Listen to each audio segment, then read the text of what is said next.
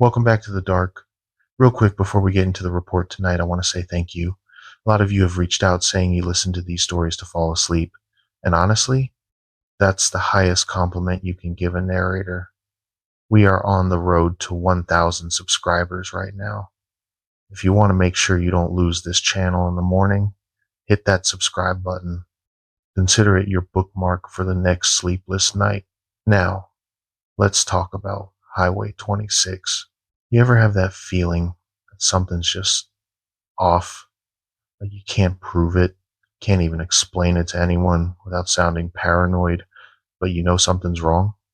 Yeah, that's been my life for the past 3 weeks, ever since I hit that coyote on Highway 26 outside government camp, except I'm not sure it was a coyote anymore. My name's Charles. I'm 30 years old, and up until about a month ago, I thought getting promoted to assistant manager at the Verizon store in downtown Portland was the best thing that ever happened to me. 10 months of selling phones, dealing with angry customers who don't understand their bills, and pretending to care about screen protector warranties finally paid off. The raise was decent. The title felt good. My girlfriend Sarah was proud of me.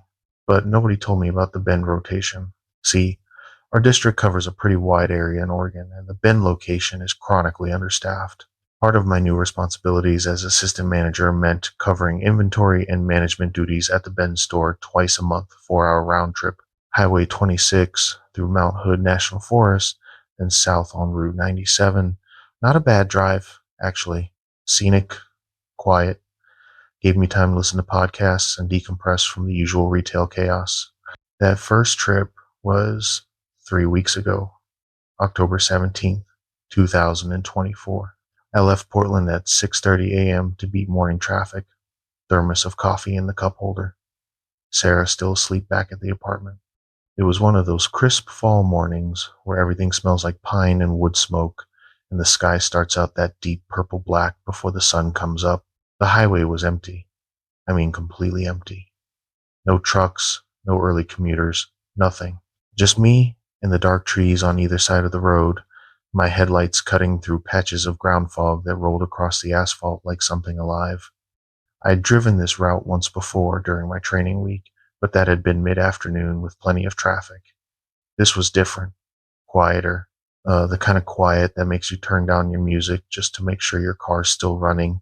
I was about 40 minutes outside Portland, somewhere between Zigzag and Government Camp when it happened. The coyote came out of nowhere. I didn't even see it until it was directly in my headlights, frozen in the middle of my lane. I slammed on the brakes, felt the anti-lock system pulse under my foot, but I was going 55 and there was no time. The impact wasn't as bad as I expected, or more of a thump than a crash. The animal disappeared under my hood, and I felt the sickening double bump as my front and rear tires rolled over it. Shit, shit, shit. I pulled onto the shoulder, hands shaking on the wheel, my heart doing that thing where it feels like it's trying to punch through your rib cage. I sat there for maybe 30 seconds, trying to decide what to do. Check on it, call someone, animal control. Does animal control even handle highway roadkill? I turned on my hazards and grabbed my phone, using the flashlight to walk back down the shoulder. The pavement was wet with morning dew, and my breath came out in visible puffs. I could smell pine sap and something else, something metallic and wrong. But when I got to where I'd hit it, there was nothing. No body, no blood, not even a tuft of fur or a skid mark, just empty highway and that smell hanging in the cold air. I walked another 20 feet in both directions, checking the shoulder and the tree line. Nothing. Maybe it had limped off into the woods. Maybe I had just clipped it and it ran off on pure adrenaline. I stood there in the dark, my phone's flashlight barely making a dent in the shadows between the trees, and I got this feeling like I was being watched. You know, that primitive hindbrain thing that makes the hair on your neck stand up? That. I walked back to my car faster than I'd like to admit, got in, locked the doors, and sat there for another minute just breathing and trying to calm down. My hands were still shaking when I pulled back onto the highway. The rest of the drive was uneventful. I stopped at a gas station in government camp, used the bathroom, bought another coffee I didn't need, and tried to shake off the weirdness. By the time I got to bed at 9:15 a.m., the sun was up and everything felt normal again. Just a bad start to the day. Animals get hit on highways all the time. Maybe it wasn't as bad as I thought. Maybe it really did just run off. The Bend store is smaller than our Portland location, tucked into a strip mall between a Subway and a pet supply store. The morning shift was already there when I arrived. Kyle, the store lead, and two sales associates whose names I kept forgetting. They seemed relieved to see me. Apparently their inventory system had crashed over the weekend and nobody could figure out how to get it back online. I spent the next 3 hours in the back room, hunched over a computer, running system diagnostics and calling tech support. Standard retail hell. The kind of thing that makes you forget about strange highway encounters and focus on the immediate problem of explaining to corporate why we couldn't account for 15 iPhone cases. It was around 12:30 p.m. when the first weird thing happened. I was still in the back office, on hold with IT support, when Kyle knocked on the door frame. "Hey Charles, there's a customer out front asking for you specifically." I frowned. "Asking for me? Nobody knows I'm here today except you guys." Kyle shrugged. "Yeah, it's weird. He said he needs to talk to the assistant manager from Portland. Want me to handle it?" "No, it's fine. I need a break from this anyway." I put the support call on speaker and followed Kyle out to the sales floor. The customer was standing near the accessory wall, back to us, wearing a dark green jacket and a black baseball cap. Average height, average build, nothing remarkable. But when he turned around, I stopped walking. His face was, I don't know how to describe it, normal, like completely, utterly normal. Brown eyes, clean shaven, maybe late 30s. The kind of face you'd forget 5 minutes after seeing it. But something about the way he was looking at me made my stomach drop, like he was studying me, cataloging me. "Can I help you?" I asked, forcing my customer service voice. He smiled. It was a perfectly normal smile. "You're Charles?" "Yeah, I'm the assistant manager. What can I do for you?" "I just wanted to see you up close." His voice was calm, measured, pleasant, even. "I'm sorry? You hit something on the highway this morning, around 6:50 a.m., Highway 26, about 3 miles east of Government Camp." My mouth went dry. I, how did you stop? Did you check to make sure it was dead?" Kyle was looking at me now, confusion written all over his face. I could feel my hands starting to sweat. "I did stop. There was nothing there." I looked. The customer tilted his head slightly, like a dog hearing a strange noise. "Nothing there. Interesting. Did it occur to you that maybe it walked away?" "Look, I don't know who you are or how you know about that, but unless you need to buy something." "I don't need to buy anything, Charles." He took a step closer. "I just wanted to see the man who left me on the highway. I wanted to see your face so I'd remember it." He turned and walked toward the exit. Not quickly, not slowly, just walked, like he had all the time in the world. Kyle and I stood there watching him go, and just before he pushed through the door, he looked back over his shoulder. His eyes caught the fluorescent light wrong, just for a second. A yellow-green reflection, like when you take a picture of a cat with flash. Then he was gone. "What the hell was that about?" Kyle asked. I couldn't answer. My throat felt tight, and that smell from the highway, metallic and wrong, seemed to linger in the store, even though the guy was long gone. "I have no idea," I finally managed. "Probably just some weirdo. You get those."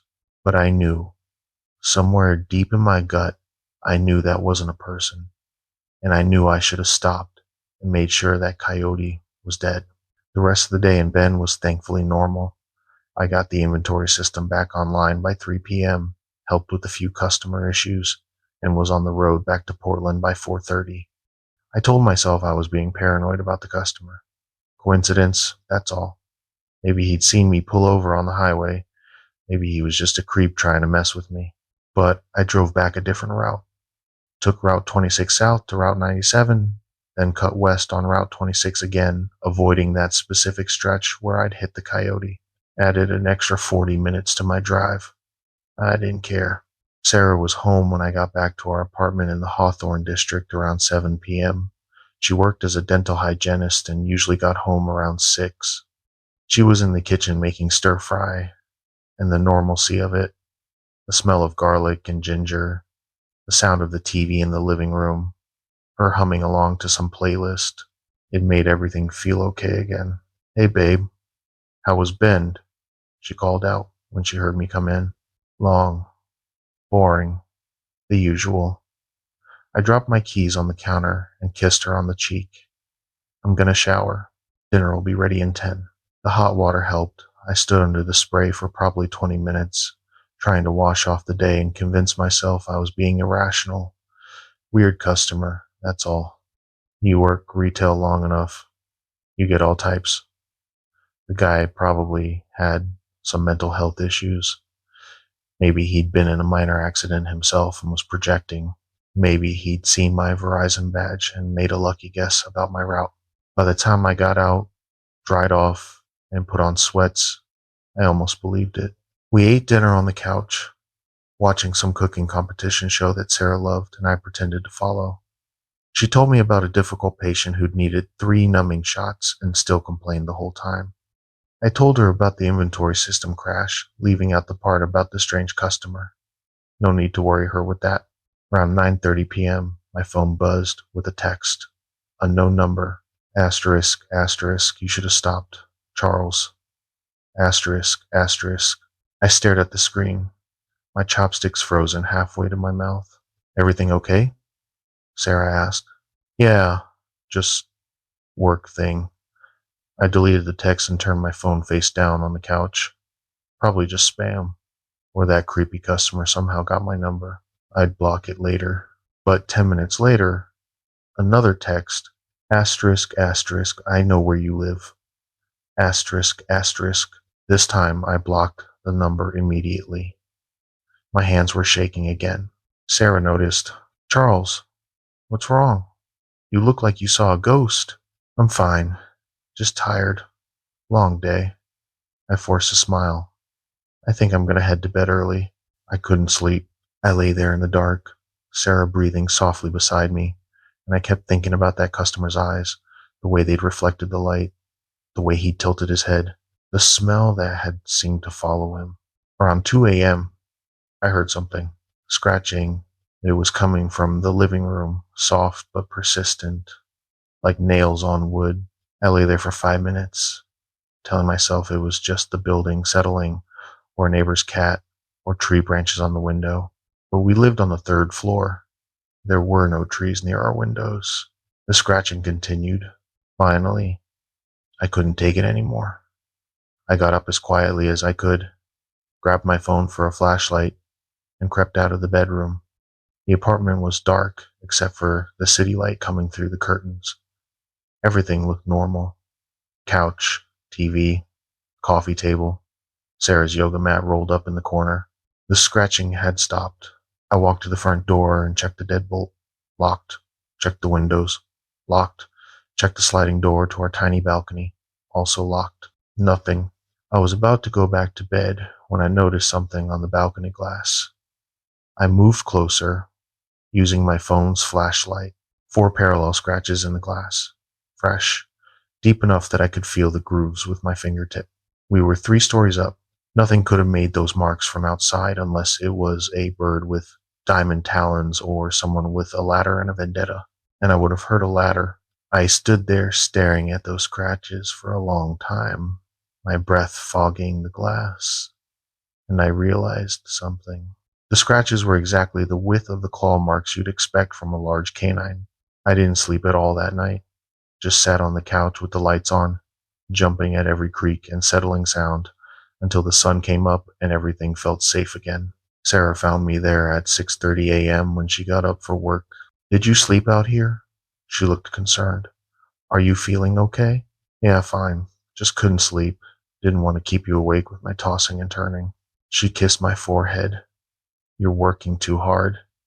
Maybe talk to your manager about cutting back on the bend trips? Maybe. I couldn't tell her about the scratches. She'd think I was crazy. Hell, I was starting to think I was crazy. I went to work at the Portland store that day, Thursday, October 18th, running on no sleep and too much coffee. My manager, Patricia, noticed immediately. You look like death warmed over, Charles. You getting sick? Didn't sleep well. I'm fine. Well, you're on the floor today.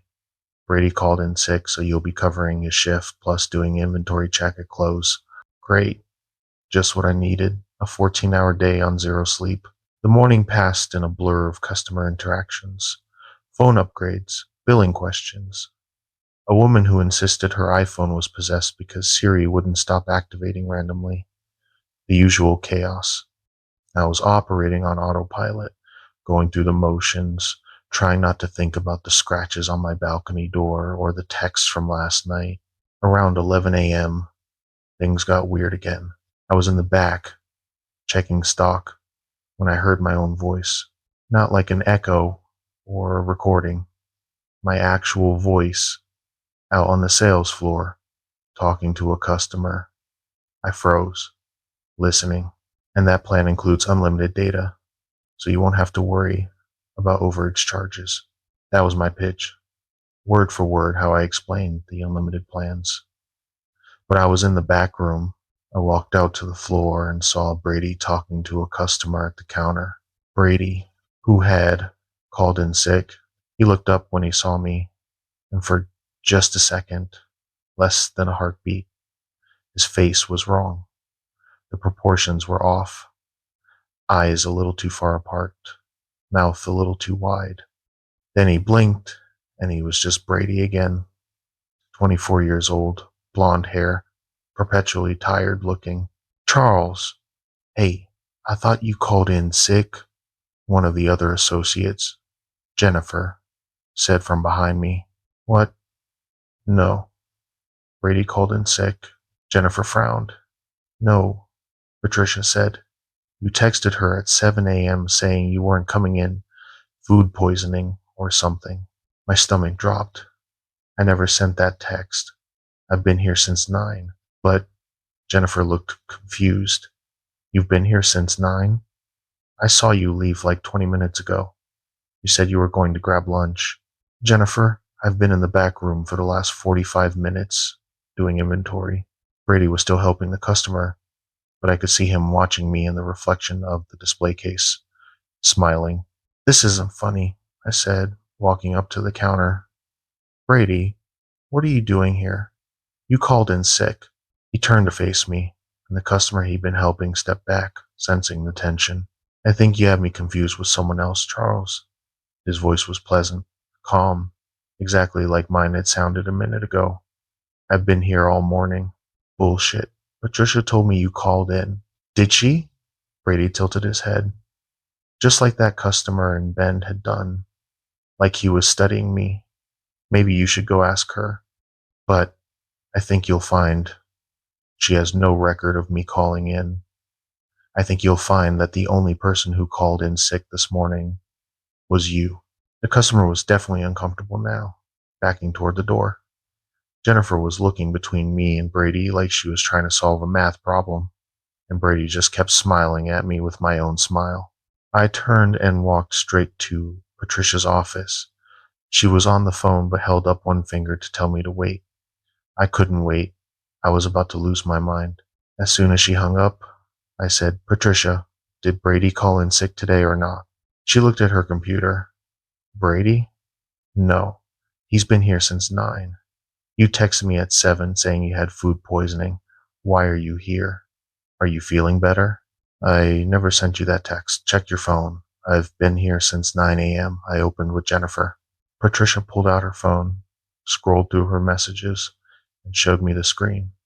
There it was. Sent from my number at 7:03 a.m. Asterisk, asterisk. Hey Patricia, not feeling good. Think I got food poisoning. Won't be in today. Sorry for short notice. Charles asterisk asterisk. That wasn't me, I said, my voice coming out barely above a whisper. I didn't send that. Charles, it came from your number, and honestly, if you're feeling sick, you shouldn't be here anyway. Why don't you head home? We can manage. I'm not sick. I didn't send that text. Someone else. I stopped. Because how do you finish that sentence? Someone else sent a text from my phone pretending to be me? Someone who isn't Brady is working our counter pretending to be Brady? Someone is scratching marks on my third floor balcony door? I sounded insane, even to myself. Charles, seriously, go home. You look terrible. Get some rest. I'll see you tomorrow, okay? I walked back out to the floor in a daze. Brady was gone, just Jennifer and two customers browsing. I checked the employee log on the computer. It showed Brady had clocked in at 9:02 a.m., right on time. No record of me clocking in, but I was here. I'd been here all morning, hadn't I? I looked at Jennifer. Did I clock in this morning? She gave me the same concerned look Sarah had given me. Charles, are you okay? You weren't scheduled today. Patricia said you called in sick. I've been here. I talked to you when I came in. We talked about that customer from yesterday who wanted to return a phone she'd had for 6 months. Jennifer's face went pale. Charles, we had that conversation yesterday. Not today. Today's the first time I've seen you since. Well, since just now. I felt the floor tilt under me. Everything was wrong. Everything was backwards. I checked my phone, my texts with Patricia, and there it was. The text I supposedly sent at 7:03 a.m. But I'd been in the shower at 7:03. I'd been getting ready for work, unless I'd imagined it, unless I was losing my mind. I left without clocking out because apparently I'd never clocked in. I drove home on autopilot, my hands numb on the wheel, and when I got back to the apartment, I went straight to the balcony door. The scratches were still there, deep grooves in the glass. 4 parallel lines. Those were real. I hadn't imagined those. I pulled out my phone and took pictures of them. Proof, evidence that something was happening, that I wasn't crazy. Then I sat on the couch and tried to think, really think about what was happening.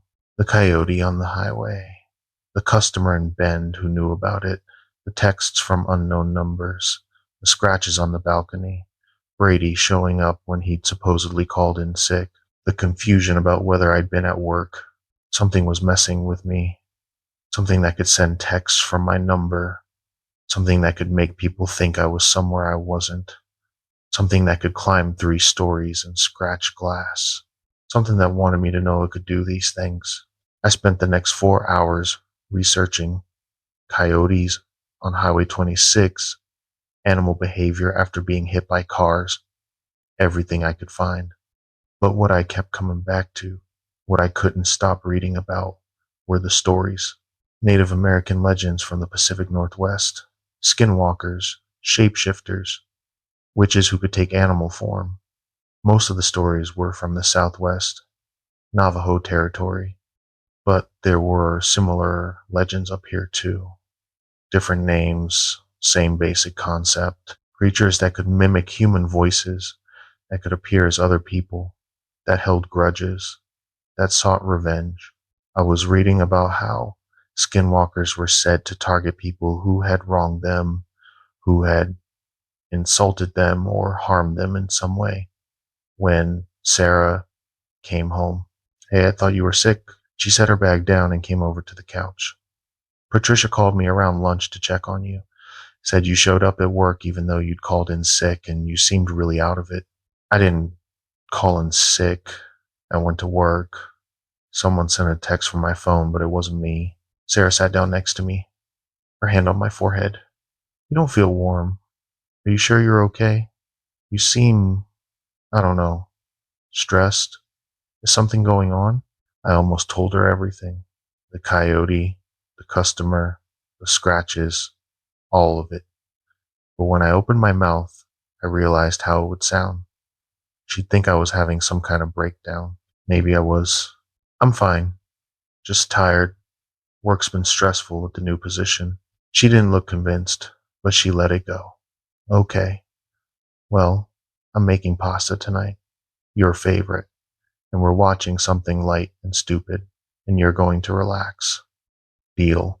Deal. But I couldn't relax. All through dinner, I kept seeing movement in my peripheral vision, shadows that weren't quite right, and twice I could have sworn I heard scratching again. Soft, persistent, but when I checked, there was nothing. Sarah fell asleep around 10 p.m., curled up against me on the couch, some comedy special playing on the TV. I carefully extracted myself and went to the kitchen for water. That's when I saw it. On the counter, next to my keys, was a small pile of fur. Brown and gray, coarse and thick. Coyote fur. I hadn't put it there. Sarah wouldn't have. It definitely hadn't been there an hour ago when I grabbed plates. I stared at it for a long time, my hands braced on the counter, trying to keep my breathing steady. Then I grabbed a paper towel, scooped up the fur, and threw it in the trash. I washed my hands 3 times, scrubbing hard enough to turn my skin red. When I turned around, Sarah was standing in the kitchen doorway. What are you doing? She looked half asleep, confused. Nothing. Just cleaning up, but she was looking past me at the counter. Charles, why is there fur on the counter again? Again, I turned. The pile of fur was back, exactly where it had been before, exactly the same size. I just threw that away, I whispered. Sarah walked past me, picked up the fur without hesitation, and threw it in the trash. It's probably from that stray cat that hangs around the dumpsters. Maybe it got in somehow. I'll check the windows. But I knew it wasn't cat fur, and it hadn't gotten in through a window. It had been left there as a message. That night, I didn't even pretend to sleep. I sat in the living room with every light on, watching the balcony door, watching the shadows, jumping at every sound. Around 3 a.m., my phone buzzed with another text from an unknown number. Asterisk, asterisk, you're starting to understand, aren't you, Charles? You left me on that highway, left me broken and bleeding, didn't even check, didn't even care. So now I'm going to take everything from you. Your job, your girlfriend, your mind, your life, one piece at a time, and you'll never be able to prove it's happening, because who would believe you? Asterisks, asterisks. I stared at that text until my eyes burned. Then I typed back, asterisk, asterisk. What do you want? Asterisk, asterisk. The response came immediately. Asterisk, asterisk. I want you to suffer the way I suffered. Alone, helpless, forgotten. Asterisk, asterisk. Asterisk, asterisk, I'm sorry. I didn't know. Tell me how to fix this. Asterisk, asterisk. 3 dots appeared, indicating someone was typing. They stayed there for almost a full minute. Then, asterisk, asterisk. You can't fix it, Charles. It's already started. But I'll give you one piece of advice. Don't trust anyone. Not your coworkers, not your friends, not even your girlfriend. Because you won't know when I'm wearing their face. You won't know until it's too late. Asterisk, asterisk. The dots appeared again. Asterisk, asterisk. Oh, and Charles, I'm already inside your apartment. Asterisk, asterisk. I jumped off the couch, my heart slamming against my ribs. The apartment was silent except for Sarah's soft breathing from the bedroom. I checked the front door. Locked. The windows. Locked. The balcony door. Locked. But then I smelled it. That metallic, wrong smell from the highway. Faint but unmistakable. It was coming from the bedroom. I grabbed a kitchen knife, the biggest one we had, and slowly walked toward the bedroom door. My hands were shaking so badly I almost dropped it twice. The smell was getting stronger. The bedroom was dark. Sarah was a lump under the covers, exactly where I'd left her. Nothing seemed wrong. But that smell. I turned on the light. Sarah didn't move, didn't react to the sudden brightness. That wasn't like her. She usually woke up at the slightest sound or light. Sarah? My voice came out hoarse. The lump under the covers didn't respond. I walked closer, the knife held out in front of me, like it would do any good against whatever was in my bed. Sarah, wake up. Nothing. I reached out with my free hand and pulled back the covers. It was Sarah. Definitely Sarah. Same dark hair, same facial features, same pajamas, but her eyes were open, staring straight up at the ceiling, unblinking, and they were reflecting the light from the bedside lamp with that same yellow-green glow I'd seen in the customer's eyes and binned. I stumbled backward, the knife clattering to the floor. What did you do to her? The thing wearing Sarah's body sat up slowly, mechanically, like it was learning how joints worked. When it spoke, it used Sarah's voice, but the cadence was wrong. Too measured, too careful. She's fine, Charles. She's sleeping, dreaming. She doesn't know I'm here. Doesn't know I'm wearing her. Like a coat. Do you want to see? Get out of her. Get out. It tilted Sarah's head, and I heard vertebrae crack in a way that made my stomach turn. I'll leave her. For now. But I want you to know I can come back anytime. Anytime I want. And you'll never know if the Sarah you're talking to is really Sarah.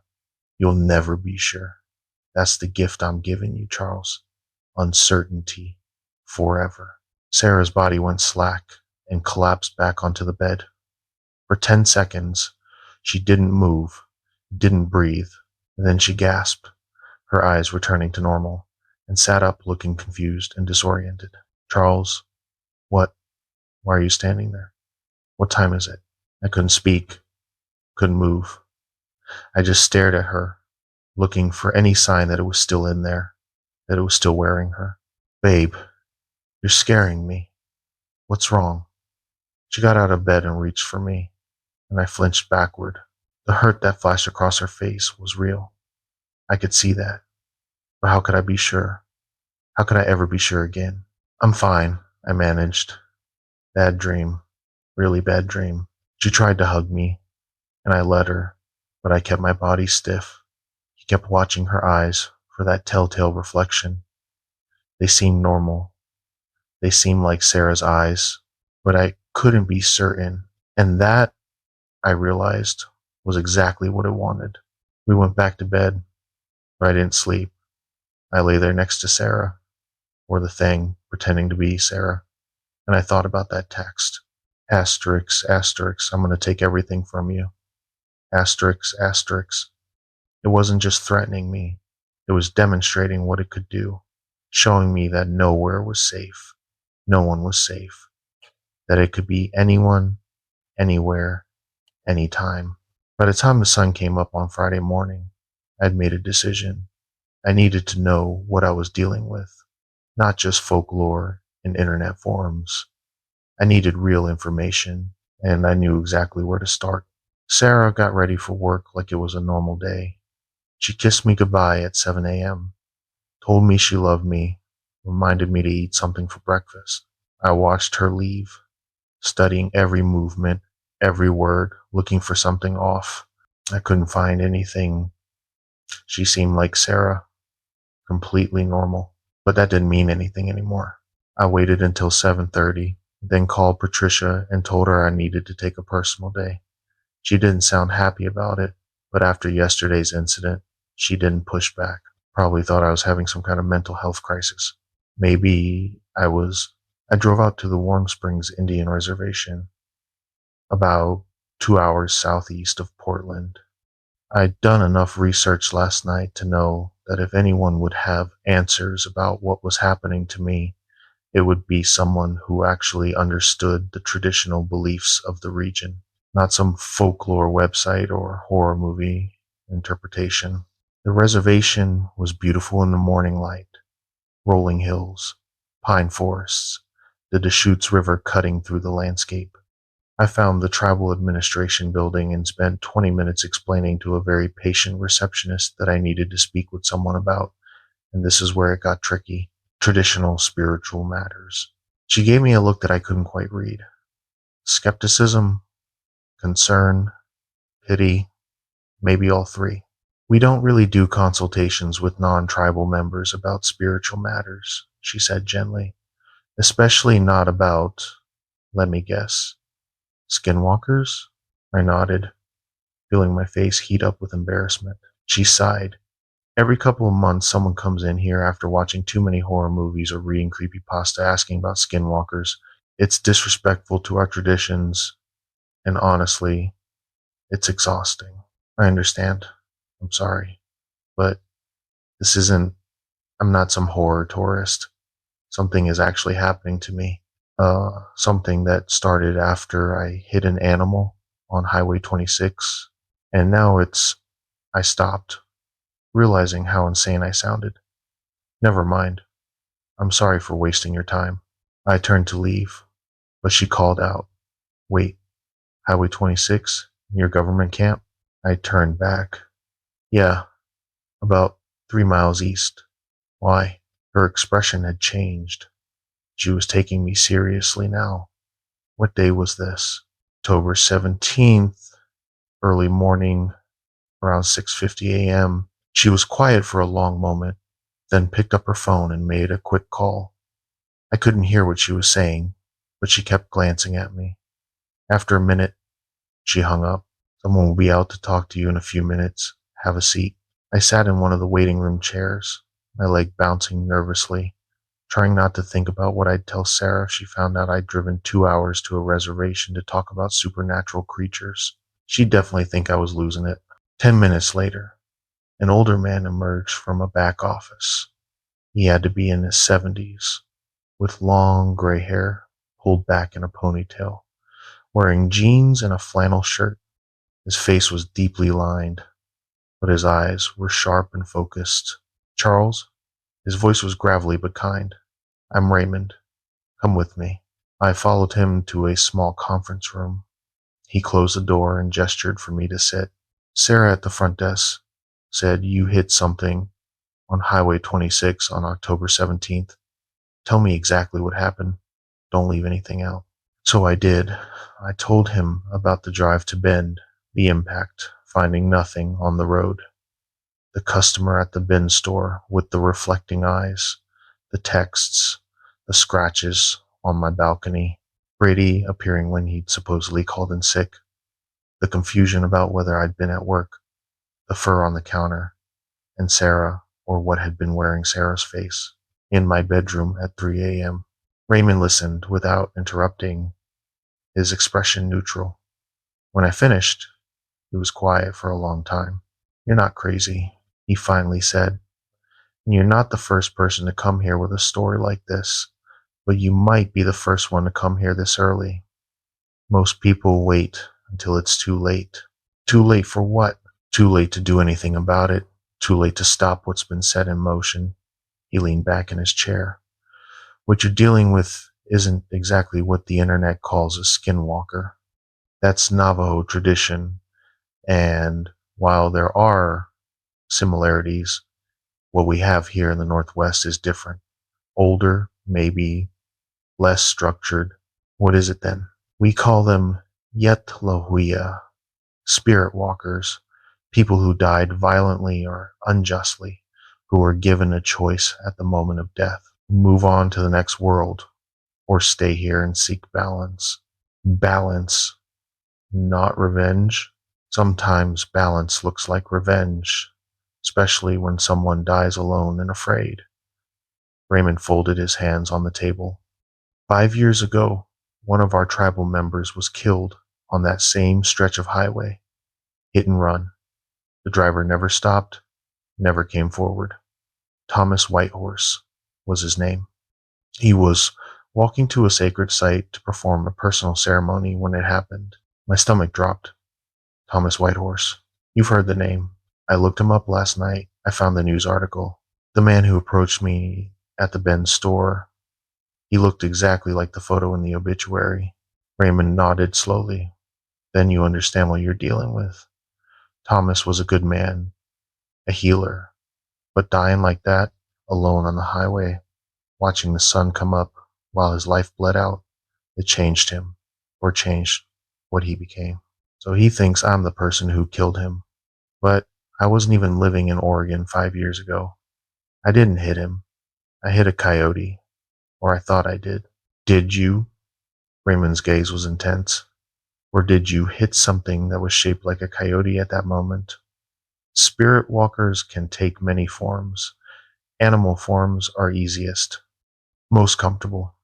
He probably walks that highway as a coyote most nights, watching for cars, testing drivers. Testing them for what? To see if they'll stop, to see if they'll check on what they hit, to see if they care enough to make sure it's really dead, or if they'll just drive away like the person who killed him did. Raymond's expression was grim. You stopped. You got out. You looked. That should have been enough.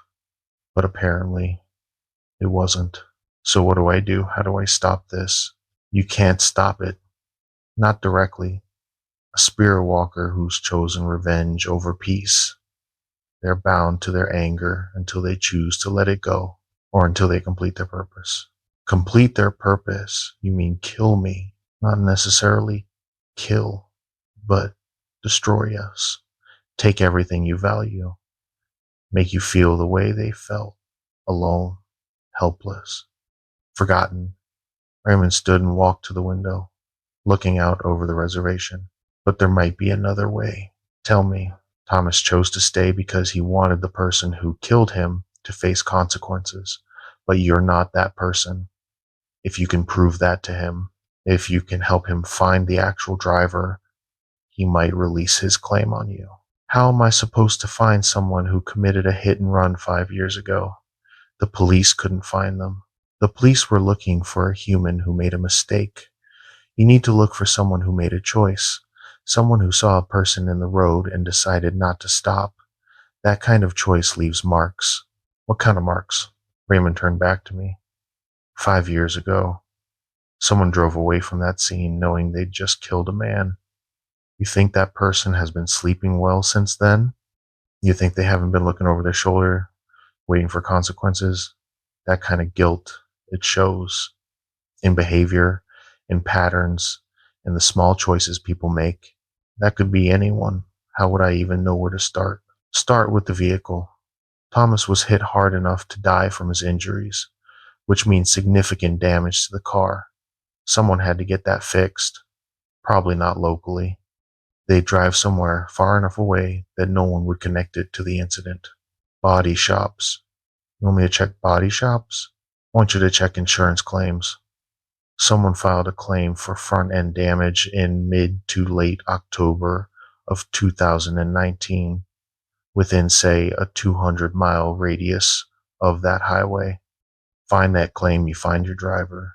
I don't have access to insurance records. I work at a Verizon store. Raymond smiled slightly. Then I guess you better get creative, because every day that passes, Thomas gets stronger and you get weaker. The longer a spirit walker focuses on the target, the more power they have over that person's reality. Eventually, you won't be able to tell what's real and what's not. Your girlfriend will leave you because you become paranoid and unstable. Your job will fire you because you can't function. And Thomas will have his revenge without ever touching you. I felt cold. How long do I have? Based on what you've told me?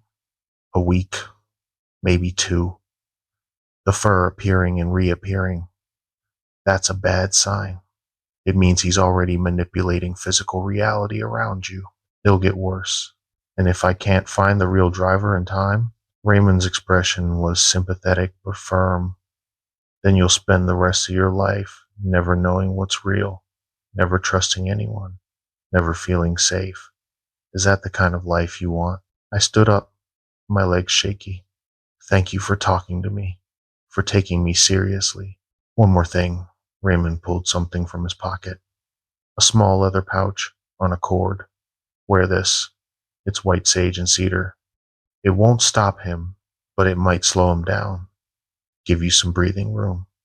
And Charles, whatever you do, don't let him isolate you completely. Stay around people you trust. Stay in public places when you can. Isolation is how he wins. I took the pouch and put it around my neck, tucking it under my shirt. It smelled strong, earthy, and clean. Thank you. Don't thank me yet. Thank me when this is over. I drove back to Portland with my mind racing. Insurance claims, body shop repairs, October 2019. It was something, a thread to pull, more than I'd had this morning. But how was I supposed to access insurance records? I couldn't just call up insurance companies and ask for information about claims from 5 years ago. They'd laugh me off the phone. I needed someone with access, someone in the industry. Then it hit me. Sarah's coworker, Michelle. She'd mentioned once that her husband worked for an insurance company, something in claims processing. It was a long shot, but it was the only shot I had. I called Sarah from the car. Hey babe, quick question. Your coworker, Michelle, her husband, works in insurance, right? Yeah, why? What company? Pacific Northwest Insurance, I think. Why are you asking? Just curious. Work stuff. Thanks. Charles, are you okay? You sound weird. I'm fine.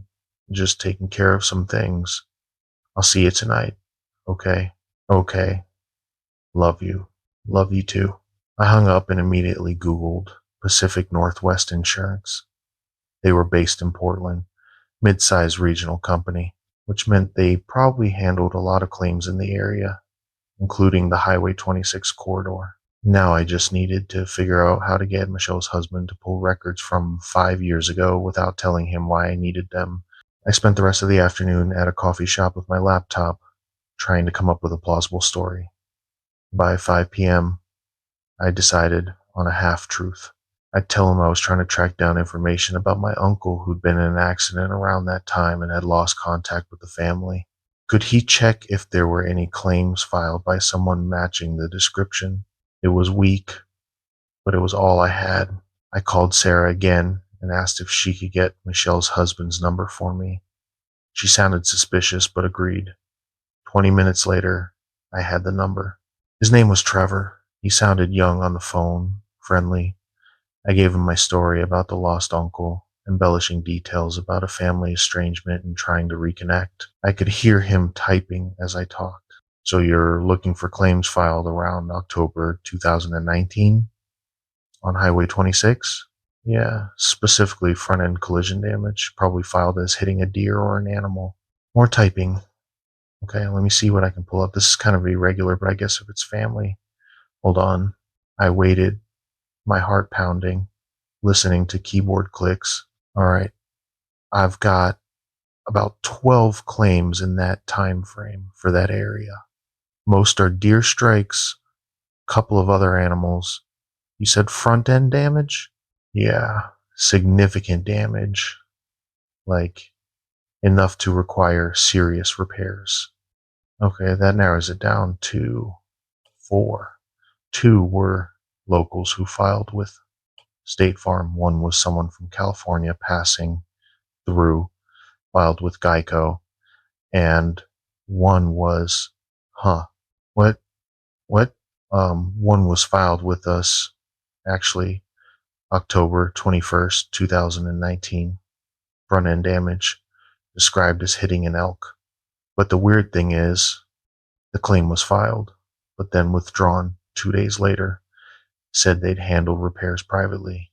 Who filed it? I can't give you a name without proper authorization, man. I'm already pushing it by looking this up. Please, it's important. I need to know. Trevor was quiet for a long moment. Look, I could lose my job for this, but if this really is your uncle and he's been out of touch, I guess it's the right thing to do. The policyholder was a Janet Morrison, address in Bend. Janet Morrison. Bend. Do you have a phone number? I can't give that out. But the address is. He rattled off an address. On the east side of Bend. That's all I can do, man. Good luck finding your uncle. Thank you. Seriously. You have no idea how much this helps. I hung up and immediately pulled up the address on my phone. A house in a residential neighborhood. Google Street View showed a modest ranch-style home with a two-car garage and a well-maintained yard. Janet Morrison had hit something on Highway 26 on October 21st, 2019, 4 days after Thomas Whitehorse was killed. She'd filed a claim for front-end damage, claiming she hit an elk. Then she'd withdrawn the claim and paid for repairs herself. Why would someone withdraw an insurance claim unless they didn't want anyone looking too closely at the damage? I had my driver. The sun was setting as I drove toward Bend for the second time in 2 days.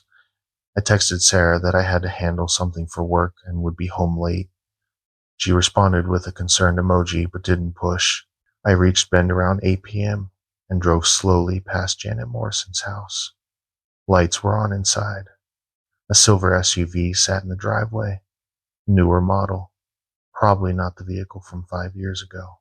I parked down the street and sat there for 20 minutes, trying to work up the courage to knock on her door. What was I going to say? Hi, I think you killed a man 5 years ago, and now his ghost is trying to destroy my life? But I had to try. Raymond had been clear. I had a week, maybe two, before I lost the ability to distinguish reality from whatever Thomas was making me see. I walked up to the front door and rang the bell. A woman in her 50s answered, tired eyes, graying hair pulled back in a ponytail, wearing scrubs. She looked like she'd just gotten home from a long shift. Can I help you? Janet Morrison? Yes, my name is Charles. I need to talk to you about something that happened 5 years ago on Highway 26. The color drained from her face. She tried to close the door, but I put my hand up. Please, I'm not a cop. I'm not trying to get you in trouble, but I need to know what happened that morning because someone is coming after me, and I think it's because they think I'm you. She stared at me for a long moment, her hand still on the door. Then she stepped back and let me in. The house was neat, modest, family photos on the walls, a cat sleeping on the couch. Janet sat down heavily in an armchair and gestured for me to sit on the couch. I knew this would catch up with me eventually, she said quietly. I've been waiting 5 years for someone to knock on my door. For the police, for his family, for anyone. Tell me what happened. She took a shaky breath. I was driving to work. I'm a nurse. I worked 12-hour shifts at the hospital in Bend. It was early, still dark. I was tired. I had worked a double the day before and barely slept. I shouldn't have been driving. You hit Thomas Whitehorse. She nodded, tears streaming down her face. I didn't see him until the last second. He was on the shoulder, but he must have stepped into the lane. Or maybe I drifted. I don't know. I felt the impact. I knew I'd hit something big. I pulled over and got out, and I saw. She covered her face with her hands. I saw a man lying in the road, and I panicked. I checked for a pulse. There wasn't one. I thought he was already dead. I thought there was nothing I could do. And I was terrified of losing my nursing license, of going to jail, of destroying my life. So I got back in my car and I drove away. You left him there. I left him there, and I've lived with it every single day since. The guilt, the shame, the nightmares. I quit drinking coffee because I'm afraid if I get tired while driving, I'll do it again. I've donated thousands of dollars to Native American charities trying to, I don't know, atone somehow. But nothing helps. Nothing makes it better. He wasn't dead when you left him, I said quietly. He died hours later, alone on that highway. Janet made a sound like a wounded animal. Oh God. Oh God. I killed him. I really killed him. His name was Thomas Whitehorse. He was a healer, a good man, and his spirit has been walking that highway ever since, looking for you. She looked up at me, her eyes red and swollen. Looking for me? What do you mean? So I told her everything. The coyote I'd hit, the customer in Bend, the texts, The scratches, the possessions, the way Thomas was slowly destroying my sanity. He thinks I'm you, I finished. Or he doesn't care. He's so angry, so broken by what happened that anyone who doesn't stop is guilty. Janet was shaking. What do I do? How do I fix this? I don't know. But I think he needs to hear it from you. He needs you to acknowledge what you did. He needs justice, even if it's just the truth. I'll do anything. Tell me what to do. I pulled out my phone. First, you're going to confess on video everything you just told me. Then we're going to go to that highway together, and you're going to face him. Will he kill me? I don't know. Maybe. But I know if we don't do this, he'll keep destroying lives. Mine now. Someone else's next. It has to end. Janet nodded slowly. Okay, let me write a note for my daughter in case I don't come back. She went into the other room, and I sat there on her couch, my hands shaking, trying to process the fact that I'd actually found her, that this broken, guilt-ridden woman was the reason Thomas Whitehorse had become a monster. She came back 10 minutes later with a sealed envelope. I'm ready. I recorded her confession on my phone. She spoke clearly, looking directly at the camera, admitting everything. The hit and run, the cover-up, the 5 years of guilt. When she finished, I saved the video and backed it up to the cloud. Let's go, I said. We drove in separate cars to Highway 26. I led, she followed. The highway was dark and empty, just like it had been the morning I'd hit the coyote. We parked near the spot, that same 3-mile marker east of government camp, and got out. The night was cold and still. No wind, no sound except our breathing and the tick of cooling engines. Now what? Janet whispered. Now we wait, and when he comes, you tell him the truth. We stood on the shoulder for 5 minutes, then 10. The smell started to build. That metallic, wrong smell I'd come to associate with Thomas. Janet noticed it too. What is that? That's him. Movement at the tree line. Something large stepping out of the shadows. Janet gasped and took a step backward, but I grabbed her arm. Don't run. You run, and he'll chase you forever.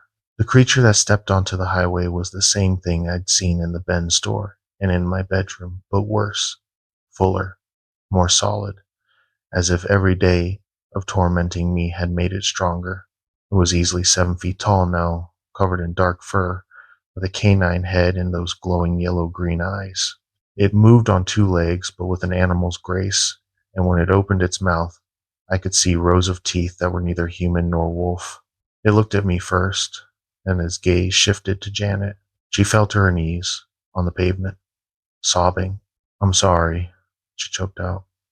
I'm so sorry. I hit you. I left you. I drove away and I left you to die alone, and I'm sorry, I'm so sorry. I've been sorry every day for 5 years. The creature moved closer, circling us. When it spoke, its voice was that same mix of human speech and animal sounds. You left me. I know. I was scared. I was tired. I made a terrible choice, and I've regretted it every moment since. But that doesn't fix it. Nothing can fix it. I'm sorry. Do you know what it's like?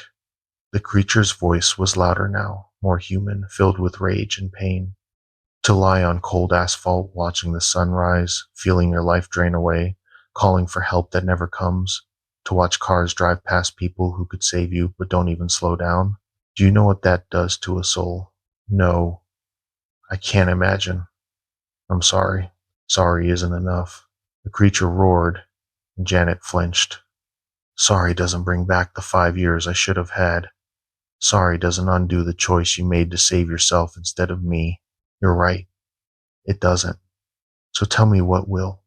Tell me what I can do to make this right, and I'll do it. The creature stopped circling and stood directly in front of Janet.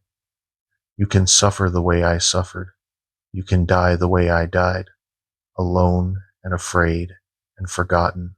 Janet looked up at the creature, tears streaming down her face. If that's what you need, then do it. I won't fight you. I won't run. I deserve it." The creature raised one massive clawed hand, and I held my breath, certain I was about to watch this woman die. But then it stopped. Why? The creature's voice was smaller now, more human. Why confess? Why come here? Why face me?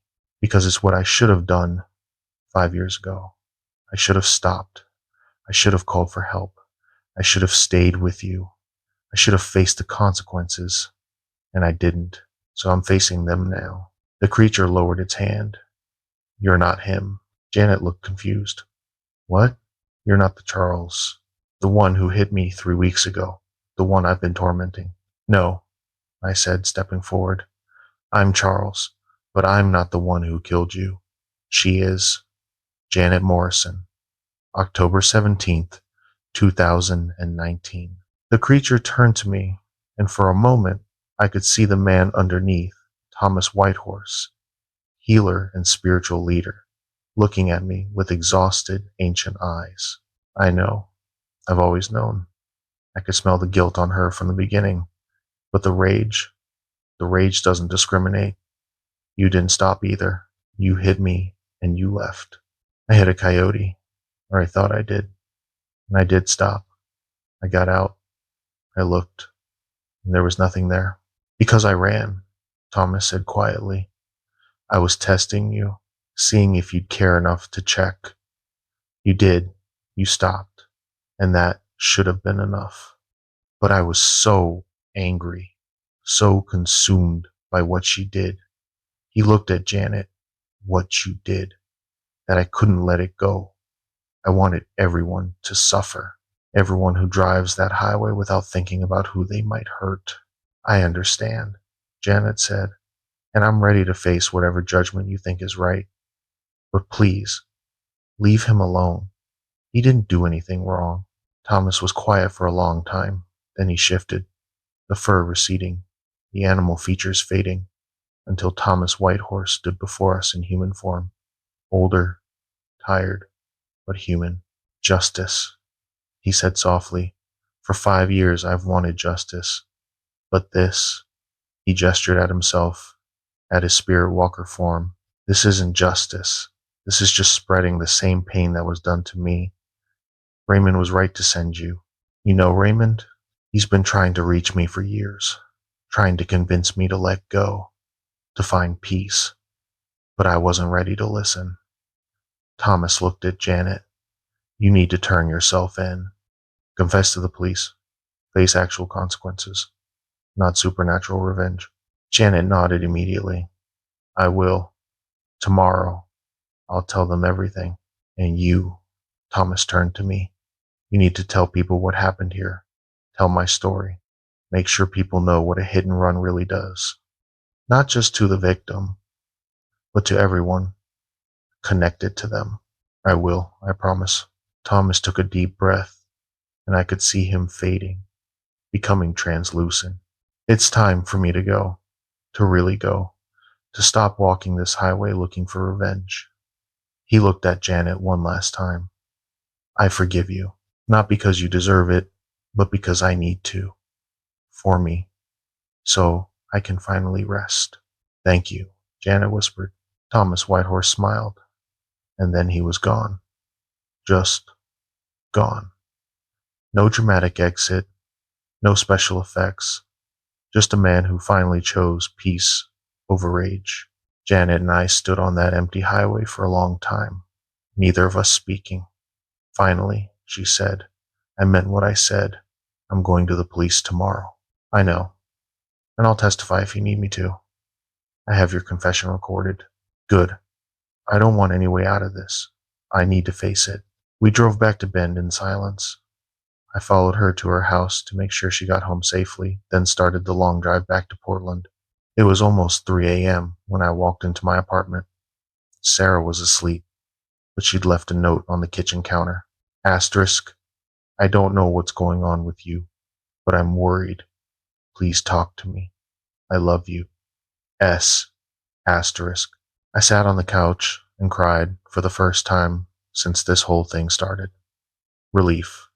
exhaustion, fear, all of it pouring out.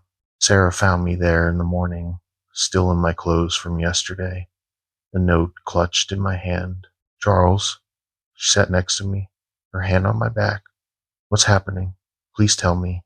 So I did.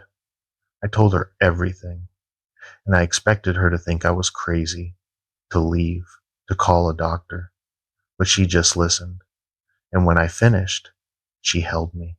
"That's the most insane thing I've ever heard," she said, "but I believe you, because I've seen how scared you've been, how off everything's felt lately, and I trust you." 2 days later, the news broke. A Ben nurse had walked into the police station and confessed to a 5-year-old hit and run that had killed Thomas Whitehorse. The case that had gone cold was suddenly reopened. Janet Morrison was arrested, charged, and eventually pled guilty. I testified at her sentencing about what Thomas had become, about the spiritual consequences of her choice. The judge looked at me like I was insane, but Janet confirmed everything I said. She got 3 years. It seemed light for killing someone, but she'd cooperated fully, and the prosecutor said without her confession they had no case at all. Thomas Whitehorse's family held a memorial service. I attended. Raymond was there, and he nodded at me from across the room.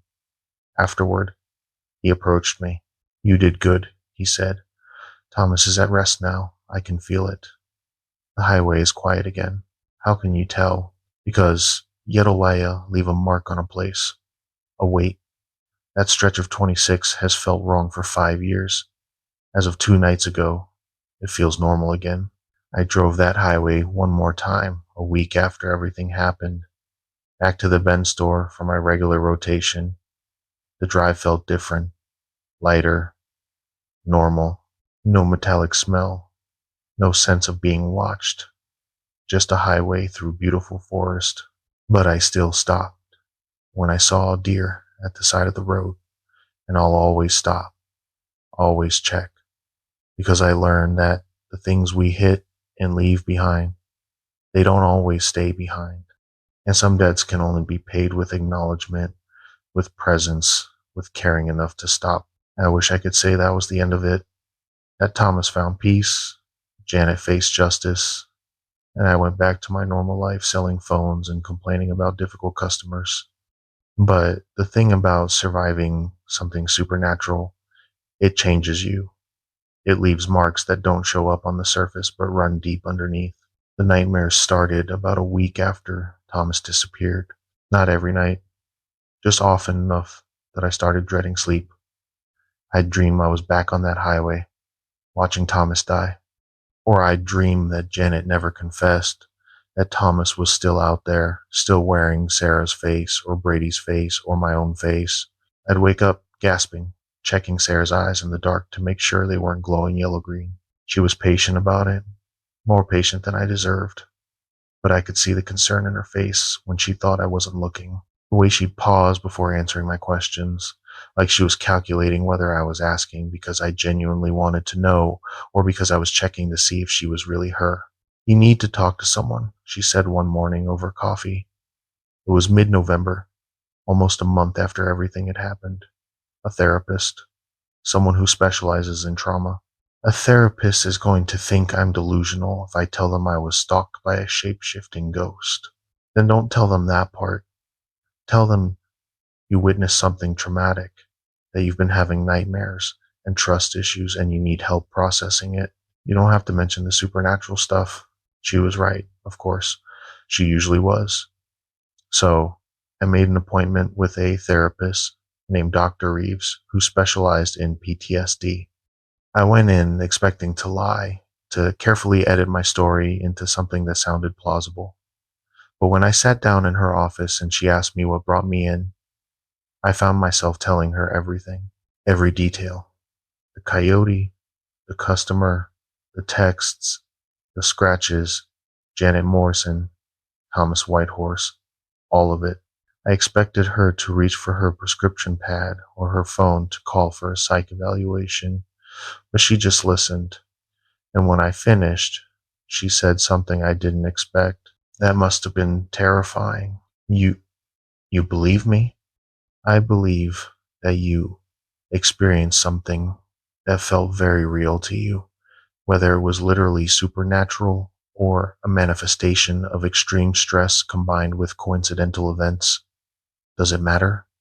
The trauma is real, the fear is real, and that's what we need to address. Over the next few months, I saw Dr. Reeves twice a week. We worked through the nightmares, the hypervigilance, the constant need to verify that people were who they said they were. Slowly, gradually, I started to feel like myself again. But some things never fully went back to normal. I couldn't drive Highway 26 anymore without intense anxiety. Patricia eventually agreed to let me do my bend rotations via remote inventory management instead of in-person visits. The technology had been there all along, and they just hadn't wanted to use it. But after I explained I'd been in a serious incident on that highway and had developed a phobia of the route, she accommodated me. I never told her what kind of incident. Work got better too. Patricia pulled me aside in early December and apologized for doubting me during those few days when everything was falling apart. Apparently, several customers had called back to say they'd made mistakes in their complaints, that I'd actually been very helpful. The confusion about me calling in sick had been resolved when IT discovered a spoofing issue with our tech system. I knew it hadn't been a spoofing issue. It had been Thomas, but I let them believe the technical explanation. It was easier that way. Brady never mentioned the day he'd supposedly been me. When I asked him about it once, carefully, he looked genuinely confused. What are you talking about? I was here that whole day. You were the one who called in sick, remember? So, either Thomas had erased his memory of being possessed, or Brady had never been aware of it happening. Either way, I let it drop. The scratches on my balcony door were harder to explain. Sarah had noticed them eventually and wanted to call building maintenance. I told her I thought a bird had hit the glass. She didn't look convinced, but she didn't push it. We put up curtains that covered the door completely. I couldn't see out, but more importantly, nothing could see in. Raymond called me in January. I'd given him my number after the memorial service, and we texted a few times, but this was the first actual call. How are you doing, Charles? Better. Seeing a therapist, sleeping a little more. How about you? I'm calling because something happened that I thought you should know about. Thomas's family. They want to create a memorial at the site where he died. A small marker, some information about what happened. They want to include a warning for drivers, and they'd like you to help write it. Me? Why me? Because you're the one who stopped. You're the one who cared enough to find answers. They think that message about stopping, about checking, about not leaving things unfinished on the highway needs to come from someone who learned it the hard way. I met with Thomas's sister, Rachel, at a coffee shop in Portland. She was in her 40s, kind-faced, with her brother's eyes. We talked for 2 hours about Thomas, about what he'd been like before he died, about the hole his death had left in their family. I'm glad you found Janet, she said. I'm glad someone finally got her to face what she did. It doesn't bring him back, but it matters. Justice matters. Your brother taught me that, I said, in his own way. He would have liked you before all of this. He would have appreciated that you stopped, that you tried. Together, we drafted the text for the memorial marker.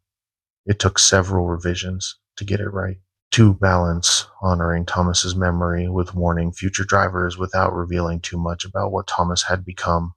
The final text read, asterisk, asterisk, in memory of Thomas Whitehorse, asterisk, asterisk, asterisk, asterisk 1976 to 2019, asterisk, asterisk, asterisk, asterisk, traditional healer, spiritual leader, beloved brother and uncle, asterisk, asterisk, asterisk, asterisk. Thomas was killed at this location by a hit-and-run driver who left him to die alone. If you strike something on this highway, please stop. Check to see if help is needed. Call authorities. Don't leave living things to suffer alone. The choices we make in moments of fear define who we are. choose to be someone who stops. Asterisk. Asterisk. The marker was installed in March, set back from the highway on the shoulder, with a small pull-out area where people could stop safely. Rachel invited me to the dedication ceremony. Sarah came with me. It was a cold, bright day. Thomas's family was there, along with Raymond and several other tribal members. A priest performed a blessing, and Rachel said a few words about her brother. Then she asked me to speak. I wasn't prepared. I hadn't written anything, but I stood there in front of these people who'd lost someone they loved, and I told them the truth. I never met Thomas Whitehorse when he was alive, but I met what his death created. I met his pain, his anger, his need for justice, and even in that form, even as something that terrified me and nearly destroyed my life, I could see the man he'd been. Someone who cared about balance and consequences. Someone who believed actions mattered. I took a breath, looking at the marker with Thomas's name on it. He taught me that we're all connected by the choices we make on roads like this. That leaving someone behind, whether it's a person or an animal or something we don't understand, it creates debt. And that debt doesn't disappear just because we drive away. It stays, it waits, and eventually it comes due. Rachel hugged me after the ceremony, crying softly. Thank you for stopping, for caring, for finding answers when no one else would. Sarah held my hand on the drive back to Portland. We didn't talk much, but it was a comfortable silence. She'd seen me at my worst during those weeks with Thomas. She'd watched me doubt everything, trust nothing, spiral into paranoia and fear. And she'd stayed. I'm proud of you, she said as we crossed into Portland city limits. For what? For surviving, for fighting to find the truth, for being the kind of person who stops. Life went on. Spring turned to summer. I got another promotion at work, senior assistant manager, which came with a better raise and no more bend rotations at all. Sarah and I moved to a bigger apartment in southeast Portland, one on the ground floor with no balcony. I told her it was because balconies were overrated. She didn't argue. The nightmares faded. Not completely, but enough that I could sleep through most nights without waking up in a panic. Dr. Reeves helped me develop coping strategies for when the anxiety spiked, grounding techniques, breathing exercises, ways to verify reality without falling into compulsive checking behaviors. I thought about Thomas often, about Janet Morrison, who was serving her sentence at the women's prison in Wilsonville. I'd written to her once, a few months after her sentencing, just to tell her that Thomas had found peace. She wrote back thanking me and saying she was using her time in prison to volunteer with victim advocacy groups, sharing her story as a cautionary tale. It wasn't redemption, exactly. You can't redeem yourself for leaving someone to die, but it was something, an acknowledgement, an attempt to prevent others from making the same choice. In August, almost a year after everything happened, I was driving to work when I saw something that made me pull over. A man standing on the side of Interstate 5, next to a car with its hazards on, looking distressed. Nothing supernatural about it, just a broken down car and someone who needed help. I pulled onto the shoulder behind him and got out. You okay? Need me to call someone? The man looked relieved to see me. Yeah, I think my battery's dead. I was about to call AAA, but my phone's at like 2%. Use mine. I handed him my phone. Take your time. While he called for roadside assistance, I put out flares and stood watch to make sure no one rear-ended his car. Basic highway safety stuff. The kind of thing people should do but often don't because they're in a hurry or don't want to get involved. After AAA arrived and got him sorted out, he tried to give me money for helping. No need, I said. Just, if you see someone else broken down, stop and check on them. That's payment enough. Driving away, I felt something loosen in my chest, some tight knot of fear that had been living there for months.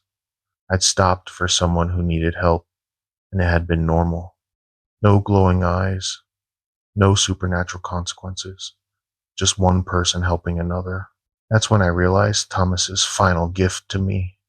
He taught me that stopping matters, that checking matters, that caring about what happens to others, even strangers, even in inconvenient moments, is what separates us from the kind of person who leaves someone dying on a highway. I started stopping more often after that, for stranded motorists, for injured animals, for anything that looked like it might need help. Sarah teased me about becoming a highway guardian angel, but she understood why I did it. Some debts can only be paid forward. In October, on the 1 year anniversary of hitting the coyote, I drove out to Thomas's memorial. I'd asked Sarah if she wanted to come, but she said this felt like something I needed to do alone, and she was right. The memorial was well maintained. Someone, probably Rachel or other family members, had left fresh flowers. I added my own, white roses, because Dr. Reeves had suggested creating rituals around anniversaries of traumatic events could help with processing. I stood there for a long time, looking at Thomas's name carved into the stone, thinking about everything that had happened. The fear, the paranoia, the way my whole sense of reality had been shattered and slowly rebuilt. The cost of one moment of not being sure what I'd hit. I kept my promise. I said out loud to the empty highway, "I've been telling people your story, warning them to stop, to check, to care. I hope that counts for something. I hope you're at rest." The wind picked up, rustling through the pine trees. Just wind. Nothing supernatural. Nothing ominous. Just the natural sound of air moving through a forest. But I felt lighter, like some final thread connecting me to those terrible weeks had finally been cut. I got back in my car and drove home carefully, consciously, paying attention to every shadow on the road, not out of fear, but out of respect, because I'd learned that every shadow might be something that needs help. Every unexpected movement might be someone's loved one, someone's friend, someone who deserves to be stopped for.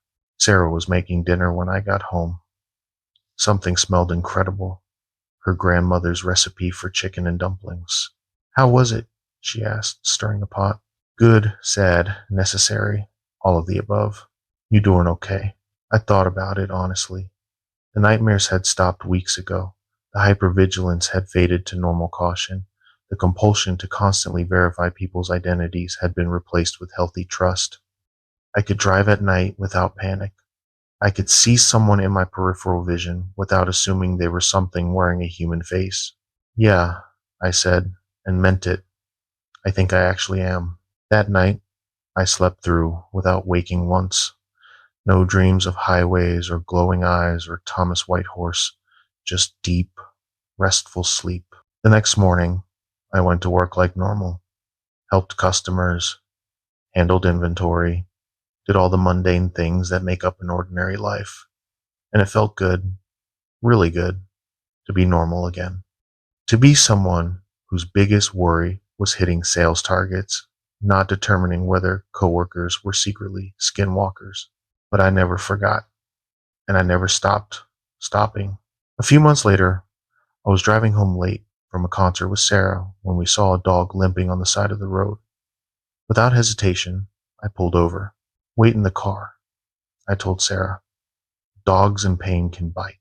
But this dog was friendly, just scared and hurt. Someone's pet, judging by the collar. Hit by a car, probably, and left by someone who didn't want to deal with it. I called animal control, wrapped the dog in a blanket from my trunk, and waited with it until help arrived. Sarah sat next to me on the roadside, her hand on my back, not saying anything, just being present. "You're a good person," she said as the animal control van drove away with the dog. "I'm trying to be. Thomas taught me that much." "Thomas taught you to be terrified and paranoid." "No, Janet Morrison taught me that." "Thomas taught me that the things we leave behind don't stay behind, that consequences exist, even when we can't see them, that stopping matters." Sarah kissed my cheek. then I'm glad you learned it, even if I wish you learned it in a less traumatic way. We drove home, and I felt at peace, really, genuinely at peace. The kind of peace that comes from knowing you've faced something terrible and survived it, that you've taken the worst experience of your life and extracted meaning from it. I thought about Thomas Whitehorse often, about Raymond and Rachel and Janet Morrison and everyone touched by that one moment of choice on a dark highway, about how one person's decision to drive away had created ripples that affected dozens of lives over 5 years. And I made my own choice to be someone who stops, who checks, who cares. Because here's what I learned from being stalked by a skinwalker. The real monsters aren't the supernatural creatures that haunt lonely highways. The real monsters are the choices we make when we think no one is watching, when we convince ourselves that leaving something behind won't matter, that no one will know, that we can escape consequences by simply driving away. But someone always knows, even if it's just the person or the spirit left bleeding on the asphalt. Thomas Whitehorse died alone on Highway 26 on October 17th, 2019. Janet Morrison drove away and let him die. And for 5 years, his spirit walked that highway seeking justice, creating new victims out of anyone who reminded him of the person who'd wronged him. I was almost one of those victims, but I'm not. I'm someone who stopped, someone who checked, someone who cared enough to find answers even when it terrified me. And now I'm someone telling you this story as a warning. If you ever hit something on a dark highway, anything, even if you're not sure what it was, even if you're scared or late or tired, stop, get out, check, call for help if needed, stay with whatever you hit until you're absolutely certain it's dead or until help arrives. Because the things we leave behind on lonely roads don't always stay behind. Sometimes they follow us home. Sometimes they become something worse than what they were. And sometimes they destroy us one piece at a time until we can't tell what's real and what's revenge. Don't be the person who drives away. Be the person who stops. That's the lesson Thomas Whitehorse taught me during 3 weeks of absolute terror. And it's a lesson I carry with me every day. Every time I see something on the road. Every time I have the choice between involvement and avoidance, I choose involvement. Every single time. Because I never want to be the reason someone else becomes what Thomas became. I never want my choices to create that kind of pain, that kind of rage, that kind of transformation from human to monster. So I stop, I check, I care. And I'm telling you this story now, a year and a half after it happened, because I want you to do the same. I want you to remember Thomas Whitehorse. I want you to remember that hit and runs have consequences beyond the immediate victim, that the person you leave behind might have a family who never gets closure, might have gifts to offer the world that are lost, might have pain that transforms into something that seeks revenge on innocent people. Don't create that pain.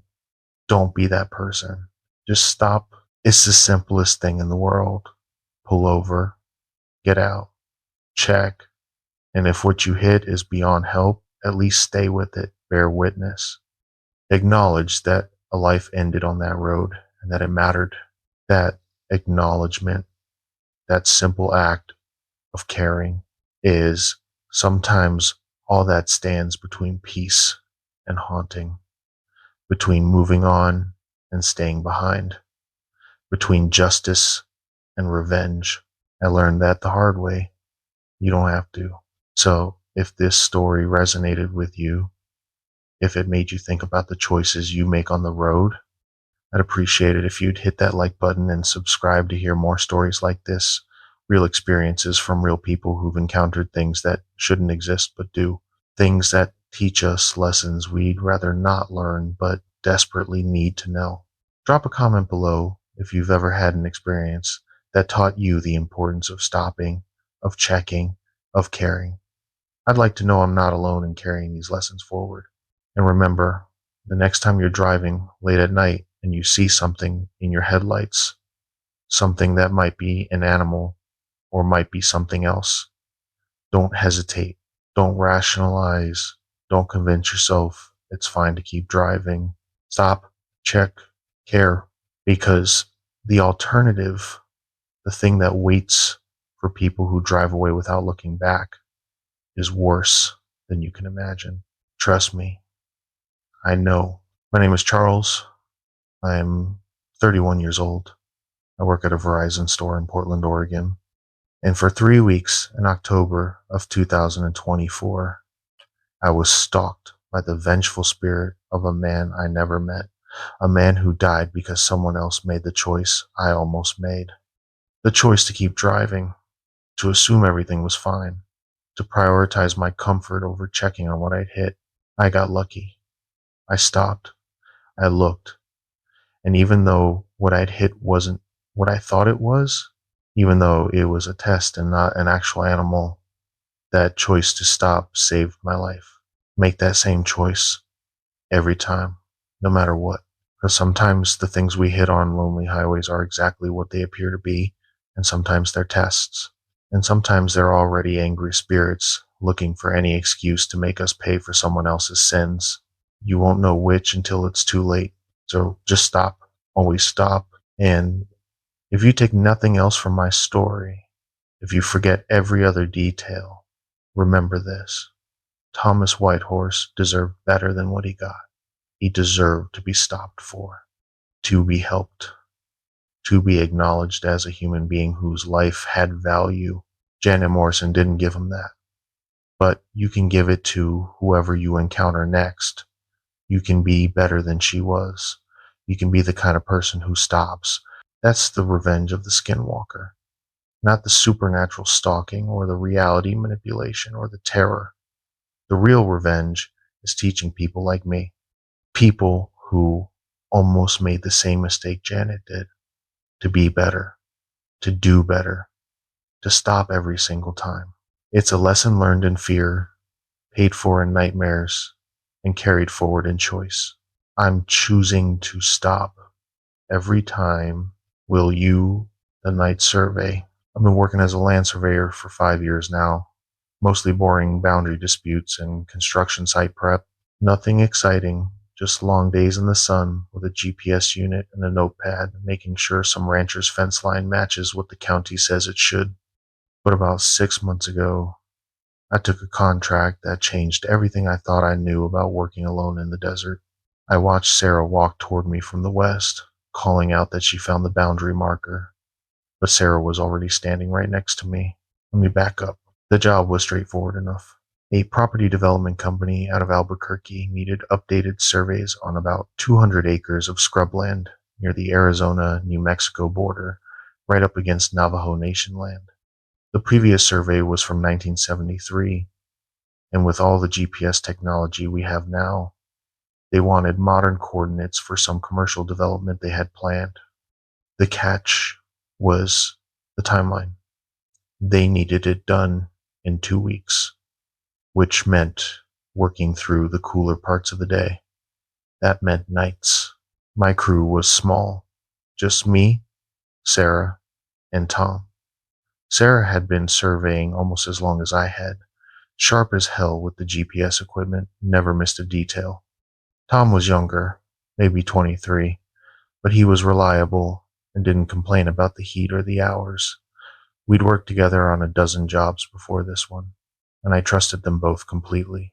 The first 3 nights went fine. We'd start around 8 p.m., work until 3 or 4 in the morning, then pack up and head back to the motel in Gallup. The land itself was typical high desert, sandy soil, scattered juniper and sagebrush, flat enough that you could see for miles in every direction. During the day, you'd see ravens and the occasional coyote, but at night it was dead quiet except for the wind. On the 4th night, we were set up about 3 miles from the main road, working by the light of our equipment, lamps, and headlamps. Our truck was parked maybe 200 yards back on a dirt access road, and we had our gear spread out in a rough triangle so we could take measurements from multiple points. Standard procedure. It was around 11:30 when I noticed the boot prints. I'd walked over to reposition one of the GPS receivers, and that's when I saw them in the sand. fresh prints, maybe an hour old at most, circling our equipment in a wide loop. The thing that got my attention was the tread pattern. It wasn't like ours. We all wore standard work boots, deep lug patterns. These were smooth, almost moccasin-like, but shaped like boots. "Hey, Sarah," I called over. "You see anyone else out here tonight?" She looked up from her tablet, squinting against her headlamp. "No." "Why?" I pointed at the prints. She walked over, crouched down, and ran her light along the trail. Her face tightened. "These weren't here 20 minutes ago," she said quietly. "I walked this exact path to check the boundary flag." Tom jogged over, and we all stood there, staring at the prints. They formed a perfect circle around our gear, maybe 30 feet in diameter, then just stopped. No trail leading in, no trail leading out. Just a circle.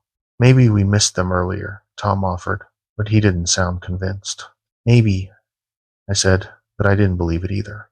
We kept working, but the mood had shifted. Every sound seemed louder. The wind pushing through the sagebrush, the occasional crack of cooling equipment, our own footsteps. I found myself looking over my shoulder more than I should have, scanning the darkness beyond our lights. Around midnight, Tom's voice crackled over the radio. "Hey, Jake, I'm heading back to the truck to grab the extra batteries." I looked up. Tom was standing 15 feet away from me, adjusting a tripod. "Tom, what are you talking about?" I said into the radio. "You're right here." Silence. Tom looked at me, confused. I didn't say anything. Sarah's voice cut in, tight with tension. I heard it too. That was Tom's voice. We all stood there, radios in hand, staring at each other. Then Tom's voice came through again, clearer this time. "I'm heading back to the truck to grab the extra batteries." The exact same words, the exact same inflection, like someone had recorded it and played it back. "Tom," I said slowly, "say something into your radio right now." He pressed the button. This is weird as hell. We all heard it clearly, his natural voice, no delay, but that other transmission that hadn't been him. "We're packing up," I said, "right now." Nobody argued. We moved fast, grabbing equipment and shoving it into cases without our usual care for organization. That's when Sarah stopped dead in her tracks. "Guys, the truck." I looked up. In the distance, our truck's headlights were flashing on and off. Slow, deliberate. On, off, on, off. I reached into my pocket. The keys were right there, attached to my belt loop by a carabiner. They hadn't left my person all night. "Who has the spare keys?" I asked, already knowing the answer. "Locked in the glove box," Sarah said. Her voice was shaking now. The lights kept flashing. On, off, on, off. "Forget the gear," I said. "We're leaving. Now." We started walking toward the truck, moving in a tight group, our headlamps cutting through the darkness. The flashing stopped. For a moment, I thought maybe it was some electrical short, something rational and explainable. But then I saw her. Sarah was walking toward us from the west, waving one arm, her headlamp bouncing with each step. "Hey guys, I found the boundary marker," she called out. Her voice was perfect. Tone, cadence, everything. But Sarah was standing right next to me, on my left. I could hear her breathing, fast and shallow. "Jake," the real Sarah whispered, "that's not me." The figure kept walking toward us, getting closer. In the beam of my light, I could see the details. Same jacket, same work pants, same boots. But as she got within 30 feet, I noticed something wrong with the proportions. The arms were just a little too long, hanging past where they should have stopped. The stride was slightly off, too smooth, like someone who'd learned to walk by watching but didn't quite have the rhythm right. "Come see what I found," the thing said in Sarah's voice. "It's really interesting." Tom had his hand on his belt, where he kept a folding knife. "That's not Sarah," he said, his voice barely above a whisper. Sarah's right here. The fake Sarah stopped about 20 feet away. In the overlapping beams of our lights, I could see her face clearly now. It was Sarah's face, but the expression was wrong. The smile was too wide, held too long, and the eyes didn't blink. Come see what I found, it repeated, exact same tone. It's really interesting. Run, I said. We bolted for the truck, leaving everything behind except what we carried in our hands. I didn't look back, but I could hear footsteps behind us, keeping pace. Not running, just walking fast, steady, those two smooth strides covering ground they shouldn't have been able to cover. Tom reached the truck first and yanked the door open. Sarah dove into the back seat, and I jumped into the driver's side, jamming the key into the ignition. The engine turned over, and I threw it into reverse, spinning us around on the dirt road. In the headlights, I saw it standing there, still wearing Sarah's face, still smiling that wrong smile. It raised one hand, not waving, just holding it up, fingers spread too wide. Then I saw what stopped it. We'd crossed over a cattle guard, one of those metal grate things set into the ground at the property line. Just beyond it, a weathered sign read, "Sacred Ground, No Trespassing," in both English and what I assumed was Navajo. The thing stood on the other side of that cattle guard, not moving, just watching us drive away. We didn't stop until we hit the main highway. And even then, we sat in a gas station parking lot for an hour before anyone spoke. Tom was pale. Sarah was crying quietly, and I couldn't stop my hands from shaking. At sunrise, we drove to the county sheriff's office in Gallup and filed a report. The deputy who took our statement didn't look surprised. He wrote everything down, nodded a lot, and then said something that made my blood run cold. "You're the third crew this year." "Third crew for what?" I asked. "Third survey crew to report something like this on that property. Development company keeps sending people out there. Nobody finishes the job." We never went back for the equipment. The development company threatened to sue us for breach of contract, but when we told them why we'd left, they went quiet and dropped it. A week later, I heard through another surveyor that the whole project got canceled. No explanation given. Sarah quit surveying altogether after that. Last I heard, she's working as an accountant in Denver. Tom still does the work, but he won't take any jobs near reservation land, and he won't work at night. Can't say I blame him. As for me, I still survey, but I follow new rules now. If I hear someone's voice on the radio and they're standing right next to me, we pack up immediately. If I see boot prints that don't make sense, we leave. And if I ever see someone who looks exactly like someone on my crew, but they're in two places at once, I count out loud. I count every person in my group, make them say their names, make them show me something only they would know. Because if the count comes up wrong, if there's an extra person who shouldn't be there, you don't follow them, you don't talk to them, you don't acknowledge them. You get to your vehicle, you cross whatever boundary you can find, water, pavement, a fence line, something, and you don't look back. I learned that night that some places don't want to be measured, don't want to be marked on maps, don't want to be developed, and something out there enforces that boundary. If this story resonated with you, make sure to hit that like button and subscribe, because there are more encounters like this that might just save your life one day. And remember, if you see your coworker in two places at once, count your crew out loud. And if the number's wrong, don't follow the extra one. Don't ever follow the extra one. The graveyard shift. I've worked as a security guard for 8 years, mostly overnight shifts at construction sites and warehouses. It's boring work, which is exactly how I like it.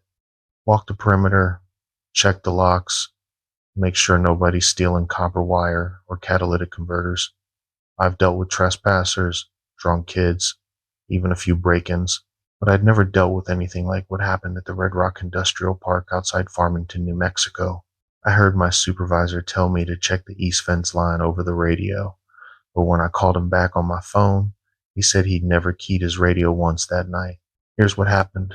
I got assigned to Red Rock in late September. filling in for another guard who'd quit suddenly. The site manager didn't give me details, just said the previous guy wasn't a good fit and handed me the keys.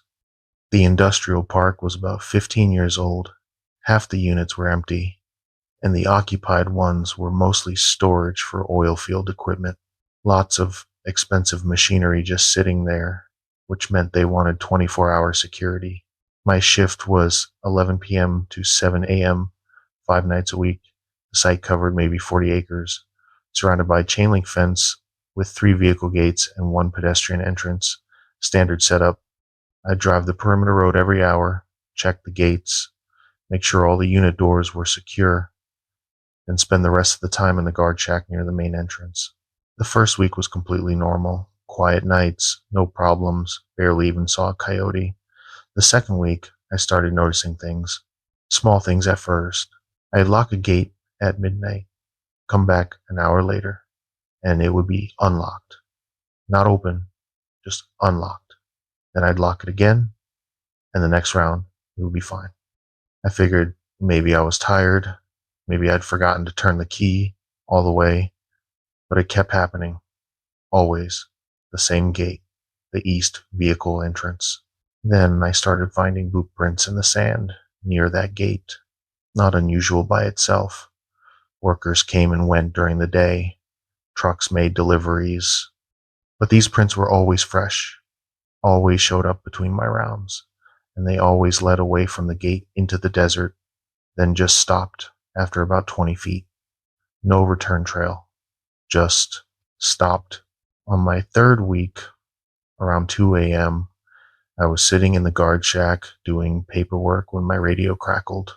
"Hey, Michael, can you check the east fence line? Think I saw something moving out there." It was my supervisor's voice, clear as day.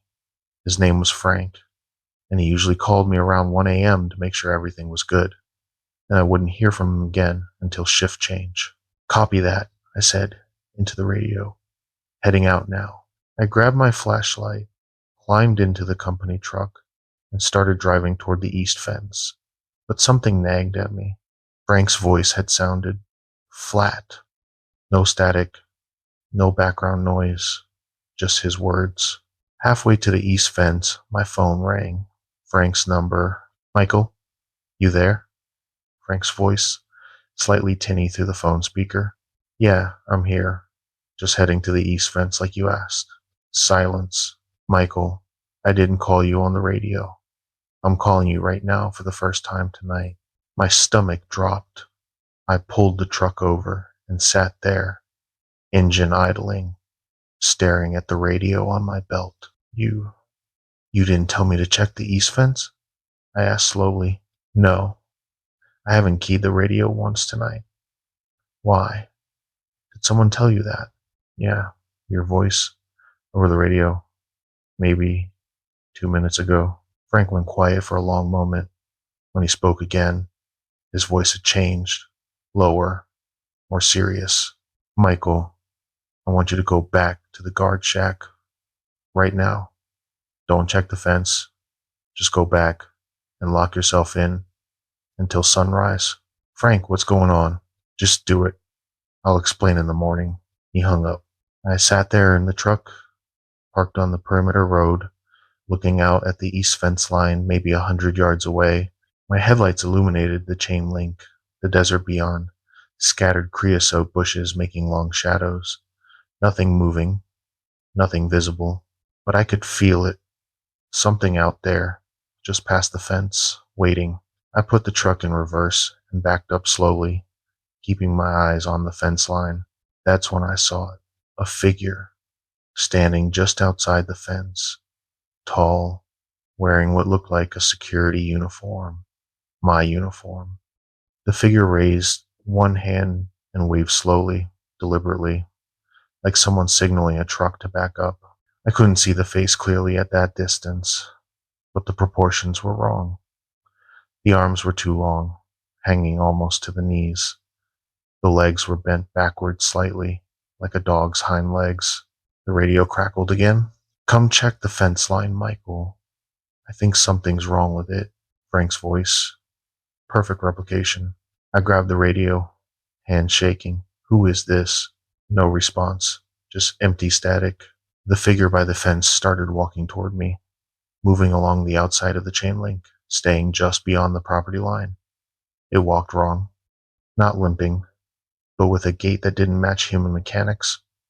Too smooth in some places, too jerky in others. I floored it in reverse, spun the truck around, and drove back to the guard shack going 40 miles an hour on that dirt road. I locked myself inside, turned on every light, and sat there with my back against the wall, watching the windows. For the next 3 hours, I heard things outside. Footsteps on gravel, the sound of the doorknob turning slowly, testing, a soft tapping on the window, rhythmic, patient, and twice more, Frank's voice over the radio. Michael, why won't you answer? Michael, come outside so we can talk. I didn't touch that radio again. I sat there, sweating in the air-conditioned shack, watching the clock crawl toward sunrise. At 6:55 a.m., the sky started turning gray. At 7:03, Frank's truck pulled up to the guard shack. The real Frank. He got out slowly, looked around the parking area, then knocked on the door. Michael, it's me. You can open up. I looked at him through the window. Same uniform, same build, same face. But I wasn't taking chances. Tell me something only you would know. I called through the door. He sighed. Last month, you spilled coffee on the logbook and tried to dry it with the space heater. Damn near caught it on fire. I told you if it happened again, I'd make you buy a new one. That was Frank. I opened the door. He looked exhausted, like he hadn't slept. You saw it, didn't you? Saw what? I asked, though I already knew. The thing that sounds like me. The thing that tries to get guards to go to the east fence. I nodded slowly. Yeah, I saw it. Frank leaned against his truck, rubbing his face. The guard before you saw it too. Quit the next day. The one before him made it 2 weeks. I keep hoping it'll move on, but it's been here for almost 6 months now. What is it? I asked. Don't know. Don't want to know. He looked at the eastern horizon, where the sun was just starting to clear the desert. But I know it can't come past the fence line, and I know it leaves when the sun's up. That's good enough for me. Why didn't you warn me on my first day? Would you have believed me? He had a point. Look, Frank said, you did good last night. You didn't go to the fence when it called. That's the important thing. Some guards, they go. They hear their name, they hear someone they trust, and they go. Those are the ones who don't come back. Don't come back? My voice cracked. What do you mean, don't come back? Frank looked at me dead on. 4 years ago, before I started managing this site, they had a guard named Tommy Gryeyes. Worked here for 3 months. One night, someone called him on the radio, told him to check the east fence. He went. They found his truck there the next morning. Door open, engine running, radio on the seat. Never found Tommy. I quit that night. Didn't even finish the shift. I told Frank I'd work until he found a replacement, but only during daylight hours. He understood. They hired a new guy 2 weeks later, some young kid who needed the money. Frank told him the same thing he told every guard. Don't answer the radio if something feels wrong. Don't go to the east fence after dark, and if you see someone who looks like someone you know but something's off, don't follow them. The kid lasted 5 days before he quit too. Far as I know, they still have trouble keeping security at Red Rock Industrial Park. They've tried everything. Motion sensors, cameras, even had a Navajo medicine man come bless the property. Nothing works. That thing still shows up after dark, still walks the fence line, still calls to guards and voices they trust. I work days now. Nice office building in Albuquerque, climate controlled, fluorescent lights, normal people doing normal work. I don't miss the overnight shift at all. But I'll tell you what I learned out there in the desert. What might save your life if you work security or spend time alone at night in remote places. If someone calls you on the radio and tells you to go somewhere isolated, verify it with a phone call. Make them tell you something only they would know. Make them prove they're real. Because if you can't verify it, don't go. And if you see someone outside your vehicle or your building at night, someone who looks like someone you know, but the proportions are wrong, the movements are wrong, the voice is just slightly off, don't open the door. Don't acknowledge them and don't follow them. Because some things out there have learned to wear familiar faces. They've learned our voices, our mannerisms, our habits. They know exactly what to say to make us trust them, to make us follow them into the darkness. And once you follow them past that fence line, past that boundary, they can't cross themselves. Nobody's coming to bring you back. If this story made you think twice about working alone at night, go ahead and drop a like and subscribe, because these encounters happen more often than you'd think. Stay safe out there, and remember, always verify the long haul. I've been a long haul trucker for 12 years now, running routes from Texas to Nevada and back, mostly carrying construction materials and drilling equipment for the oil fields. It's lonely work, but I like it that way.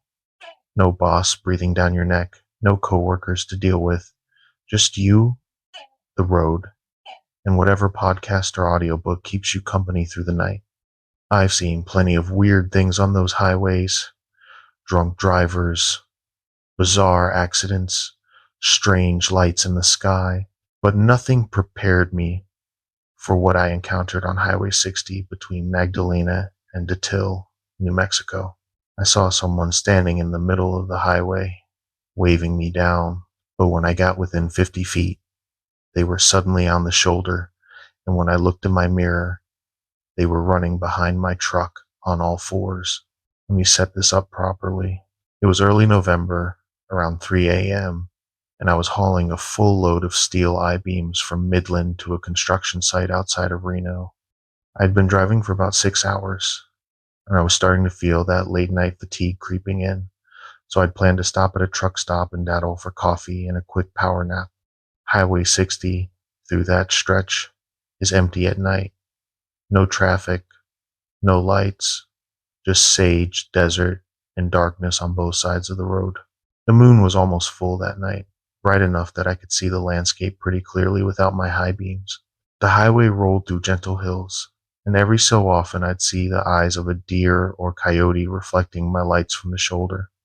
I had the CB radio on, monitoring channel 19 like always, but it had been silent for the last hour.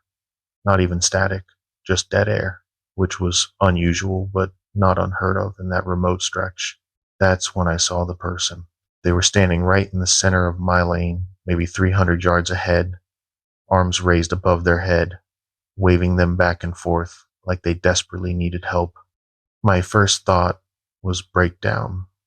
Someone's car died. They need a jump or a phone to call for a tow. I started slowing down, tapping my brakes, downshifting. The figure kept waving, kept standing right there in the middle of the lane. As I got closer, I could make out more details.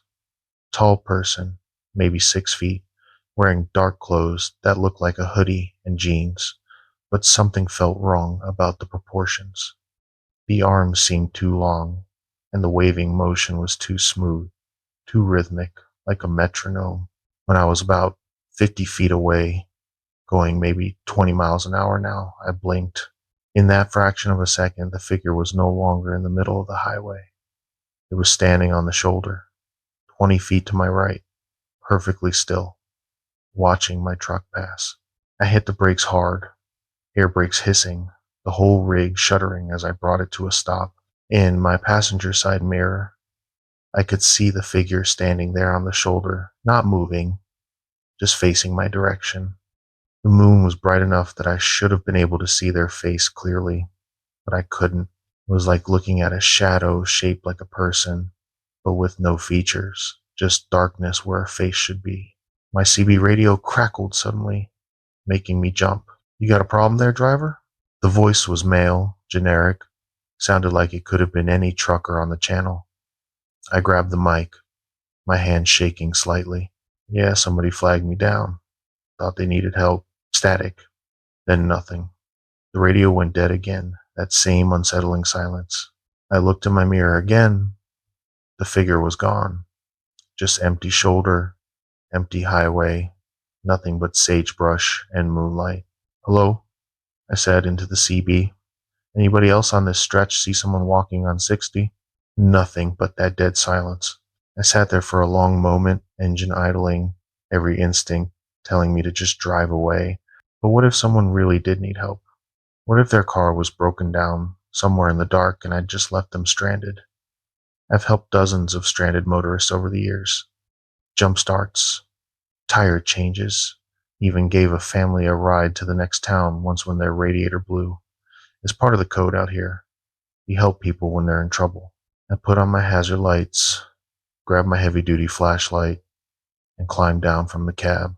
The night air was cold, probably low 40s, and completely still. No wind at all, which was unusual for that stretch. I could hear my own breathing, the tick of the cooling engine, the faint hum of my hazard lights, nothing else, not even insects. The silence felt thick, oppressive, like something was absorbing all sound. I walked back along the shoulder, sweeping my flashlight beam across the pavement and the scrub brush beyond. My boots crunched on gravel, each step echoing louder than it should have in that dead air. "Hey," I called out. "Need help? I saw you waving." No response. I walked about 50 yards back from where I'd parked, scanning both sides of the road. No broken down vehicle, no person, no tire tracks in the soft dirt of the shoulder. Nothing. Like the figure had just vanished into thin air. That's when I noticed the prints. They were in a patch of soft sand just off the pavement, illuminated by my flashlight beam. Footprints, but wrong. They started as boot prints, normal human-sized, but after 3 or 4 steps, they changed. The prints became larger, more elongated, with what looked like claw marks at the front, and the stride.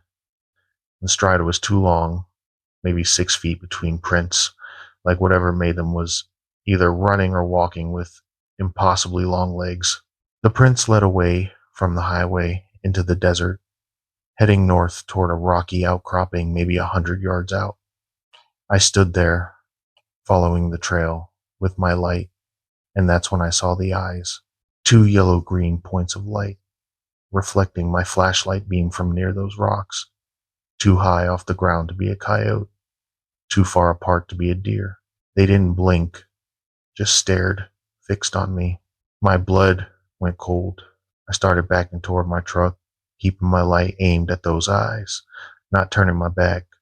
The eyes didn't move, didn't blink, just watched. When I was about 20 feet from my truck, I heard it. A voice. My voice. "You got a problem there, driver?" The exact words from the CB, in my exact tone and inflection, coming from the direction of those eyes. I broke into a run, reached my truck, and hauled myself up into the cab. I slammed the door, hit the locks, and just sat there, breathing hard, staring out at the desert through my windshield. The eyes were gone. For a moment, I thought about just staying put, waiting until sunrise, calling for help on my phone, but when I checked, I had no signal. Not unusual out here, but it meant I was on my own. I put the truck in gear, released the air brakes, and started rolling forward. Slowly at first, then building speed. I kept checking my mirrors, watching for any sign of movement on the road behind me. That's when I saw it in my passenger side mirror. Something running behind my truck, keeping pace. It was on all fours, moving with a loping gait that covered ground impossibly fast. In the red glow of my taillights, I could see the shape, roughly human-sized, but moving like an animal, with limbs that bent wrong and a head that seemed too large for its body. I pushed the accelerator down, building speed. 30 miles an hour, 40, 50. The thing kept pace, staying about 20 yards behind my trailer, running in the middle of the highway. 60 miles an hour, 70. It was still there. My hands were white-knuckled on the steering wheel, my heart hammering so hard I could feel it in my throat. The highway stretched out in front of me, empty and straight, and I kept my foot down, pushing the rig as fast as I dared with a full load on these winding mountain roads. At 80 miles an hour, I hit a straight stretch, and I looked in my mirror again. The thing was closer now, maybe 10 yards behind my trailer. In the better light, I could see more details. It had the rough shape of a human, but the proportions were all wrong. Two long arms that almost reached the pavement as it ran, legs that bent backward like a dog's, and a head that swiveled unnaturally, looking up at my mirrors like it knew I was watching. Then it opened its mouth. Even over the roar of my engine and the wind, I could hear it, a sound that started as a howl but shifted, changed, became something that sounded like laughter. Human laughter, but wrong, distorted, like it was being played through a broken speaker. I saw a green highway sign flash past.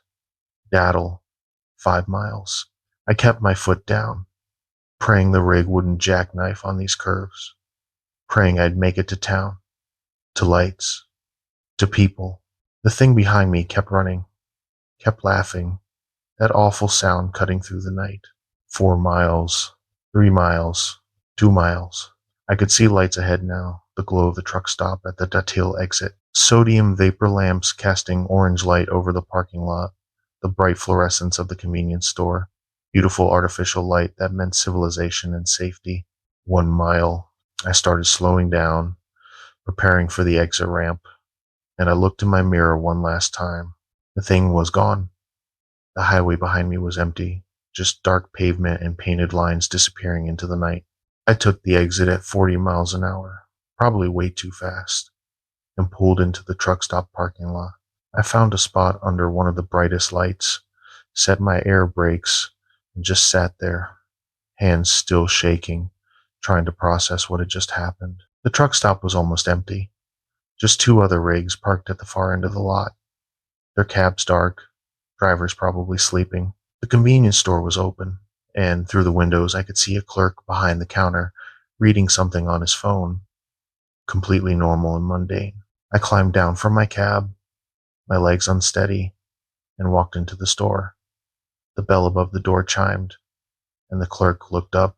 He was an older guy, maybe 60, with gray hair and weathered skin that said he'd spent most of his life in the desert sun. "Coffee's fresh," he said, nodding toward the machines along the wall. I poured myself a cup, my hand still trembling enough that some of it sloshed over the rim. The clerk noticed. "You okay, friend? Look like you seen a ghost." I almost laughed at that. Something like that. You ever have drivers come in here talking about weird things on the highway? His expression changed, not surprised, more like resigned. 60 between here and Magdalena? Yeah. He nodded slowly. Every few months, someone comes in looking like you do right now. Shaking, pale, can't quite explain what they saw. Most of them just get their coffee, sit for a while, then head out without saying much. What about the ones who do talk? I asked. They all say pretty much the same thing. Something in the road that shouldn't be there, something that moves wrong, something that follows them. He paused, studying me.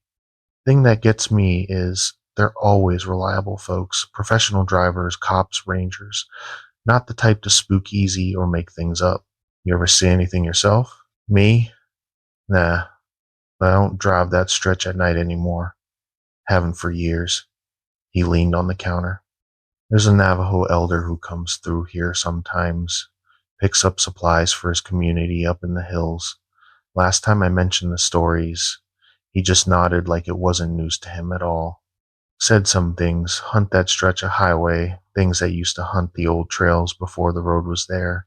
Said they don't like vehicles, engines, artificial light, but they'll follow them, test them, see if they can lure the driver out into the dark. Did he say what they are? The clerk shrugged. He used a word I didn't know. Sounded like "ye now lushi" or something close to that. When I asked him what it meant, he just said, "Don't talk about them at night," and changed the subject. I knew that word. I'd heard it before, from another driver who'd spent time working on the reservation, the Skinwalker, the kind of thing you're not supposed to name, not supposed to talk about, not supposed to acknowledge. The elder say anything else? I asked. Just one thing. He said, if something ever follows you on that highway, don't stop, don't go back, don't try to help. Just get to lights, get to people, get to pavement and civilization. He said they can't cross certain boundaries. Running water, town limits, sacred ground. Said as long as you keep moving toward the light, they'll eventually give up. I finished my coffee, bought 3 more cups to go, and thanked the clerk. I sat in my truck for another hour, watching the parking lot, watching the highway, waiting for my nerves to settle. The sun started to rise around 6 a.m., painting the desert in shades of orange and red, and only then did I feel safe enough to keep driving. I made it to Reno, delivered my load, and took 3 days off before accepting another run. When I did go back out, I requested routes that didn't take me through that stretch of Highway 60 at night. My dispatcher asked why, and I just told him I wanted to try some different roads for a while. He didn't push it. I've talked to other drivers since then, casually bringing up strange experiences on remote highways. You'd be surprised how many have stories similar to mine. Most don't want to talk about it in detail, don't want to sound crazy, but you can see it in their eyes. They've seen something out there, something that shouldn't exist but does. One driver told me he saw something pacing his truck on Interstate 40 near Holbrook, running alongside at 70 miles an hour, keeping perfect pace for almost 10 miles before it veered off into the desert. Another said she picked up a hitchhiker outside of Gallup who asked too many questions, moved too smoothly, and had eyes that reflected her dome light like an animal's.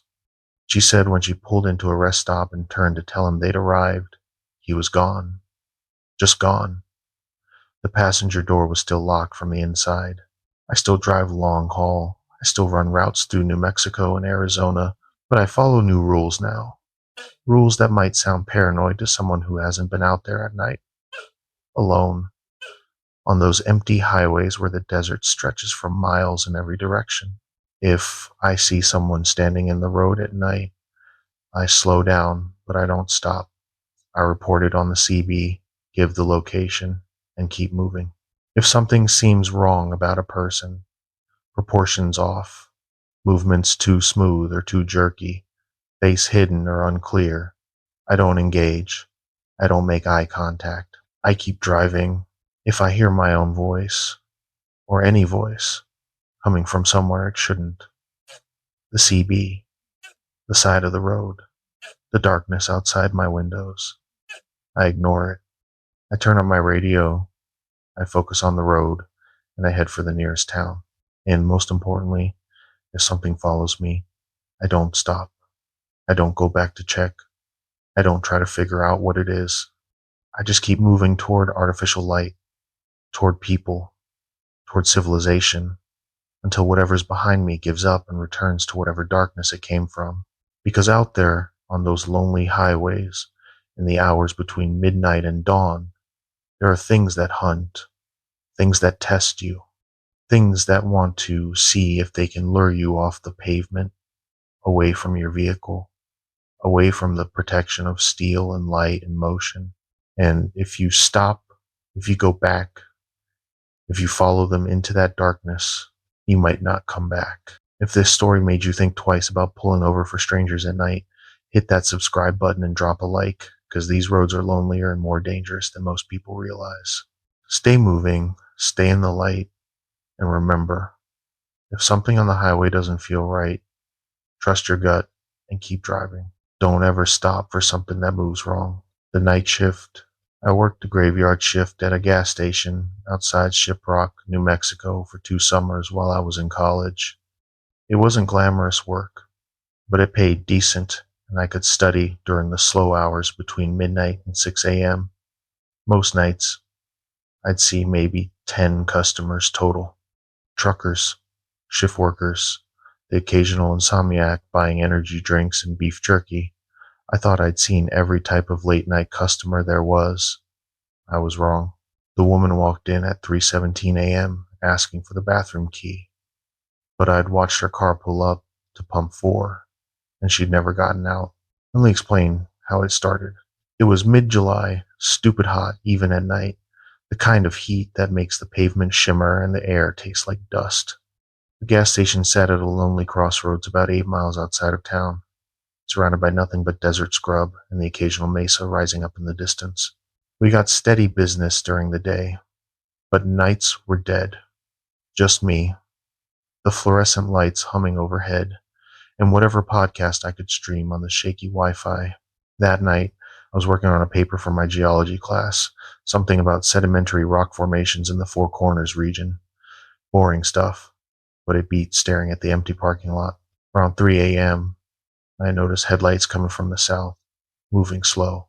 The car pulled up to pump 4, a beat-up sedan, maybe a Honda or Toyota, hard to tell in the sodium vapor lighting. I watched on the security monitor behind the counter, waiting to see if they'd prepay or just pump and run. People tried that sometimes, thinking we wouldn't chase them at 3 in the morning. They were usually right. The car sat there, engine idling, for maybe 2 full minutes. Nobody got out. I could see the silhouette of someone in the driver's seat, but they weren't moving, just sitting there. I figured they were on their phone, or maybe having second thoughts about whatever late night road trip they were on. Then the door to the store opened, and a woman walked in. She was maybe 30, 35, wearing a faded denim jacket and jeans, dark hair pulled back in a ponytail. Normal looking, nothing obviously wrong, but something about her made the hair on my arm stand up. Maybe it was the way she walked, too smooth, like she was gliding instead of stepping. Or maybe it was her expression, completely blank, no emotion at all, just staring straight ahead as she approached the counter. "Bathroom key," she said. Not a question, not a request, just a statement. I grabbed the key from the hook behind me, attached to a big wooden paddle so people wouldn't forget to return it. "It's around the side of the building," I said, holding it out. She took the key, her fingers brushing mine for just a second. They were ice cold, despite the heat. She turned and walked toward the door, still with that too smooth gait, and I watched her disappear around the corner of the building. That's when I looked at the security monitor. The car at pump 4 was still there, engine still running, and I could still see the silhouette in the driver's seat, still sitting there, still not moving. My stomach dropped. I pulled up the camera angle for the side of the building, where the bathrooms were. The woman was standing in front of the door, key in hand, but she wasn't unlocking it. She was just standing there, facing the door, not moving at all, like she'd forgotten what she was supposed to do next. I watched for maybe 30 seconds. She didn't move, didn't shift or wait, didn't try the key, nothing. Just stood there like a mannequin. Then she turned and looked directly at the camera. Even on the grainy security feed, I could see her face clearly. The blank expression was gone. Now she was smiling, this wide, too wide smile that showed too many teeth. And her eyes caught the light wrong, reflecting like an animal's, bright and yellow-green. I took a step back from the monitor, my heart suddenly pounding. This wasn't right. None of this was right. The woman on the camera turned away from the lens and walked back toward the front of the building, still with that gliding motion. I looked at the front door, waiting for her to come in, to return the key, to do something normal that would explain away the sick feeling in my gut. She didn't come in. I checked the monitor again. She was standing just outside the front door, visible through the glass, holding the bathroom key, standing perfectly still, that same too wide smile on her face. "Can I help you with something?" I called out, my voice cracking slightly. She didn't respond, didn't move, just stood there, smiling, staring through the glass at me. I looked at the pump 4 camera again.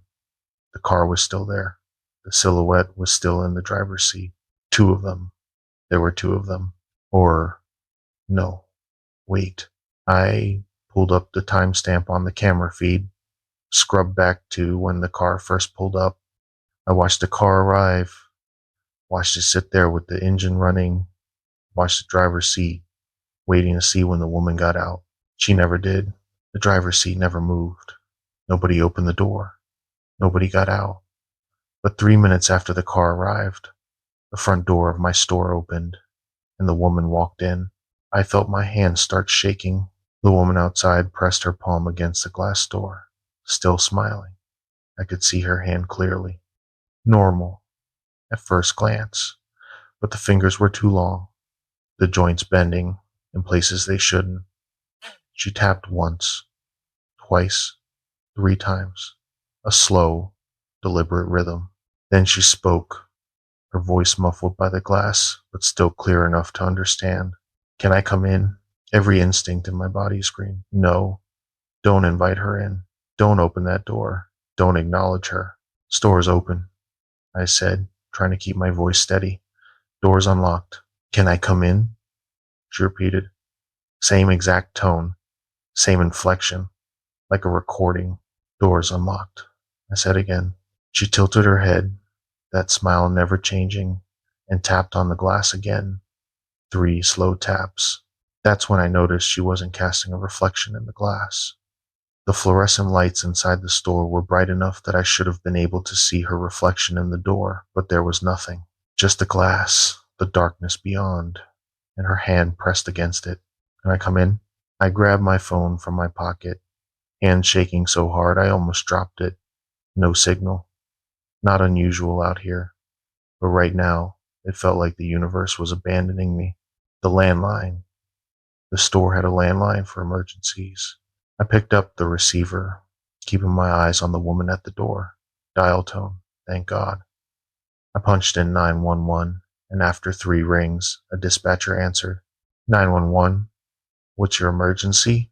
I'm at the quick stop on Highway 64, about 8 miles south of Shiprock. There's someone outside the store, and I think something's wrong with them. Wrong how, sir? How could I explain?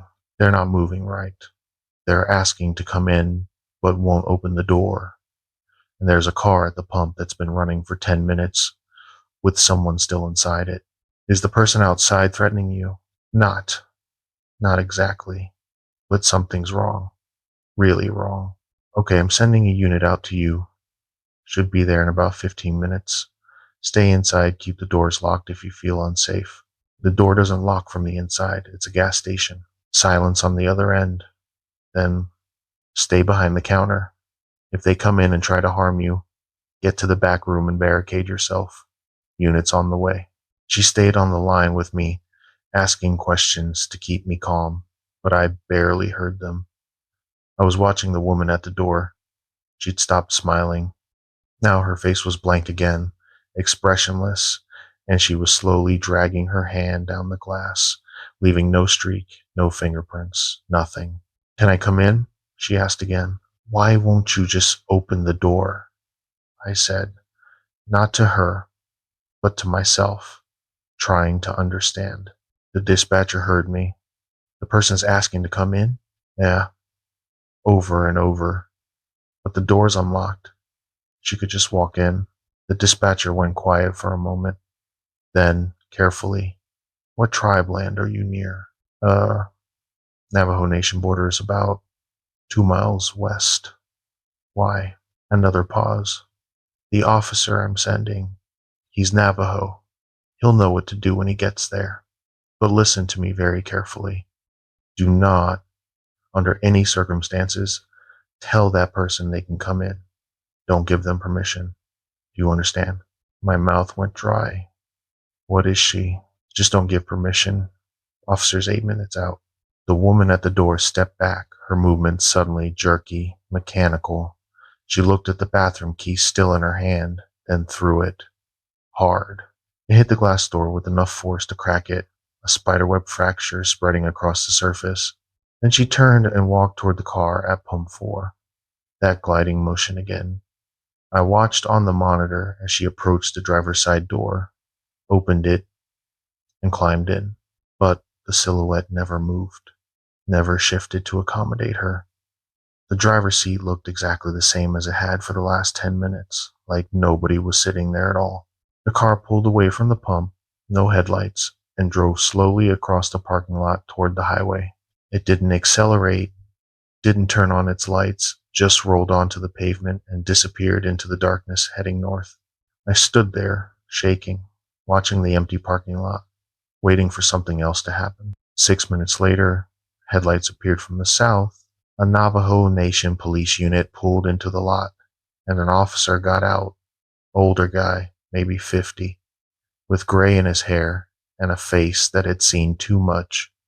He looked around the parking lot, looked at the cracked front door, then came inside. "You the one who called?" he asked. I nodded, not trusting my voice. He looked at me for a long moment, then at the cracked door, then back at me. "You invite her in?" "No." She kept asking, but I didn't. The dispatcher told me not to. He let out a long breath. "Good. That's good." He walked over to the door, examined the crack, then looked at where the bathroom key had fallen on the ground outside. "She touch you?" "Just her fingers," when I handed her the key. "Wash your hands. Soap and water. Hot as you can stand. Do it now."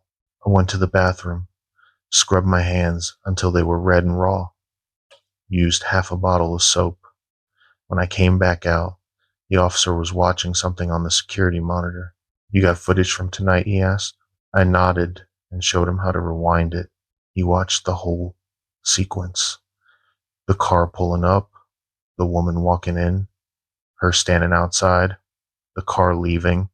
He watched it twice, his expression never changing. "This happened before?" he asked finally. "No, never. I've worked here for 2 summers, and nothing like this. But you felt watched, haven't you? Noticed things moved when you didn't move them. Heard sounds outside when nobody's there." I had. Small things. Things I'd chalked up to being tired, being alone, letting my imagination run. Equipment falling off shelves. The door chime ringing when nobody came in. Footsteps on the roof when there were no trees, no animals, nothing that could explain them. "Yeah," I admitted.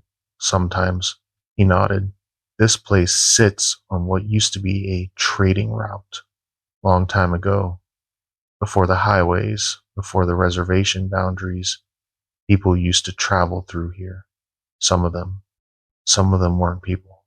Not anymore. They gave up their humanity for power, for the ability to change their shape, to hunt. They still use the old routes, even when roads get built over them." "What did she want?" I asked. "To be invited in.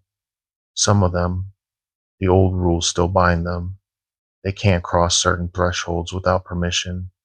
A home, a church, sometimes a business. The door being unlocked doesn't matter. They need to be invited." He looked at me. "If you'd said yes, if you'd told her to come in, you would have given her permission to do whatever she wanted. To you, to this place, to anyone who came in after. The car, there was someone in the car, but she got in, and there was nobody in that car. That's the shape she wears sometimes. Makes people think she's normal, just another traveler. But you noticed, you saw she never got out, and that made her change tactics. Probably made her angry too, which is why she broke your door." He pulled out a business card and handed it to me. "You work tomorrow night?" "Yeah." Call in sick. Call in sick for the rest of the week. I'm going to talk to your manager, have them shut down the overnight shifts for a while, say there's maintenance issues. You shouldn't be here alone anymore. Not for a few months at least. What if she comes back?" "She will. They always come back, test the boundary again. But she knows now that you know what she is. That makes you dangerous to her. She'll probably try again with whoever works here next, but..." He paused. "I'll make sure nobody works here alone at night. At least 2 people. Always." He walked me to my car, watched me get in, told me to drive straight home and not stop for anything or anyone.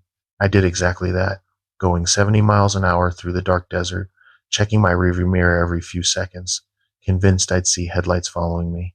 I didn't. I called in sick the next day and the day after that. On the third day, my manager called and said the overnight shift was being eliminated, that they were closing from midnight to 6 a.m. until further notice. She didn't say why, and I didn't ask.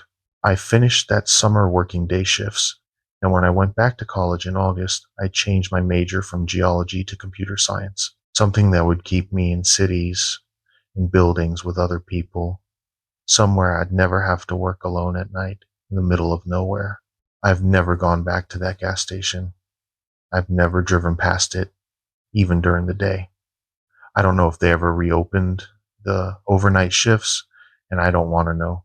But I'll tell you what I learned that night, and it might save your life if you ever work alone in a remote place after dark. If someone asks to come in and they ask more than once, pay attention to why they're asking. A normal person would just open the door. They wouldn't need permission. If someone appears without you seeing where they came from, trust your instincts.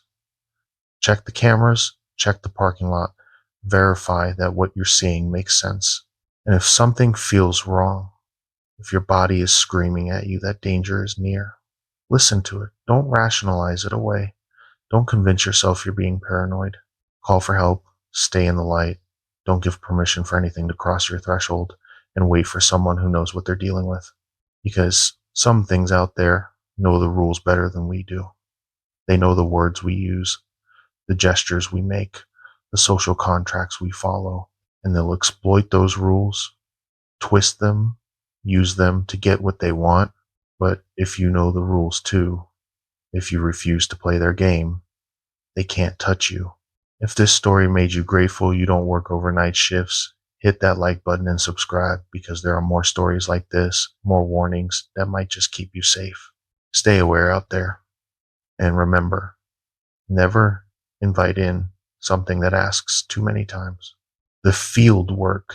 I'm a geologist. Been doing field work for about 7 years now, mostly in the Southwest, doing soil surveys and rock sample collection for mining companies. It's solitary work, which suits me fine. You spend your days hiking remote areas with a GPS unit, a rock hammer, and sample bags, mapping out mineral deposits and geological formations. Most of the time, the biggest danger is heat exhaustion or maybe a rattlesnake. Most of the time. I was collecting samples near an old canyon in northern Arizona when I heard my own voice calling to me from the ridge above, but I was standing alone in the canyon bottom. Let me back up and explain the whole situation. It was late September, perfect weather for field work, mid-70s during the day, cool at night. I was contracted to do a mineral survey on about 40 square miles of BLM land northeast of Tuba City, looking for copper and uranium deposits.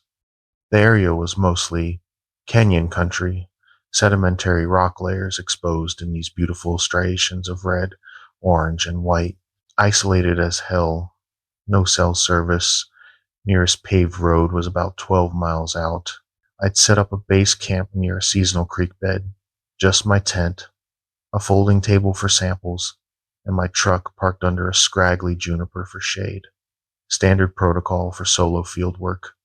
I'd hike out each day with my gear, collect samples, mark coordinates, take photos, and come back before dark. The first 2 days went exactly as planned. I mapped the southern section of my survey area, collected about 30 samples, saw nothing but lizards and ravens. On the third day, I decided to work the northern canyons, an area I hadn't explored yet. I hiked in around 7 a.m., following a dry wash that cut between two mesa formations. The rock walls rose maybe 200 feet on either side, and the wash bottom was sandy, easy walking. I was looking for exposed volcanic intrusions, places where magma had pushed up through the sedimentary layers millions of years ago.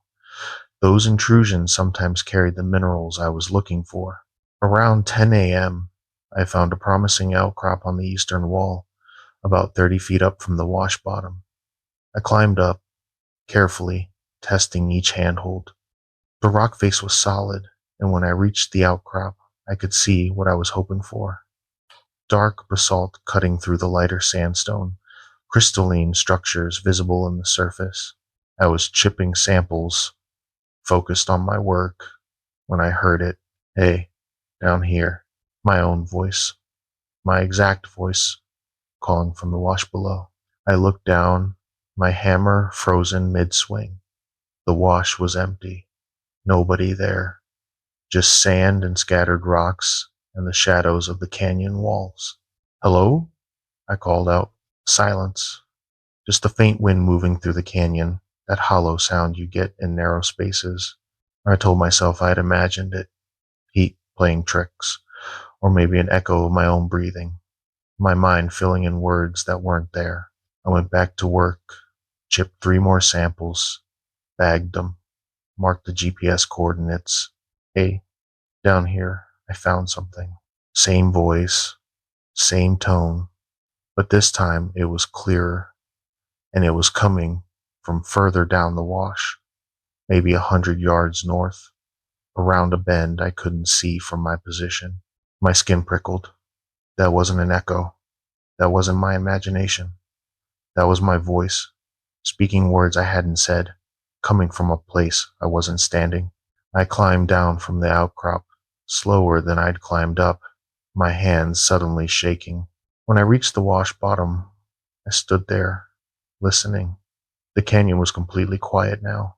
No birds, no insects, not even wind. Just that thick, oppressive silence that feels wrong. I should have left right then. Every instinct said turn around, hike back to camp, get in the truck.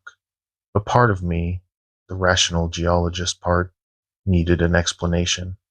Maybe there was another hiker in the canyon, someone whose voice just happened to sound like mine in the acoustics of this place.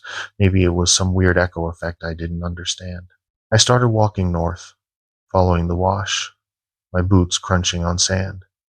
I kept my rock hammer in my hand, held like a weapon instead of a tool. The wash curved left, and I moved slowly around the bend, staying close to the western wall. The canyon opened up into a wider area, maybe 50 feet across, where 3 smaller washes converged. And standing in the center of that junction was a person. He had his back to me, wearing clothes almost identical to mine. Khaki field pants, a faded blue work shirt, a broad-brimmed hiking hat. Same build, same height. He was standing perfectly still, looking up at the canyon rim. Hey, I called out, my voice sounding too loud in that dead silence. The figure didn't turn, didn't acknowledge me, just kept standing there, motionless. Hey, you alright? I took a few steps closer. That's when I noticed the shadow was wrong. The sun was almost directly overhead, just past its zenith. My shadow pooled at my feet, short and dark. But this person's shadow stretched out to the east, long and thin, like the sun was setting instead of at midday. I stopped walking. The figure finally moved, turning slowly to face me, and my breath caught in my throat. It was me. My face, my features, even a scar on my left cheek from a climbing accident 2 years ago. But the expression was wrong, frozen in a smile that was too wide and too empty. And the eyes didn't blink, just stared with an intensity that made my stomach turn. I found something, it said in my voice. Come look. I took a step back, then another.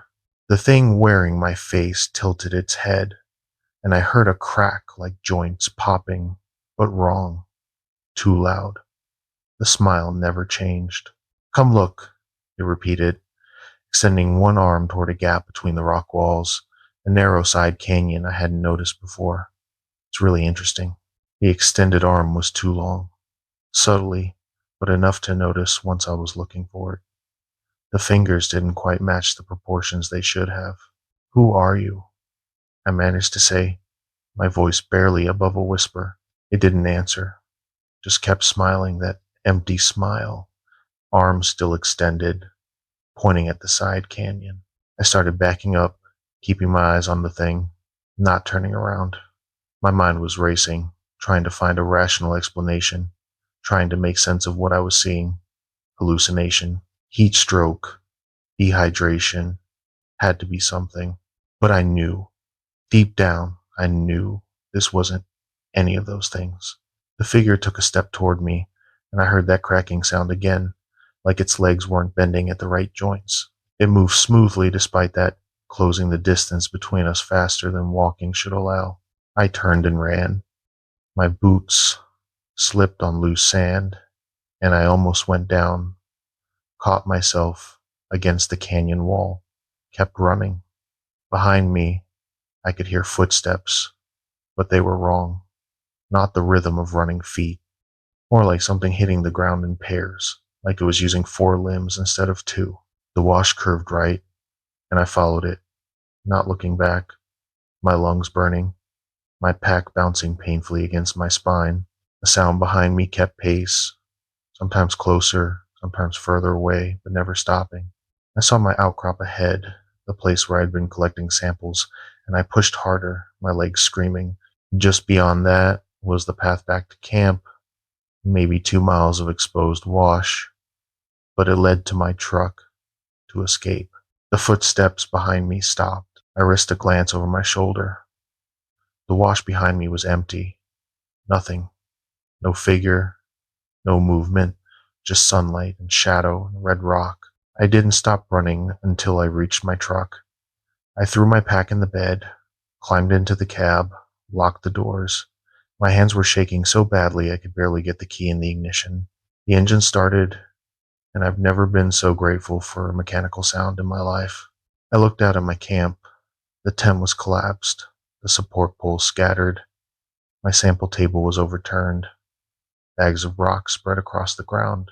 The folding chair I'd left set up was now in a tree, wedged in branches 15 feet off the ground. I didn't get out to investigate. I didn't try to salvage anything. I put the truck in gear and drove, following my tire tracks back to the access road, then the dirt road, then finally pavement. I didn't stop until I reached Tuba City, pulled into the first gas station I saw, and sat there in the parking lot, trying to stop shaking. I called my supervisor from a payphone, told him I'd had an equipment failure, that I needed to abort the survey. He wasn't happy, asked what happened to the samples I'd already collected. I told him they were lost, which was true. He asked if I could go back and recover them. I said no. He asked why not, and I couldn't answer. What was I supposed to say? That something wearing my face tried to lure me into a side canyon? That something destroyed my camp while I was running for my life? That I heard my own voice calling to me from places I wasn't standing? I ended up quitting that contract, took a penalty for breaking it early, lost about 3 weeks of pay, didn't care. I've never gone back to that area, never accepted another solo survey job in that part of Arizona. I talked to another geologist a few months later, a guy who had been working in the Southwest for 20 years. I didn't tell him the whole story, just asked if he'd ever experienced anything strange during fieldwork. He got quiet, looked at me for a long moment, then asked where I'd been working. When I told him the area northeast of Tuba City, he nodded slowly. Yeah, he said. I know that country. Did solo work there back in '98. Lasted 4 days before I packed up and left. What happened? I asked. Something pretending to be my field partner kept showing up. Thing was, my field partner was back in Flagstaff. I was working alone. He paused. It knew things it shouldn't have known. Personal things, conversations we'd had, jokes between us, but it couldn't quite get his walk right, and it kept asking me to follow it to places I'd marked as unsafe on my maps. Did you follow it? Hell no. After the second time I saw it, I was out of there, left half my equipment behind. He looked at me seriously. Whatever's out there in those canyons, it's been there a long time. Longer than the mining surveys, longer than the roads. Local folks from the nation, they know about it. They stay away from certain areas. We should too. I asked him what he thought it was, but he just shook his head, said some things don't have names. You should speak out loud, and knowing what something is doesn't help you if you're alone with it in a remote canyon. I took his advice. I still do geological field work, but now I only take jobs where I'm part of a team, never solo, and I stay away from that part of Arizona entirely. When clients ask why I won't work certain areas, I tell them I'm not familiar with the formations there, which is technically true, because I learned something in that canyon, something that changed how I think about field work in remote places. If you're alone in the desert and you hear your own voice calling to you, don't follow it. Don't try to rationalize it. Don't convince yourself it's an echo or your imagination. Just leave immediately. Get back to your vehicle. Get back to roads and people and civilization. And if you see something wearing your face and your clothes and using your voice, don't try to communicate with it. Don't try to understand what it is or what it wants. Just run. Because some places in the desert have things living in them that humans weren't meant to meet. Things that have learned to look like us, sound like us, act like us. Things that use that resemblance to lure people away from safety into narrow canyons and dead-end washes where nobody will find you. Things that have been doing this long before we ever started exploring these remote areas with our GPS units and rock hammers and scientific curiosity. I was lucky. I didn't follow it into that side canyon. I didn't let my curiosity override my instincts. Some people aren't that lucky. If this story made you reconsider solo hiking in remote areas, hit that subscribe button and drop a like, because staying safe out there means knowing when to trust your instincts over your curiosity. And remember, if you hear your own voice calling from somewhere, you're not standing. Don't answer. Don't ever answer. Summer break. I'm a college student, junior year at University of New Mexico, and last summer I took a job as a camp counselor at a youth camp near the Manzano Mountains. Easy money, I thought. Babysit some kids, do some arts and crafts, make enough to cover textbooks for fall semester. I figured the hardest part would be homesickness and scraped knees. I was so wrong. 3 kids said they saw their parents standing at the edge of the woods waving at them, but visiting day wasn't for another 2 weeks, and when we did a head count, all the kids were accounted for. Let me set this up from the beginning. Camp Pinewood was one of those old school summer camps, been around since the 60s. Cabins instead of tents, mess hall with a stone fireplace, the whole nostalgic experience. About 60 kids per session, ages 8 to 14, 2-week programs running June through August. I was assigned to Cabin 7, 8 boys all around 10 years old, with another counselor named Brian who was a year older than me. The camp sat in a valley surrounded by ponderosa pine forest, with a creek running along the eastern boundary and hiking trails winding up into the hills. Beautiful area, isolated. The nearest town was about 20 miles away, perfect for getting kids off their phones and into nature. First week of the first session went great. The kids adjusted well, no major incidents, typical summer camp stuff, swimming in the lake, archery lessons, campfire songs. I was actually enjoying myself, thinking this would be the easiest job I'd ever had. Second week, things started feeling off. It started on Monday night. I was doing a final head count before lights out, making sure all 8 of my kids were in their bunks, when one of them, a kid named Tyler, asked me a strange question. Why was my mom here today? I looked up from my clipboard. Your mom wasn't here, buddy. Visiting day isn't until next session. But I saw her. During free time, she was standing by the trees near the soccer field, waving at me. Another kid, James, sat up in his bunk. I saw my dad too. He was in the same spot, just standing there. Now I was paying attention. You both saw your parents? At the same time? They nodded. Tyler said. My mom was wearing her blue jacket, the one she always wears. She was smiling. My dad had his Broncos cap on, James added. He was just standing there watching us play. A third kid, Aiden, spoke up quietly. I saw my mom too, but she looked weird. Weird how? I asked. Aiden struggled to find the words, like she was too far away to see her face good, but I knew it was her. But she didn't move right. She just kind of stood there, really still, and when she waved, it was like slow, too slow. Brian caught my eye from across the cabin. He'd been listening to the whole conversation, and I could see the concern on his face. Guys, I said, trying to keep my voice light, I think maybe you saw some other campers' parents who came early, or maybe some hikers passing through, but your parents definitely weren't here. We'd have them sign in at the office. But it looked exactly like my mom, Tyler insisted. I almost went over to say hi, but then the counselor called us for dinner, and when I looked back, she was gone. Same with my dad, James said. He was there, then he wasn't.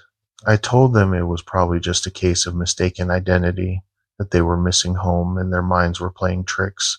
They seemed to accept that, and after a few more minutes of reassurance, they settled down for sleep. I didn't believe my own explanation. After the kids were asleep, Brian and I sat on the cabin porch, speaking in low voices. That's really weird, right? Brian said. 3 kids seeing their parents in the exact same spot during the same time period? Yeah, I agreed. Way too specific to be coincidence. Should we tell the camp director? And say what? Some kids think they saw their parents who weren't actually here? We don't have any proof. Brian leaned back against the cabin wall. My cousin worked here about 5 years ago. He told me a story once. Said one summer a kid ran away from camp, said he was following his older brother into the woods. Thing is, his brother was away at college in California. They found the kid 2 miles out, completely lost, crying. He kept saying his brother had been calling to him, leading him deeper into the forest. A chill ran down my spine despite the warm night air. What happened? They brought him back, called his parents. They picked him up early. My cousin said the camp director acted like it wasn't the first time something like that had happened, but nobody talked about it officially. We sat in silence for a moment, listening to the crickets and the distant sound of the creek. And then I heard it. Footsteps, light, deliberate, walking around the perimeter of our cabin. Brian heard it too. He sat up straight, his hand instinctively going to the flashlight on his belt. Hello? Somebody out there? The footsteps stopped. We waited, barely breathing. Then, from the darkness beyond our porch, a voice. Brian, is that you? Brian's face went white. Mom? Brian, honey, I came to see you. Come out here for a minute. I grabbed his arm as he started to stand. Brian, your mom's not here. You know she's not here. But that's her voice, he whispered. That's exactly her voice. Brian, come on, sweetheart. Don't make me wait. The voice was patient, gentle, exactly how you'd imagine a mother speaking to her son, but something about it was off. The pauses were too perfect, the inflection too precise, like someone reading from a script. How does it know your name? I hissed. Brian was staring into the darkness, his eyes wide. I don't know. I don't. Brian, I brought your favorite cookies, the ones with the chocolate chips. He turned to me, his face confused. She does make those. How would anyone know that? Come out here and get 'em, honey. Don't be rude. I tightened my grip on his arm. Don't. Whatever that is, it's not your mom. We sat there, frozen, as the voice called to Brian 3 more times, each time sounding a little less patient, a little more demanding. Then, finally, it stopped. We heard the footsteps again, slowly circling around to the back of the cabin, then fading into the distance. Neither of us slept that night. We sat on the porch until dawn, flashlights in hand, listening to every sound in the forest. When the sun finally came up and the other counselors started emerging from their cabins for morning duties, everything seemed normal again, like nothing had happened. At breakfast, I pulled aside Sarah, one of the senior counselors who'd been working at the camp for 3 years. I told her what the kids had said, what we'd heard during the night. She listened without interrupting, her expression growing more serious with each detail.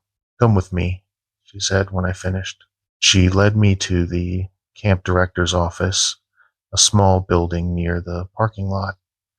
The director, Mr. Harrison, was in his 60s, weathered face, kind eyes, looked like someone who'd spent his entire life working with kids. Sarah knocked, and he waved us in. "Tell him what you told me," Sarah said. I repeated the story. Mr. Harrison listened, nodding occasionally, his expression grave but not surprised. When I finished, he sighed and leaned back in his chair. "This happens every few years," he said quietly. "Usually once per summer, sometimes twice. Kids see their parents or siblings at the edge of the camp, right around dusk. Sometimes counselors hear family members calling to them at night." "What is it?" I asked. "I don't know what it is, but I know what it does. It mimics people the campers and staff care about, tries to lure them into the woods. We've had 3 kids follow these apparitions over the years. We found 2 of them within an hour, completely disoriented, couldn't remember why they'd left. The third," he paused, "the third was missing for 6 hours. When we found him, he was hypothermic, in shock, kept saying his mother had led him in circles, that every time he tried to go back to camp, she'd appear ahead of him, telling him to follow." "Jesus," I whispered. After that incident, we implemented a buddy system. No one goes anywhere alone, especially not near the forest boundary. During the weeks when these sightings happen, we double counselors on night duty and keep the kids closer to the center of camp. He looked at me seriously. "If you see a family member you know isn't here, if you hear them calling to you, you ignore it. You go directly to another counselor. You report it immediately. And you do not, under any circumstances, follow them into those woods." "But what is it?" I asked again. "How does it know these things about us?" Mr. Harrison shook his head. "The old man who owned this land before it became a camp, he told my predecessor that some parts of the forest have been sacred ground for hundreds of years. Said there are things that live in the old places, things that have learned to wear human shapes, use human voices. Said they're drawn to places where children gather because children are easier to fool, easier to lure away." "Have you thought about shutting down the camp?" Sarah asked. "Every year," Mr. Harrison admitted. "But these incidents are rare. Most summers, nothing happens at all. And the rest of the time, this is a safe place where kids make memories and grow.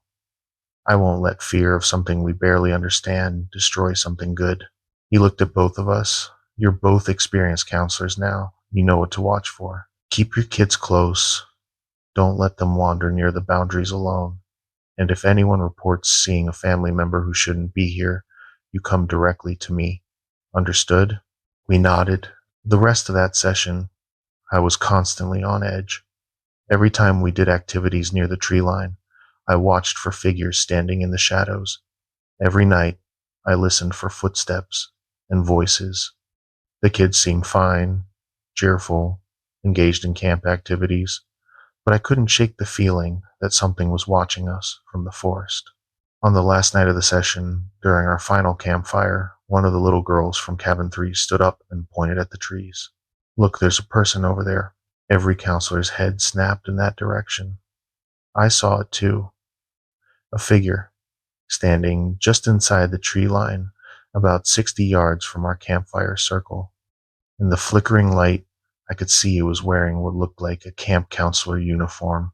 It was standing perfectly still, watching us, too far away to see a face clearly, but close enough to see the shape of a person.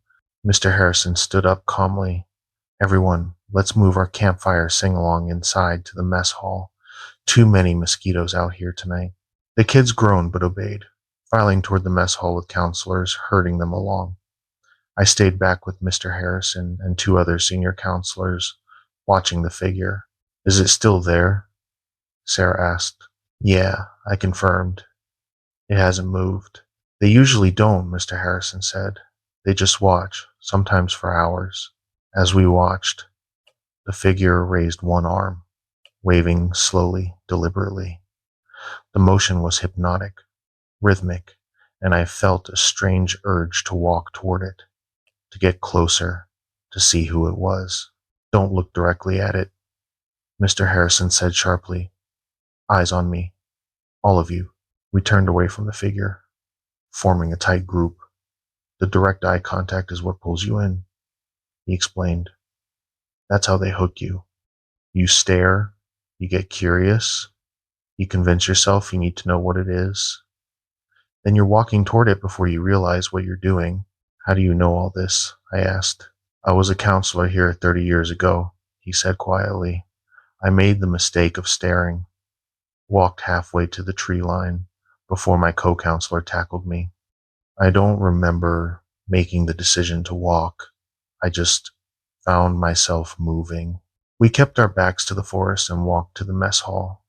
When I glanced back one last time, the figure was gone. The session ended the next morning. Parents arrived, picked up their kids. Everyone left happy and sunburned with bags full of camp, crafts, and memories. I helped clean the cabins, pack away equipment, prepare for the next session. I didn't sign up to work the remaining sessions that summer. I told Mr. Harrison I had a family emergency, that I needed to go home for a few weeks. He understood, didn't press for details. I think he knew. I made good money that summer, enough for textbooks and then some, but I earned every penny. I still have nightmares sometimes, dreams where I'm walking through dark woods, following a voice that sounds exactly like my mom, and no matter how far I walk, I never reach her. I wake up sweating, my heart racing, relieved to be in my dorm room and not lost in some dark forest. I'm graduating in December. Already have job interviews lined up for environmental science positions. Good jobs, important work, helping protect natural spaces. But I'll never work at a summer camp again. I'll never volunteer for outdoor education programs in isolated areas. And I'll never, ever trust a familiar voice calling to me from the darkness. If you work with kids in remote areas, if you supervise youth programs in forests or isolated camps, listen to me. Teach them never to follow voices calling from the woods. Teach them that if they see a parent or family member who shouldn't be there, they need to tell an adult immediately. Teach them to stay with groups, to never wander off alone, especially near tree lines and boundaries. Because some things in the forest have been there longer than our camps, longer than our trails, longer than our understanding, and they've learned how to use our love for each other against us. They've learned that we'll follow the voices of people we trust. They've learned that children will run toward parents, that counselors will investigate when family calls. They've learned to exploit our instincts, our emotions, our bonds, and they're very, very patient. If this story made you think twice about those isolated summer camps, hit that like button and subscribe, because protecting the people in your care means knowing what dangers exist beyond the obvious ones. Stay vigilant out there, and remember, if you see a loved one who shouldn't be there, don't go to them. Bring everyone else away from the boundary, and let whatever it is standing in those trees fade back into the darkness where it belongs. The ranch hand. I grew up working cattle ranches in western New Mexico. Been doing it since I was 16. Hard work, long days, but honest living. You learn to read weather, track animals, fix fences, and handle yourself in situations most people never think about. I thought I'd seen everything the rangeland could throw at me. Drought, floods, predators, injured livestock. I was wrong. I found one of our calves dead near the north fence line, torn apart, but the tracks around it didn't match any predator I knew, and they led to the fence line, then just stopped, like whatever made them had jumped 30 feet straight up. Here's what happened. I was working for the Double R Ranch, about 40 miles northwest of Grants, right up against the Navajo Nation border. We ran about 300 head of cattle on maybe 8,000 acres of high desert scrubland. The owner, a man named Robert Sullivan, had been ranching that land for 30 years. His foreman, a guy named Pete, who I worked under, had been there almost as long.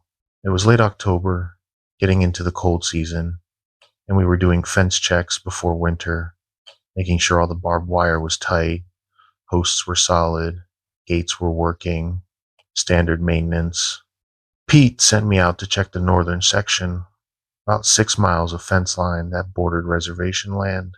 I took one of the ranch ATVs, loaded with tools, spare wire, a rifle in case I ran into coyotes or a mountain lion. The northern section was remote, even by ranch standards. No roads, no structures, just rolling hills covered in chamisa and juniper. Cell service was non-existent. I started the fence check around 9 a.m., working my way west to east. The fence looked good, no breaks, no sagging.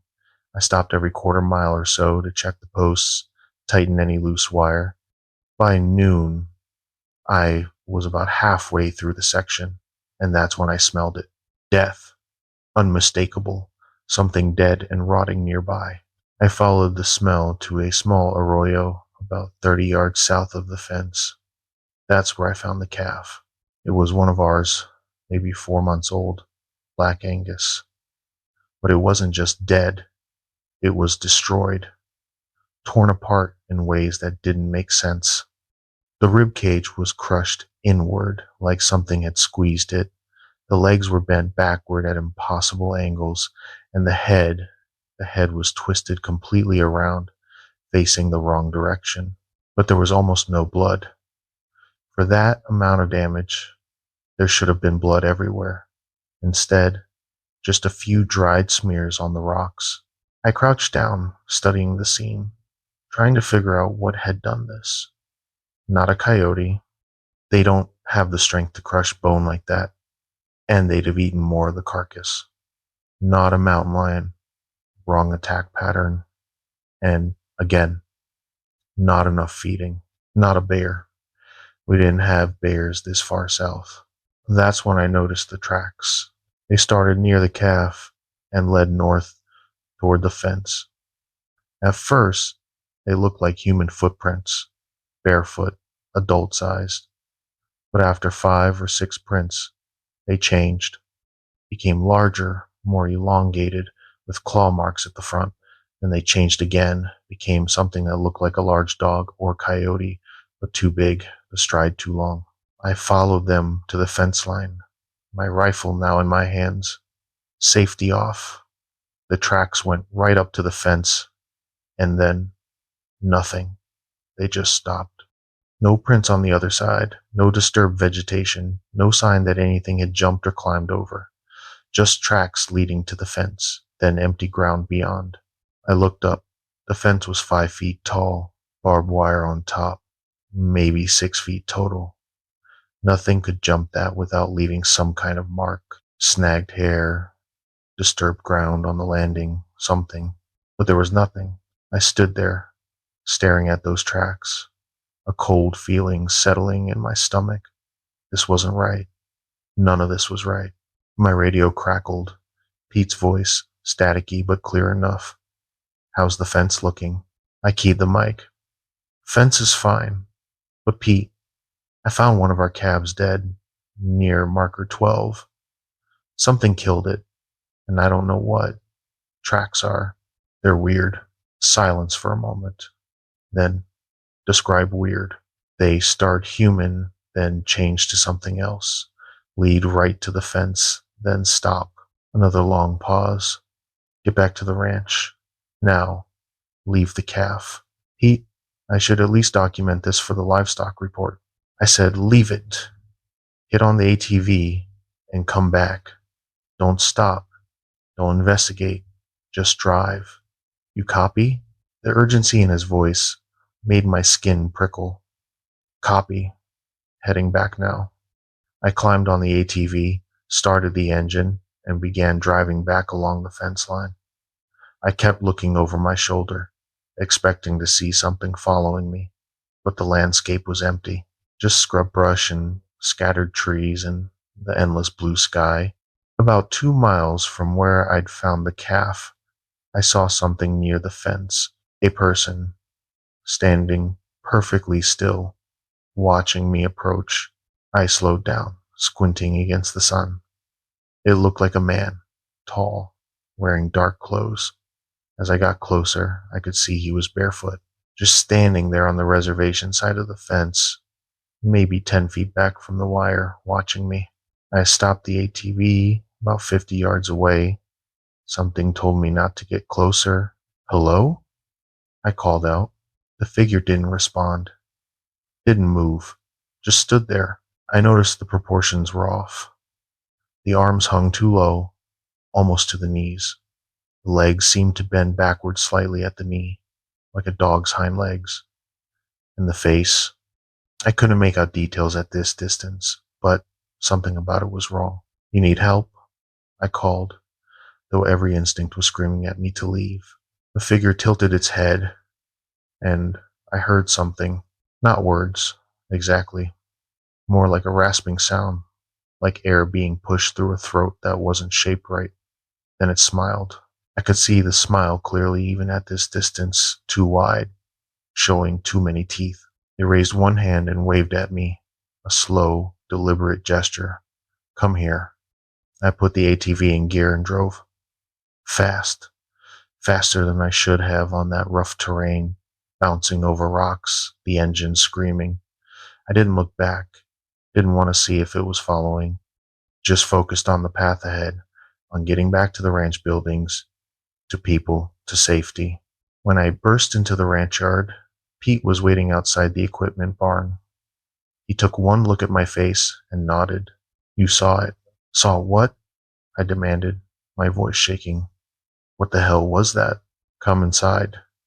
Mr. Sullivan needs to hear this. We went into the main house, where Robert Sullivan was sitting at his kitchen table with an older man I didn't recognize.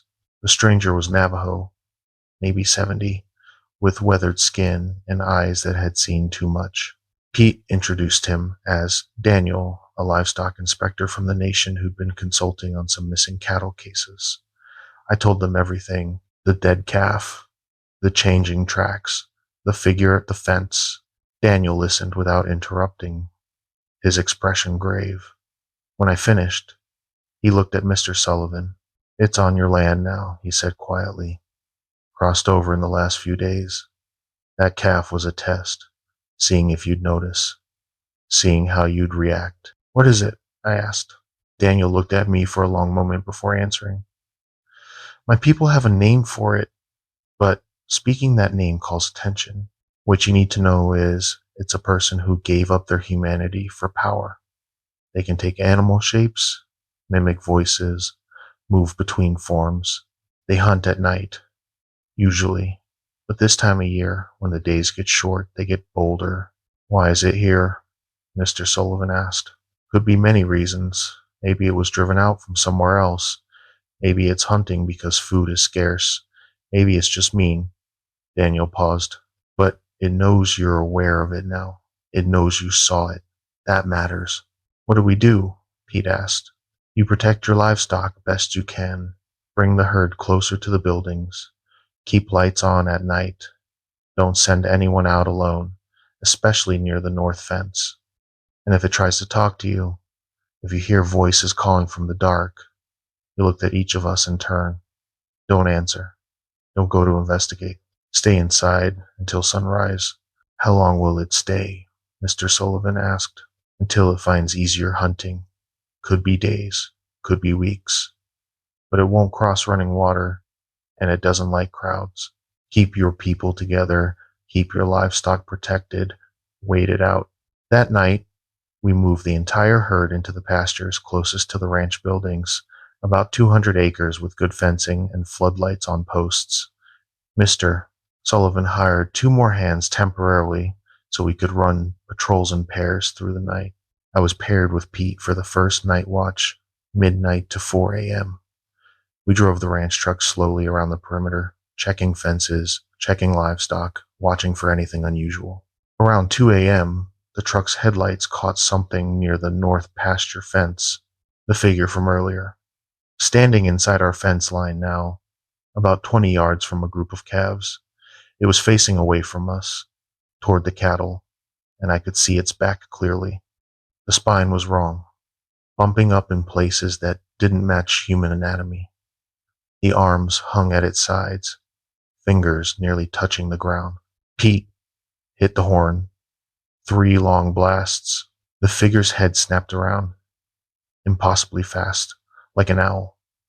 It looked at us with those same wrong proportions, and even in the headlights, its eyes reflected like an animal's, yellow-green, glowing, and it dropped all fours and ran, not human running, not animal running, something in between, covering ground faster than anything that size should move.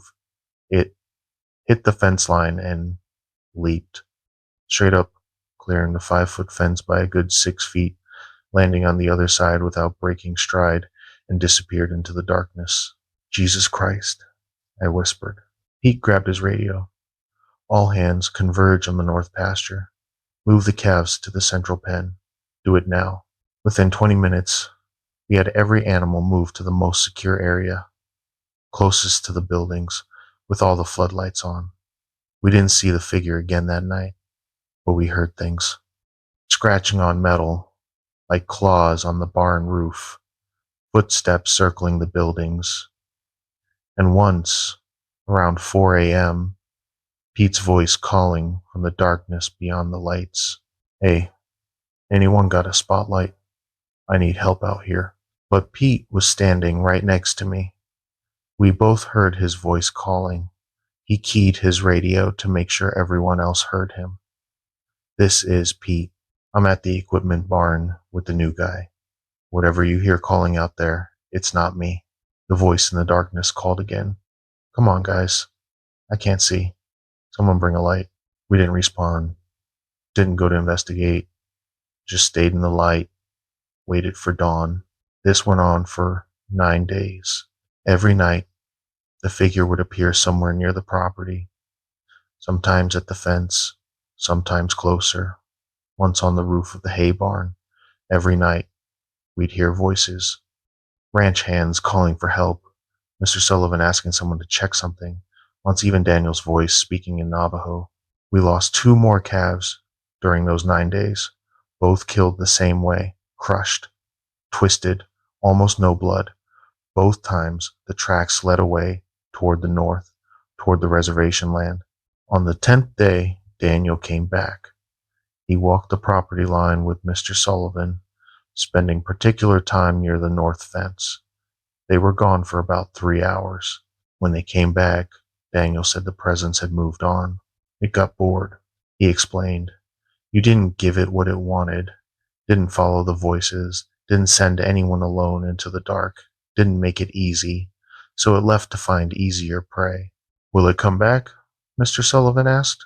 Maybe, but probably not this season. You showed it this is hard hunting. It'll remember that. Daniel gave us some advice before he left, and things to watch for, signs it might be returning, protocols to follow if it did. Then he said something that stuck with me. This thing, it's a hunter, but it's also a coward. It only goes after the weak, the isolated, the vulnerable. You show strength, you stay together, you respect the boundaries, it'll move on. But you show fear, you make mistakes, you separate from the group. That's when it strikes. I worked at the Double R for another year after that. We never saw the figure again, though sometimes at night, working late in the barn, I'd get that feeling of being watched, like something was out there in the darkness, just beyond the fence line, waiting to see if I'd make a mistake. I didn't. I followed the rules. Never went out alone after dark. Always stayed within sight of the buildings. Never answered voices calling from the distance. And eventually, that watched feeling faded. I'm working at a different ranch now, further east, away from the reservation borders. The work is the same. Cattle, fences, long days in the sun. But I'm more careful now. More aware. I've learned that some predators don't have 4 legs and fur. Some of them look almost human, sound almost human, act almost human, until they don't. If you work in remote areas, if you spend time on rangeland near old territories, near reservation borders, near places that people have walked for thousands of years, listen to me. Trust your livestock. If your cattle are spooked by something you can't see, they're spooked for a reason. If your dogs won't go somewhere, don't force them. Animals know things we don't. Never, investigate alone at night. Ever. If something seems wrong, get another person. If you hear someone calling for help, verify it's really them before you go running into darkness. And if you see tracks that change shape, that lead to a place and then just stop, that don't match any animal, get away from that area. Mark it, report it, but don't follow it. Because some things in the remote places, in the old territories, in the lands that belonged to others long before we built our fences and ran our cattle, some things are still there, still hunting, still testing to see who's weak enough, isolated enough, foolish enough to follow them into the dark. I wasn't, but I came close. And that's close enough to last me a lifetime. If this story made you reconsider working alone on remote rangeland, hit that subscribe button and drop a like, because the wilderness has dangers that don't show up in any ranch safety manual. Stay together out there, and remember, if the tracks don't make sense, don't follow them to find out why. The photographer. I'm a landscape photographer. Freelance. Been doing it for about 6 years now. I sell prints online, license images to magazines and tourism boards, make a decent living chasing sunsets and storm clouds across the Southwest. It's solitary work, which suits me fine. You learn to be patient, to wait for the right light, to hike into remote areas where most people never go. I've spent countless nights alone in the wilderness with just my camera gear and a tent. Never had a problem, never felt unsafe, until last March. I was setting up for a long exposure shot of the Milky Way when I reviewed my last photo and saw someone standing in the frame behind me. But I was completely alone on that ridge. Let me back up and explain the whole situation. I had gotten a commission from a travel magazine to shoot the Bisty Badlands in northwestern New Mexico, one of those alien-looking landscapes with hoodoos and balanced rocks and petrified wood scattered everywhere. They wanted dramatic shots, golden hour, blue hour, night sky, the works. I'd scouted the area during the day, found some great compositions, and decided to camp out for 3 nights to get the full range of lighting conditions. The Bisty is BLM land, totally undeveloped, no facilities, no marked trails, just raw desert. You park at a small dirt lot and hike in.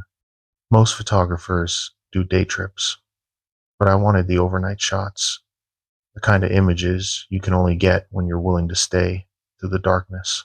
First night went perfectly. I got some beautiful sunset shots, stayed up until about 2 a.m. shooting star trails, then slept in my tent until dawn.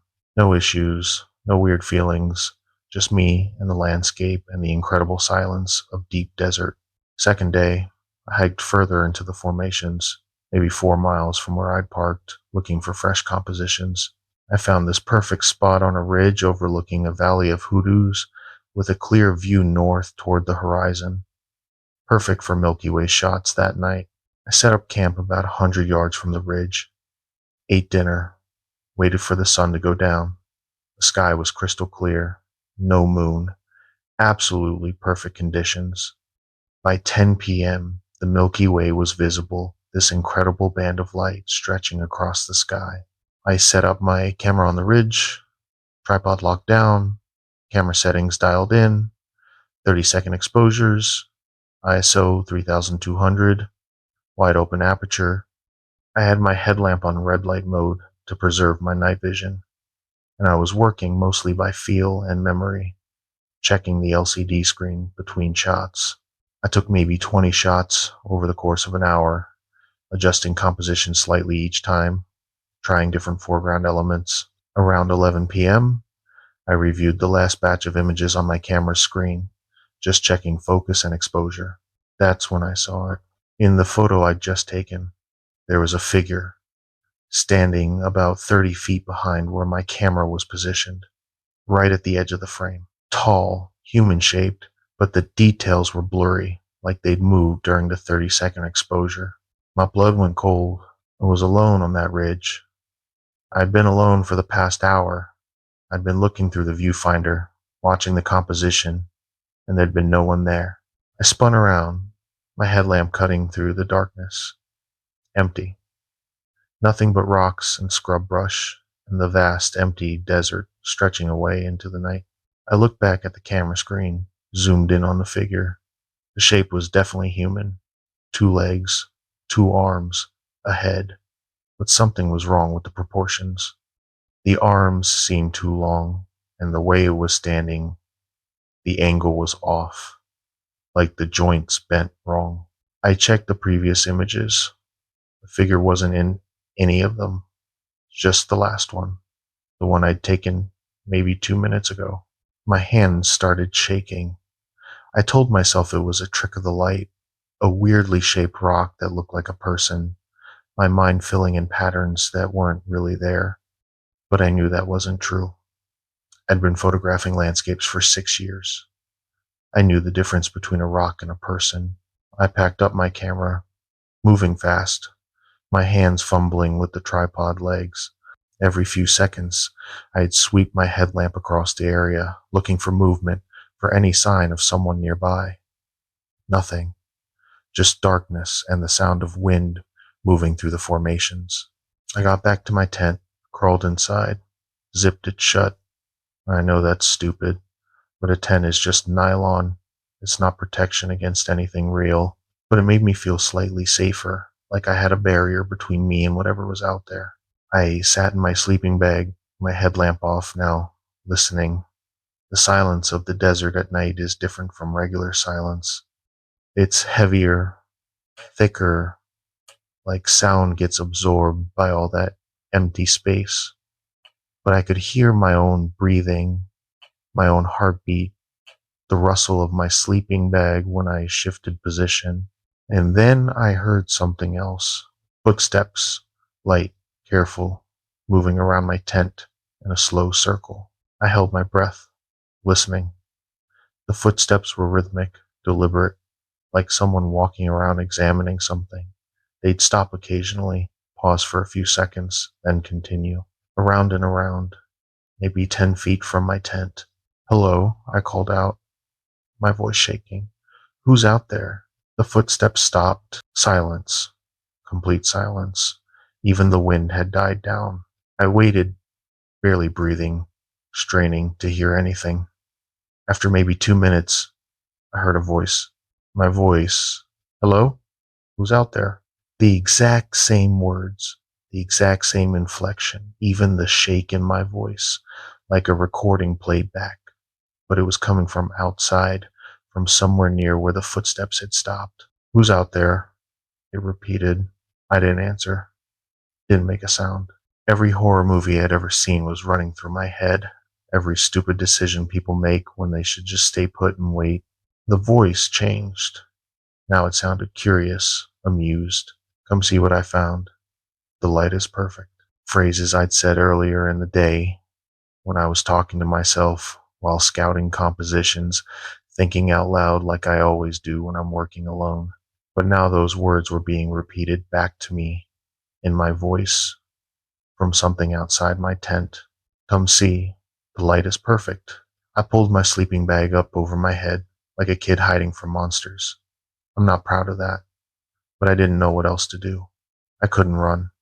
I was 4 miles from my truck, in total darkness, in terrain I barely knew.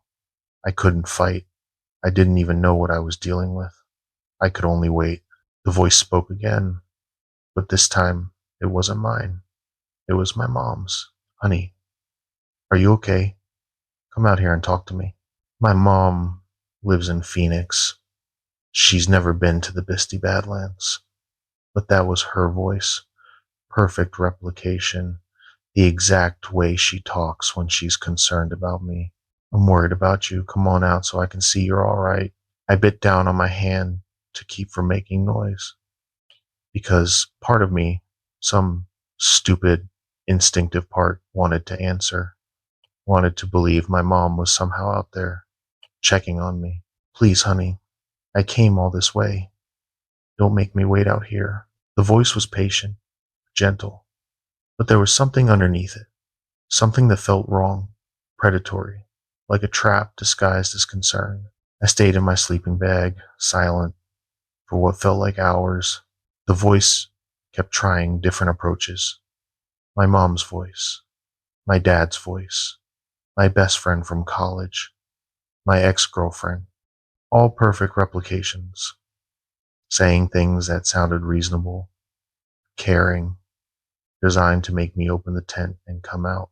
Around 3 a.m., I heard the footsteps again, moving away from the tent, heading back toward the ridge where I'd been photographing. I waited another 30 minutes, then carefully unzipped my tent flap and looked out. The landscape was empty, just moonless sky, starlight, and the dark shapes of the hoodoos rising from the desert floor. My camera gear was still on the ridge, right where I'd set it up.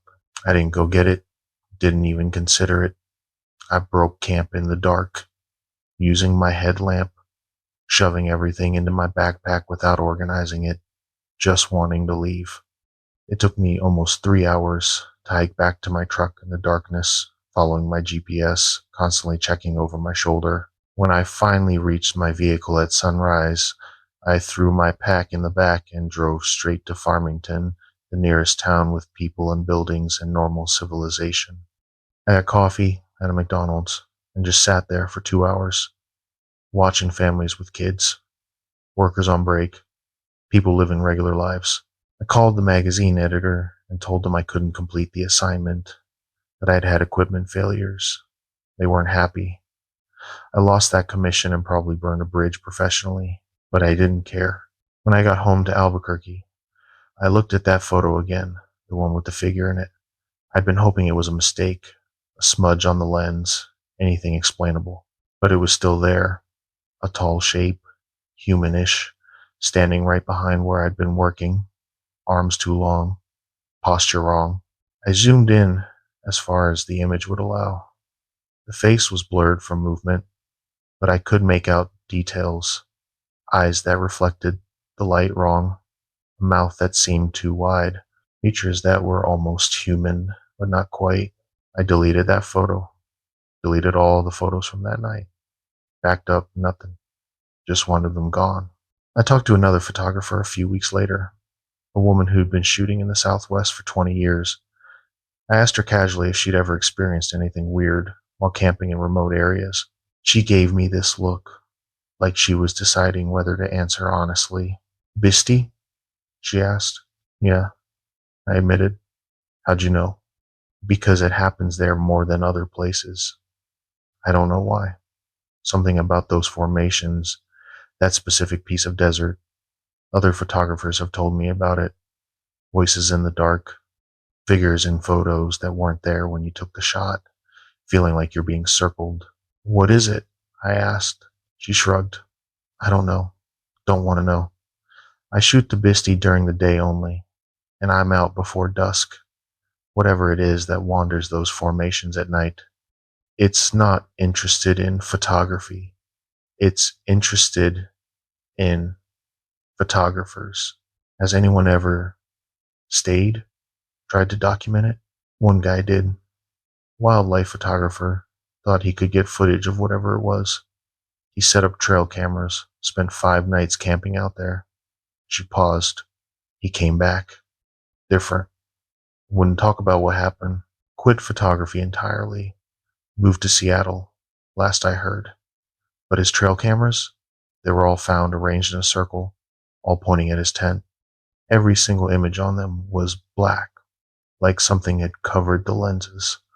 All except the last photo on each camera was on those. His tent, empty, door, open, taken from inside the tent, looking out. I stopped taking overnight shooting trips after that. I still do landscape photography, but now I'm strategic about it. I shoot during golden hour and blue hour, but I'm back in my truck before full darkness. I don't camp alone in remote areas anymore. If a shot requires overnight presence, I hire an assistant, someone to share the watch to verify that what I'm seeing is real, and I avoid the Bisty Badlands completely. I don't care how beautiful it is, how perfect the light, how unique the formations. That landscape can keep its secrets. Because I learned something that night on that ridge, reviewing that photo with a figure that shouldn't have been there. Some places in the desert aren't empty, even when they look empty. Some places have things living in them that have learned to hide, to wait, to watch, things that get curious about the people who come alone into the darkness with their cameras and their lights and their solitary focus, things that like to play with voices, with shapes, with the edges of what we perceive and what we know is real, things that stand just outside the frame, waiting to be noticed, waiting for you to turn around, waiting for you to come looking. If you're a photographer, especially if you shoot landscapes in remote areas, listen to what I'm telling you. Check your photos, really check them. Look at the backgrounds, the edges of the frame, the places you weren't focusing on. If you see something that wasn't there when you took the shot, don't go back to that location at night. If you hear voices in the darkness, especially your own voice or the voices of people you know, don't answer, don't engage. Stay in your vehicle or your tent, wait for sunrise, and leave. And if you're alone in the wilderness and you get that feeling of being watched, of being circled, of being studied like a specimen, trust it, pack up, leave. Don't wait for full darkness. Because some subjects aren't worth photographing. Some landscapes are beautiful specifically because they're dangerous. And some things in those landscapes have learned that photographers, with our obsessive focus on light and composition, make easy targets. We're looking through viewfinders, not at what's standing behind us. We're focused on the shot, not on the footsteps approaching. We're alone, by choice, in places where no one will hear us call for help. Perfect prey. If this story made you reconsider solo photography trips in remote areas, hit that subscribe button and drop a like, because there are places where the best shot isn't worth what might be waiting to get in the frame with you. Stay aware out there, and remember, sometimes the thing you're trying to capture is also trying to capture you. The breakdown. My car broke down on a dirt road 15 miles from the nearest town, and while I was looking under the hood, I heard someone offer to help, but when I looked up, there was nobody there, just empty road in both directions. Let me explain how I ended up in that situation. The cabin I'd rented was outside a tiny place called Fence Lake, population maybe 40 people, halfway between Albuquerque and the Arizona border. The cabin sat on about 20 acres of high desert scrubland, solar panels for power, satellite internet, the whole off-grid setup, perfect for someone who needed quiet and focus. I'd been working on a database architecture project, lots of late nights coding, video calls with my team in California, standard remote work stuff. The isolation was actually great for productivity. No distractions, no traffic noise, just me and my laptop and the sound of wind due to junipers. On the 15th day, I needed supplies. The cabin had basics, but I was running low on coffee and actual food. The nearest real grocery store was in Quemado, about 35 miles away. I loaded up my car, a 10-year-old Honda Civic that had always been reliable, and headed out around 2 p.m. The drive to Quemado was uneventful. I got my groceries, filled up on gas, grabbed lunch at the only restaurant in town, started heading back around 4:30, giving myself plenty of time to get home before dark. I was about 20 miles from the cabin on this empty dirt road that cuts through BLM land when the car started making a noise, a grinding sound from under the hood, getting louder. Then steam started pouring out from under the edges. I pulled over, put on my hazards even though I hadn't seen another car in 30 minutes, and popped the hood. Steam billowed out, and I waited for it to clear before looking inside. I'm not a car person, don't know much beyond checking oil and adding washer fluid, but even I could see the problem. The radiator hose had split, coolant was everywhere, dripping onto the ground, the engine was overheated, and I was stranded. I pulled out my phone, no signal. Not surprising out here, but still frustrating. I looked up and down the road, empty in both directions, just desert scrub and distant mesas and the setting sun starting to turn the sky orange. I had maybe 2 hours of daylight left. The cabin was 15 miles away, too far to walk before dark. especially carrying groceries. Compilaiton was 20 miles back. My best option was to wait for another vehicle to pass, flag them down, ask for a ride, or at least to call a tow truck when they got to a place with service. So I waited, sat on the hood of my car, watching the road, watching the sun get lower. 30 minutes passed. No vehicles. The temperature started dropping. High desert gets cold fast once the sun goes down. That's when I heard the voice. Need some help with that? Male voice. Friendly. Casual. Like someone walking up to a neighbor's broken lawnmower. I looked up, expecting to see someone approaching from a vehicle I'd somehow missed, but the road was empty. Both directions, as far as I could see, completely empty. No car, no truck, no person. Hello? I called out. No response. Just whined and the ticking of my cooling engine. I told myself I'd imagined it. Stress, isolation, the weirdness of being stranded in the middle of nowhere. My mind filling in sounds that weren't there.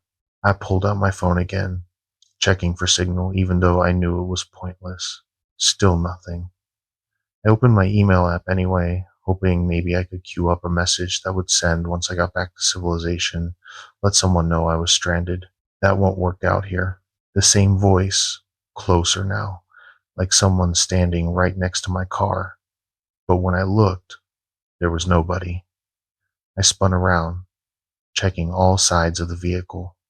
Empty road, empty desert, just me. My heart started pounding. Who's there? This isn't funny. Silence. Then, from the direction of the desert scrub, about 20 feet away, I heard movement, footsteps, slow and deliberate, crunching on dry vegetation. I stared at the spot where the sound was coming from. I could see the bushes moving slightly, something pushing through them, but I couldn't see what. The movement was low to the ground at first, then higher, like something standing up. I can help you with the car, the voice said, and now it was coming from behind me. I spun around, still nobody, but I heard breathing close enough that I should have been able to see whoever was making that sound. Show yourself, I said, trying to keep my voice steady. I don't know what kind of game this is, but not a game, the voice interrupted. Different tone now, less friendly, colder. Your car is broken. It's getting dark. You need help. Then show yourself and help me, I said. Can't do that. Not yet. Not until you invite me. The way it said invite me made my skin crawl. There was something hungry in those words, something anticipating. I backed up against my car, putting the vehicle between me and whatever this was. My mind was racing, trying to find a rational explanation.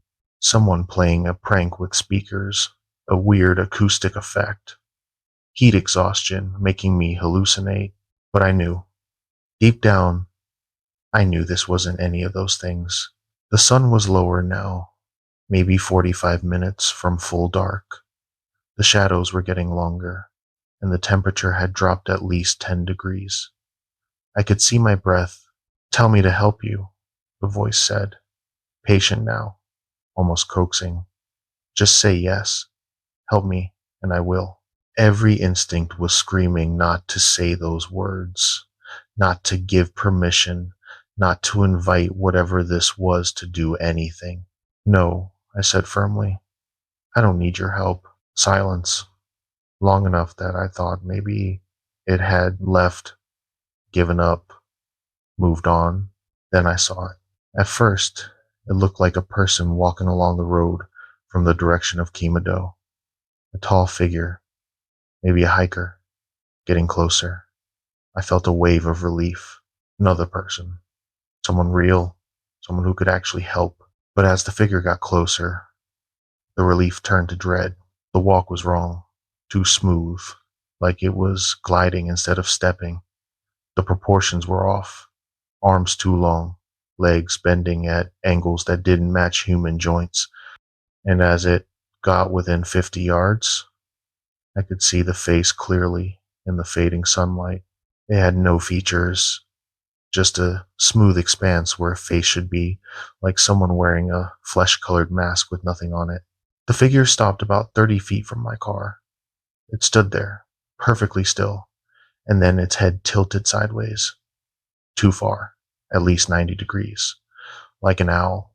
"Say yes," it said, and the voice came from that smooth, featureless face. "Say yes, and I'll fix everything."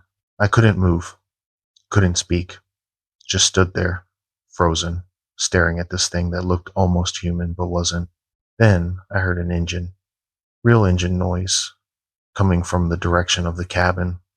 I tore my eyes away from the figure and saw headlights in the distance, getting closer. A pickup truck, moving fast, raising a plume of dust.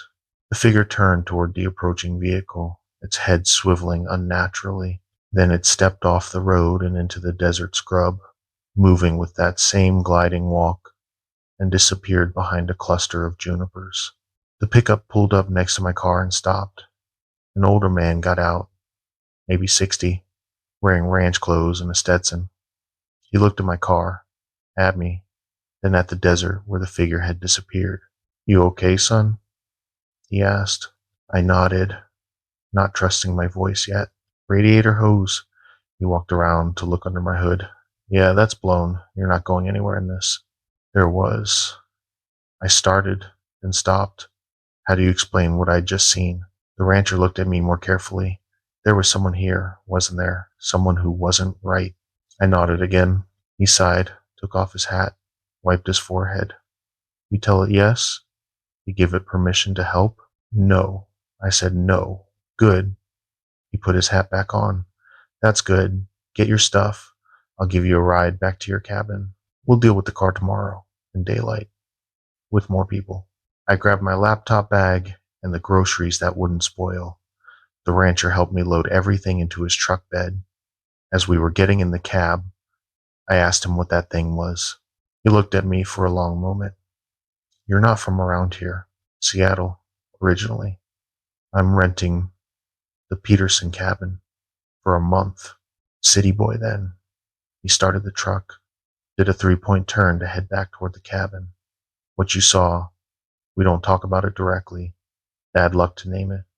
But it's been in this area longer than the roads, longer than the ranches, longer than probably the pueblos. It hunts." "Hunts what?" "People who are alone, vulnerable, lost, broken down." He glanced at me.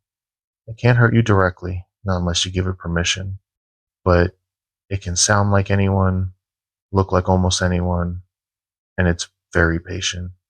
It'll spend hours trying to get you to say yes, to invite it, to let it help.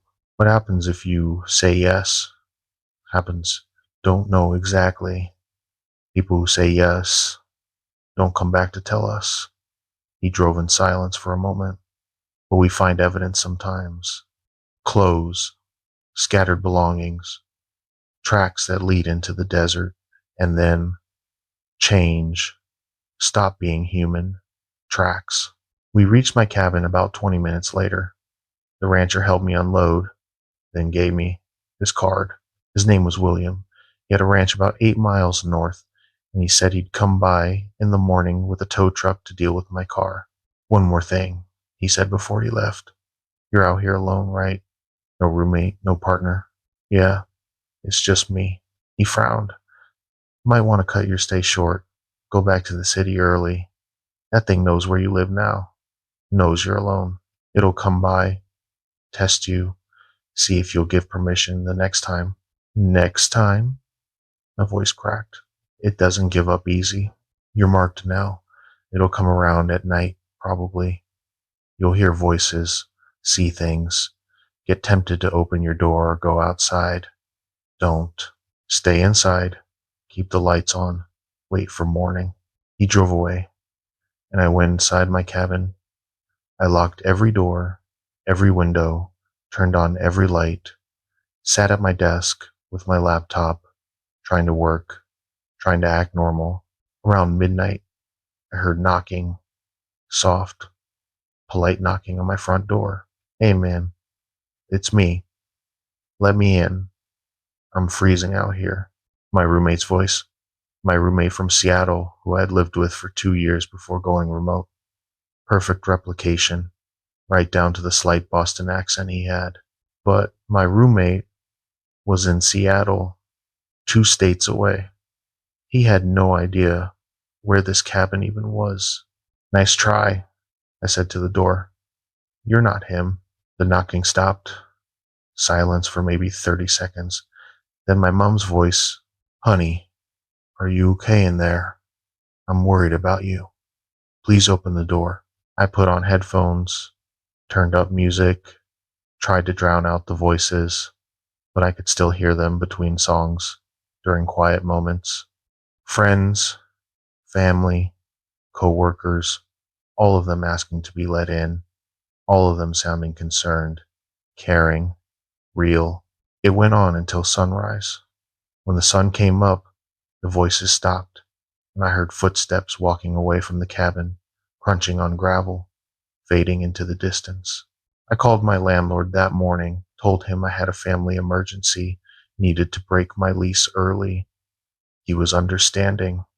William came by with a tow truck around 10 a.m., and we got my car to a shop in Quemato, blown radiator hose, like he'd said, fixed by that afternoon.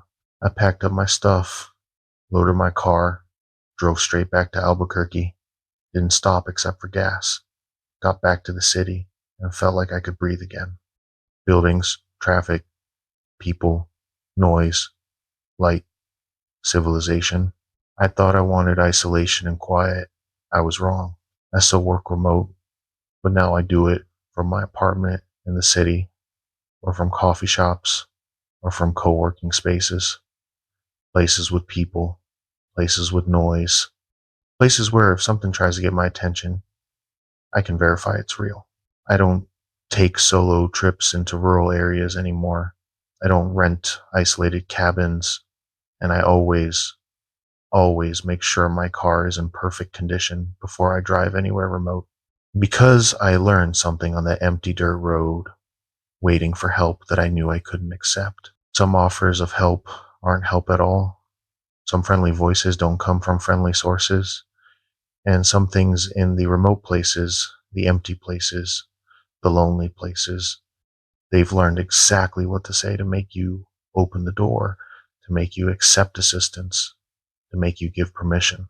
But they can't do anything until you say yes, until you invite them in, until you accept their help.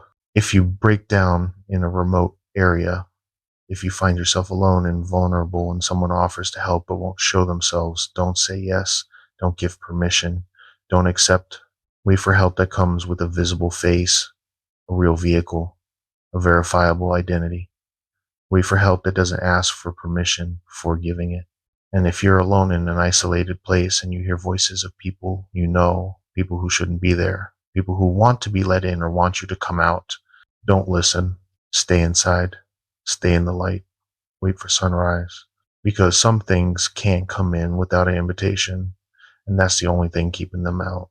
If this story made you reconsider that remote cabin rental, hit that subscribe button and drop a like, because isolation isn't always peaceful, and quiet isn't always safe. Stay connected out there, and remember, never say yes to help you can't see. The Night Hike. I'm an EMT, been doing it for about 5 years now, working 12-hour shifts in Santa Fe. It's stressful work, long hours, heavy emotional toll. To decompress, I hike a lot. Sometimes after a particularly rough shift, I'll drive out to the national forest and just walk for hours, clearing my head, processing what I've seen. Usually, I hike during the day. But one night, last October, after a shift that went sideways in every possible way, I needed to walk it off immediately. I was 2 miles into the trail when I realized someone was hiking behind me, matching my pace exactly. But when I stopped to let them pass, they stopped too, and when I turned around with my headlamp, the trail behind me was completely empty. Let me back up and explain what led to this. This shift had been brutal. We'd lost a patient, a kid, 12 years old, hit by a car. We'd done everything right, followed every protocol, but sometimes that's not enough. By the time my shift ended at 7 p.m., I was wrecked, angry, sad, exhausted, all of it. My partner could see it, told me to go home, take a few days off, talk to someone, but I couldn't go home. Couldn't sit in my apartment with those images in my head. I needed to move, needed to burn off the adrenaline and grief and frustration. So I drove to the Santa Fe National Forest, to a trailhead I'd used dozens of times before, a moderate 5-mile loop that usually took me about 2 hours. I got there around 8 p.m. The parking lot was empty, which wasn't surprising for a weeknight in October. The sun had set about 30 minutes earlier, and I had maybe 20 minutes of twilight left. Smart decision would have been to wait until morning, but I wasn't thinking smart. I was thinking about a dead kid and how badly I needed to not think about him. I grabbed my pack, my headlamp, my phone, and started hiking. The trail was well marked, I knew it well, and I had good gear. I told myself it would be fine. Just 2 hours, then back to the car, then home. The first mile was in twilight, that gray period where you can still see pretty well without artificial light. The trail climbed gradually through ponderosa pine forest, switchbacking up the side of a ridge. I walked fast, almost jogging in places, my boots pounding on the packed dirt, my breath coming hard. It helped. The physical exertion, the focus on where to put my feet, the clean smell of pine, it was helping push away the images from earlier. By the time I hit the 1 mile marker, full darkness had fallen. I clicked on my headlamp, the bright LED beam cutting through the trees. The forest looked different at night. The trees seemed taller, closer together, the shadows deeper. But I'd hiked in the dark before, had done plenty of night shifts in the woods, doing search and rescue training. Darkness didn't scare me. I kept walking, maintaining a good pace, my headlamp beam bouncing with each step. The trail continued climbing, and I was breathing hard now, sweating despite the cold October air. That's when I heard it. Footsteps behind me. Another hiker, moving at about the same pace I was, their boots crunching on the trail maybe 30 yards back. I felt the wave of relief. I wasn't alone out here. Someone else had decided to do a night hike, probably for similar reasons. Stress relief, clearing their head, enjoying the solitude. It was good to have another person on the trail. Safer. I kept walking, and the footsteps kept pace. Not getting closer, not falling behind, just maintaining that same distance. After about 5 minutes, I started to feel a little weird about it. Usually, on narrow trails, faster hikers will call out, passing on your left or something, and slower hikers will step aside. But this person wasn't trying to pass, just following at the exact same speed. I slowed down slightly, expecting them to catch up. The footsteps behind me slowed too, maintaining that same 30-yard distance. I stopped completely, stepping to the side of the trail, turning halfway around. "Go ahead and pass," I called out. "I'm taking a break." The footsteps stopped. I stood there, my headlamp pointed down the trail, waiting to see the glow of their headlamp coming around the last curve. But I didn't see any light. The trail behind me was completely dark. "Hello?" I called. No response. Just the sound of wind in the pines and my own breathing. This was weird. If they'd stopped for their own break, I should still see their light. If they'd turned off their light for some reason, they should have said something. Nobody hikes in complete darkness on a trail this technical. I waited for maybe a minute, listening. No sound of movement, no light, nothing. I turned back around and kept hiking, faster now, my unease growing. Maybe they'd gone off the trail to pee or something. Maybe they were taking a break in the woods. Reasonable explanations. But after about 30 seconds, I heard the footsteps again. Same distance behind me. Same pace. My heart rate picked up, and not from the exertion this time. Something was wrong. I could feel it. That instinct that had kept me alive through 5 years of emergency medicine. That sixth sense that tells you when a situation is about to go bad. I stopped again, spun around quickly, my headlamp cutting through the darkness, illuminating the trail behind me. Empty. No person, no light, nothing but the trail and the trees and the shadows between them. But I'd heard footsteps. I knew I had. You can't mistake the sound of boots on a dirt trail, the rhythm of human walking. This isn't funny, I yelled into the darkness. Who's there? The forest swallowed my words. Then, from somewhere in the trees off to my left, I heard a voice. My voice. This isn't funny. Who's there? Exact same words. Exact same tone. Even the slight tremor of fear that had been in my voice. My blood went cold. I stood there, frozen, my headlamp beam shaking as my hand trembled. This wasn't another hiker. This wasn't someone playing a prank. This was something else, something wrong, something that could replicate my voice perfectly after hearing it once. I started backing up the trail, keeping my light pointed behind me, watching for movement. I'd hike the rest of the loop, get back to my car, get out of here. 2 miles to go. I could do 2 miles. I turned and started walking again, faster now, almost running on the uphill sections. Behind me, the footsteps resumed, closer now, maybe 20 yards back instead of 30. I didn't look, didn't stop, just kept moving, my legs burning, my lungs screaming, my pack bouncing painfully against my back. The footsteps got closer, 15 yards, 10 yards. I could hear breathing now, not human breathing, deeper, raspier, like air moving through a throat that wasn't shaped right. 5 yards.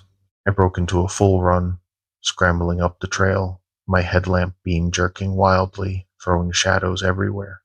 I could hear it behind me, matching my speed, not trying to catch me, but not letting me get away either, staying close, hurting me.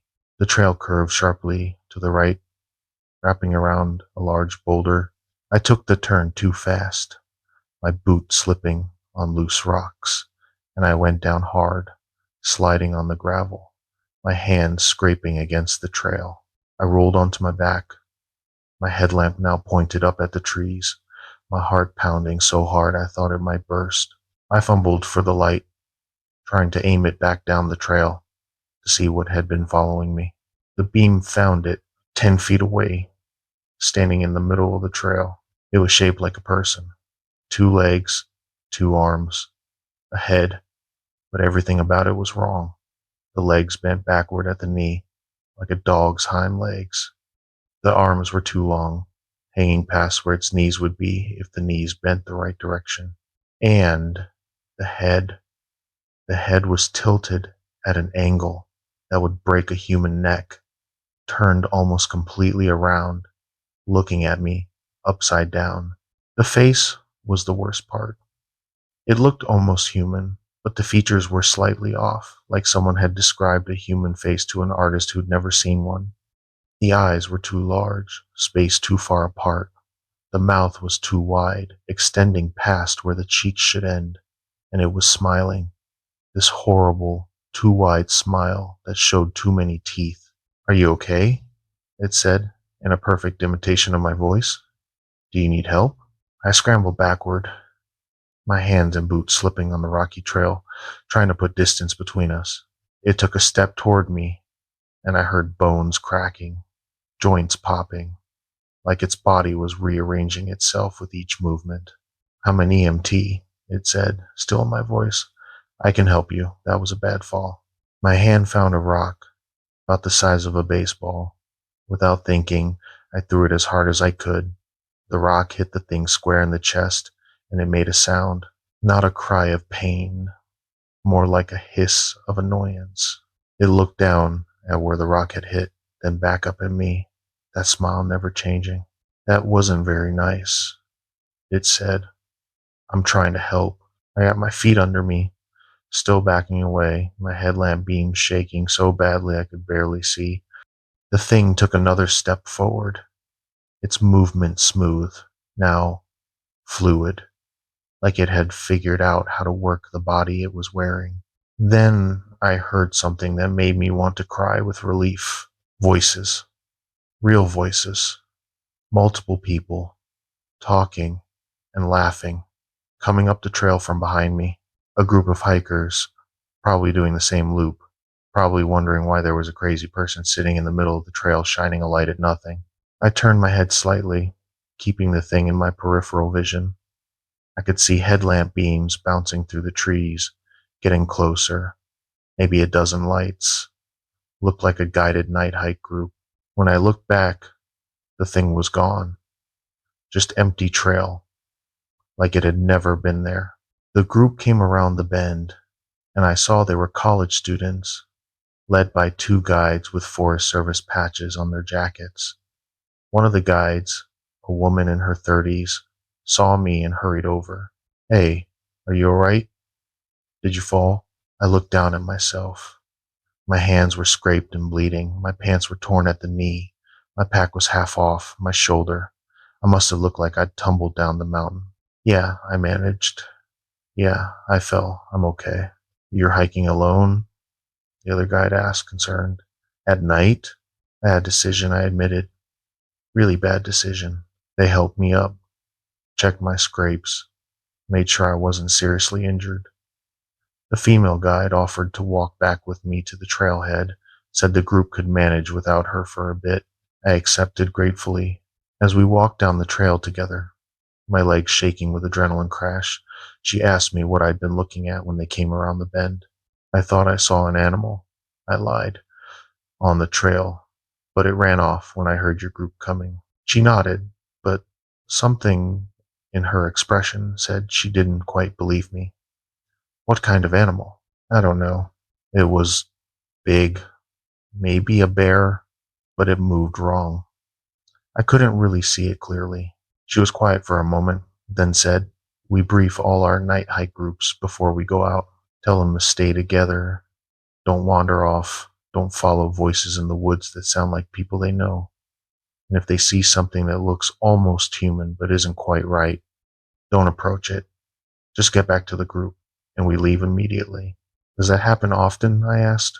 "Often enough that we have protocols for it." She looked at me seriously. "You're an EMT, right? I saw your badge on your pack. So you deal with emergencies. You stay calm under pressure. But out here at night, alone, different rules apply. Things hunt these forests that know how to take advantage of people who are isolated, stressed, vulnerable." "What kind of things?" She shook her head. "Don't know the name, don't want to know, but they've been here longer than the trails, longer than the Park Service, longer than probably the native peoples who lived here first. And they're patient. They'll follow you for miles, testing you, seeing if you'll engage with them, if you'll respond to their calls, if you'll let them get close enough to what?" I asked. "Don't know. Nobody who gets that close comes back to tell us." We reached the trailhead about 45 minutes later. My car was still the only one in the lot, which meant the thing had followed me from the very beginning, probably watching me from the trees as I geared up and started hiking. The guide waited until I was in my car, the engine running, before she headed back up the trail. Before she left, she gave me one more piece of advice.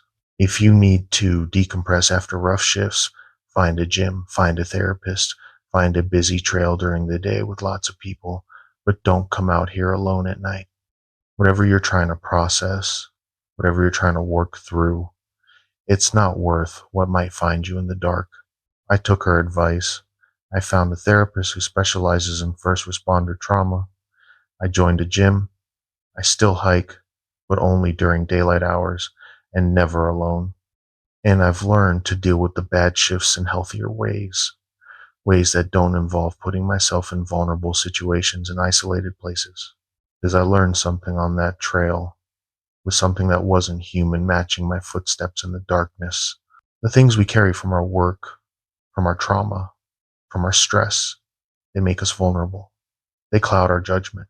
They push us to make bad decisions, to seek isolation when we should seek connection, to go into darkness when we should stay in light. And there are things out there that can sense that vulnerability, that can smell the grief and pain and exhaustion coming off us like blood in the water, that know exactly when to approach, what to say, how to seem helpful when they're anything but. If you work in emergency services, if you deal with trauma regularly, if you find yourself needing to escape after difficult shifts, please don't do what I did. Don't go into isolated places alone, especially at night. Don't make yourself an easy target for things that hunt people at their lowest moments. Find healthy ways to decompress. Find people to talk to. Find safe places to process what you've seen and felt, because the darkness isn't empty. And some things in that darkness have learned to recognize the walking wounded, the people who are running from their own pain, the ones who just want to be alone with their thoughts for a while. Those are the easy ones, the vulnerable ones, the ones who don't see the danger until it's following their footsteps, matching their pace, wearing a smile that's almost human but not quite. I was lucky. I had a group of hikers come around that bend at exactly the right moment. Not everyone gets that lucky. If this story made you reconsider solo night hikes after rough days, hit that subscribe button and drop a like, because taking care of yourself means making smart choices about when and where you're vulnerable. Stay safe out there. Process your trauma in the light, surrounded by people who care. And remember, the darkness can wait. Whatever's in there will always be there. But you don't have to go meet it alone. Thanks for listening to these stories. If they've made you more aware, more cautious, more prepared, then maybe they've served their purpose. Stay safe, stay smart, and I'll see you in the next one. The radio crackled at 2:47 a.m., and what came through wasn't my partner's voice. I'm a patrol officer for the Navajo Nation Police Department, working the graveyard shift out of Chinle, Arizona. Been doing this job for 6 years now, and I thought I'd seen everything the res had to offer at night. Domestic calls, drunk drivers, livestock on the highway, kids joyriding in their dad's pickup trucks. Standard stuff for a Saturday night in northern Arizona. But that night taught me there are things out here we're not supposed to see. My partner Kyle and I had split up around midnight. He took the eastern route toward Canyon de Chelly, and I headed west toward the chapter house near Black Mesa. Nothing unusual about that. We did it all the time when things were quiet. Cover more ground, respond faster to calls. Made sense on paper. The October air was cold, maybe 35 degrees, and I had the heat cranking in the unit. No moon that night, just stars so bright they looked like pinholes in a black sheet.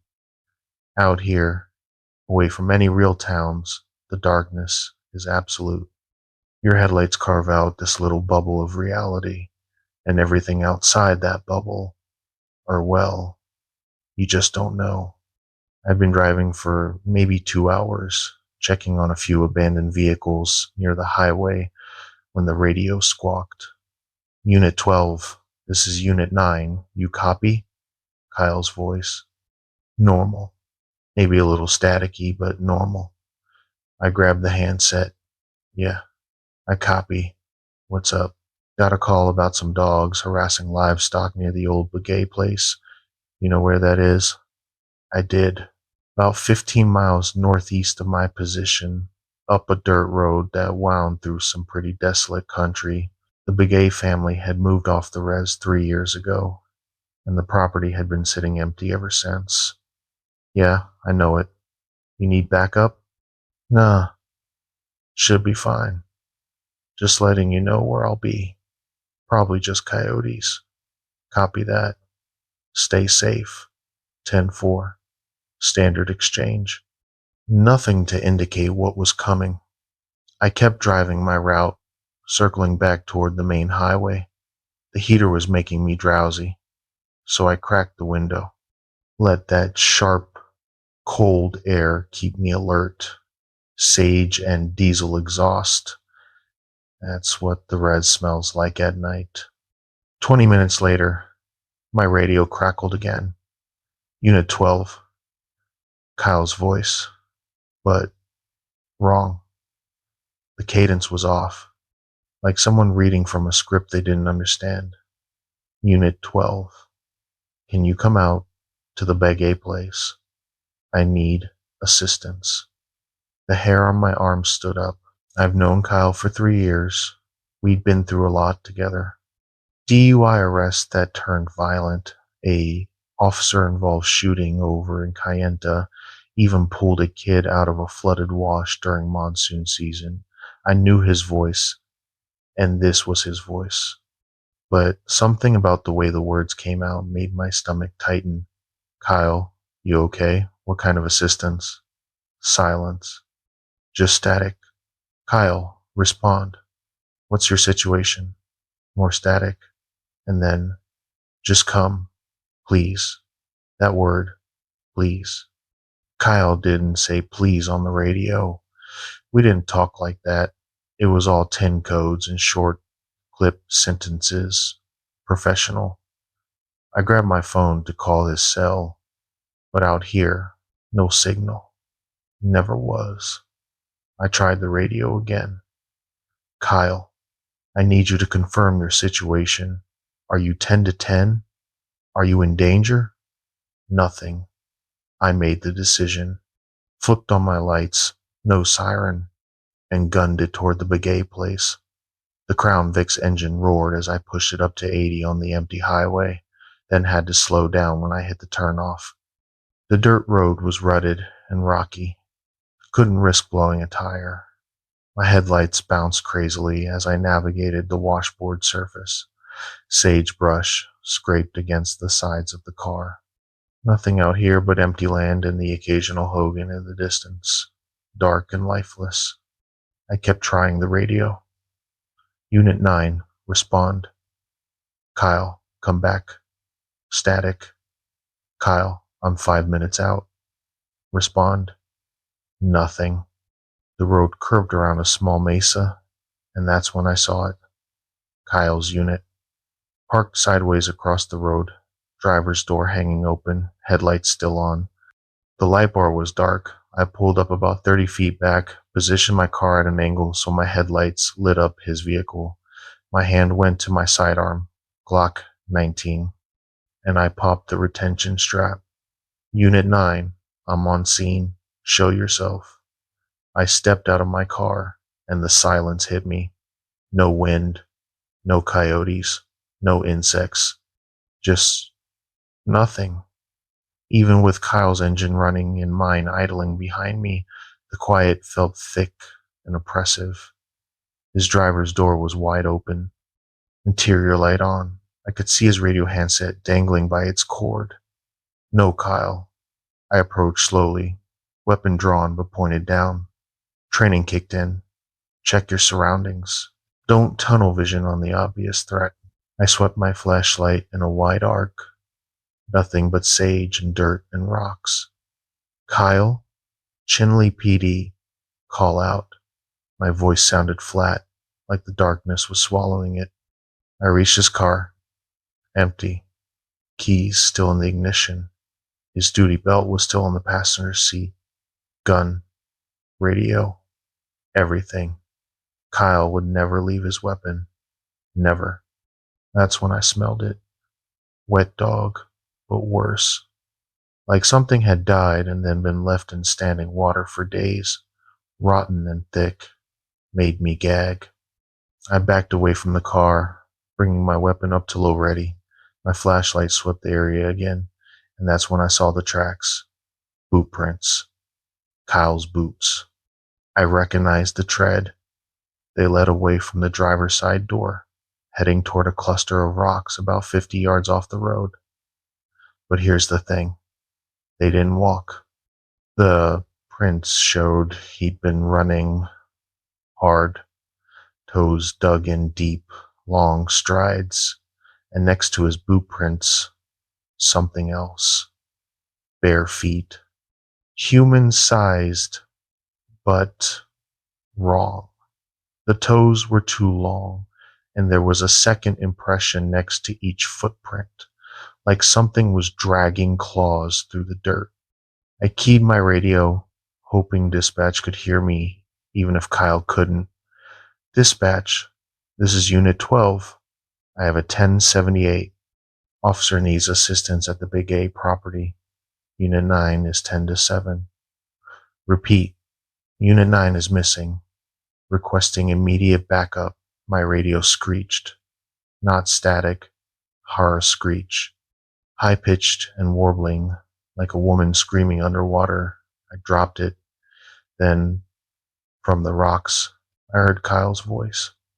Hey, over here. Help me. But it came from the wrong direction. The footprints led northwest, but his voice came from due west. I aimed my flashlight toward the voice. Nothing. Kyle? That you? Yeah, it's me. I fell. I think my leg's broken. The words were right, but the delivery. It was like someone had recorded Kyle saying those words separately and then played them back in order. No motion, no pain, just words. Kyle, stay where you are. I'm coming to you. I started moving toward the voice, weapon up, flashlight scanning. Every step felt wrong. My training said, don't go in alone. Wait for backup. But my partner was hurt. Maybe. Keep talking, Kyle. Let me follow your voice. Okay. Okay. I'm here. By the rocks.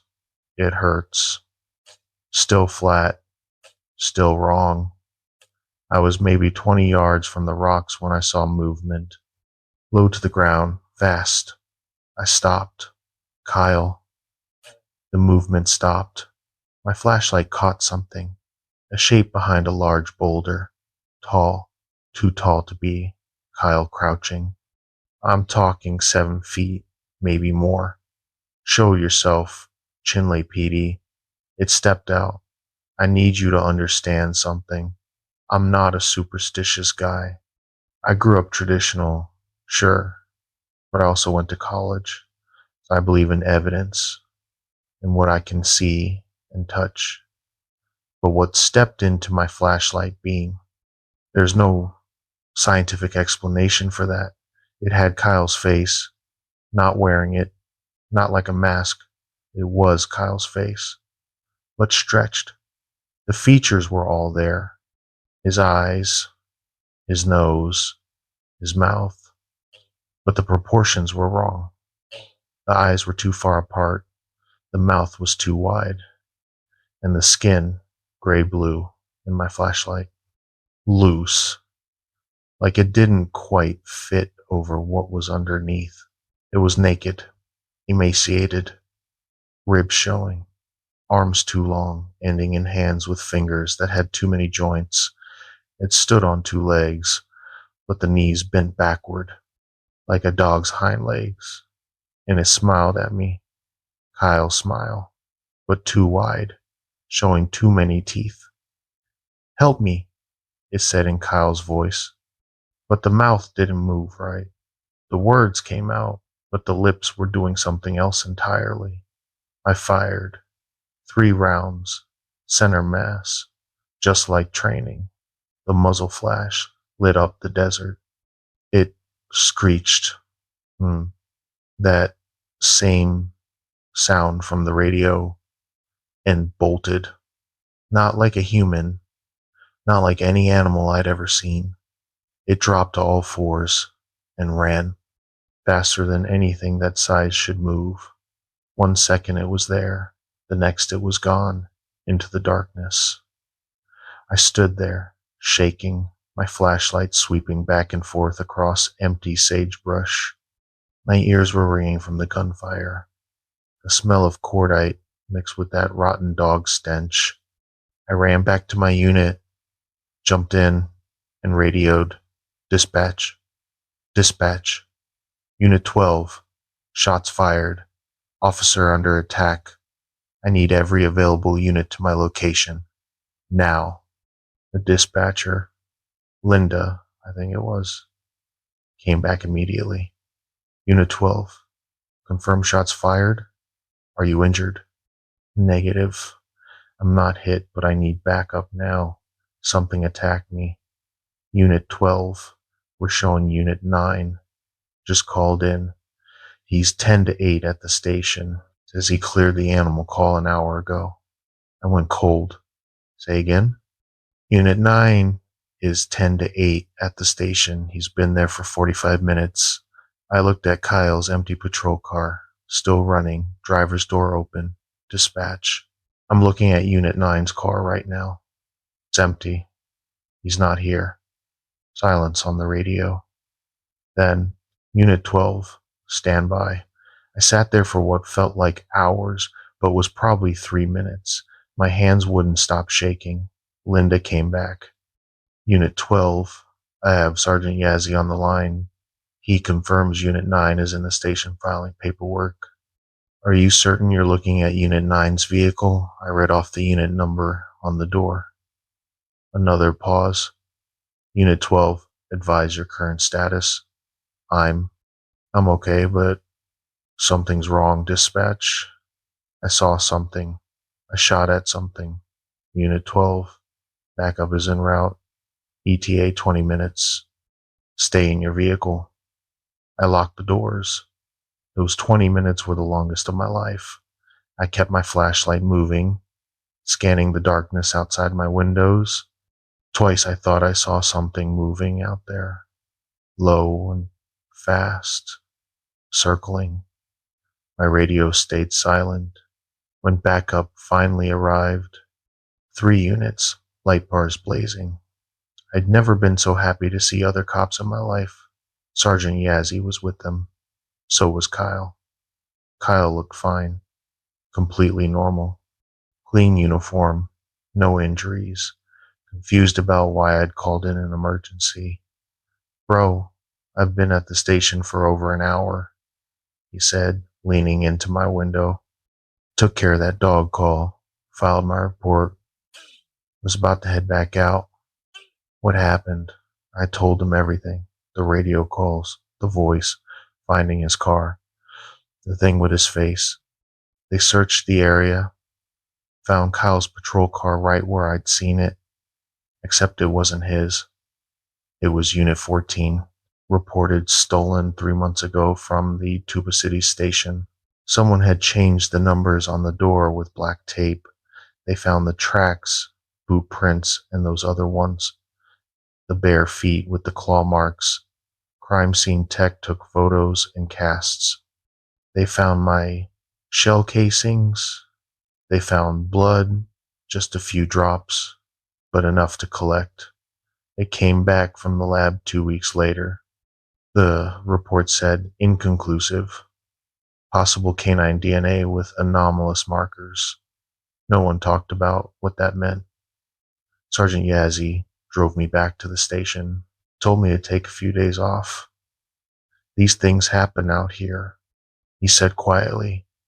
The old people, they know. They don't talk about it, but they know. I asked him what he meant. He just shook his head. Some calls you don't answer.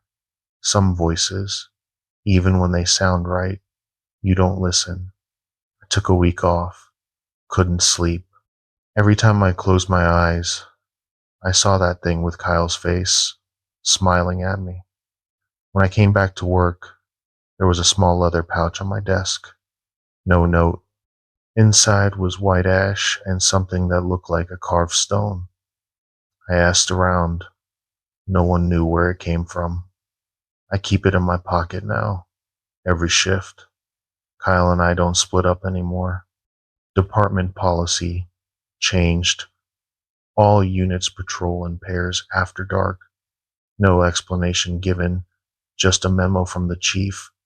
I still work the night shift, still drive those empty roads, but I don't answer radio calls that sound wrong. I don't respond to voices that have the right words but the wrong rhythm.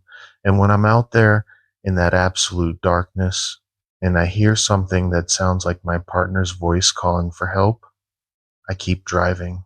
Because here's what I learned that night out here on the res. There are things that know us. They watch us. They learn our voices, our faces, our patterns, and they're patient. That thing, whatever it was, it studied Kyle, learned him well enough to almost fool me if I hadn't known him so well. If I hadn't noticed that tiny wrongness in the way it spoke.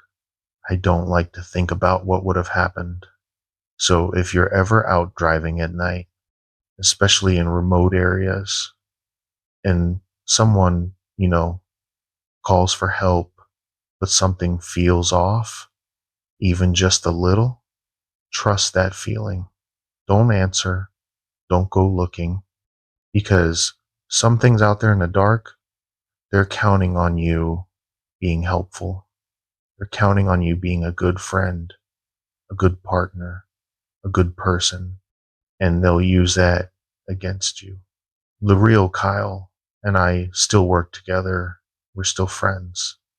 But sometimes when we're out on patrol and it's just the two of us in the car, I catch him looking at me with this expression I can't quite read, and I wonder if he's thinking the same thing I am. How do we really know it's us? If you enjoyed this story, make sure to hit that like button and subscribe for more terrifying encounters from the dark corners of our world. Drop a comment below and tell me about any strange experiences you've had. I read every single one. And remember, sometimes the scariest monsters are the ones that know your name. My best friend stopped texting me back 3 days into our backpacking trip, but she kept walking beside me for another 2 days after that.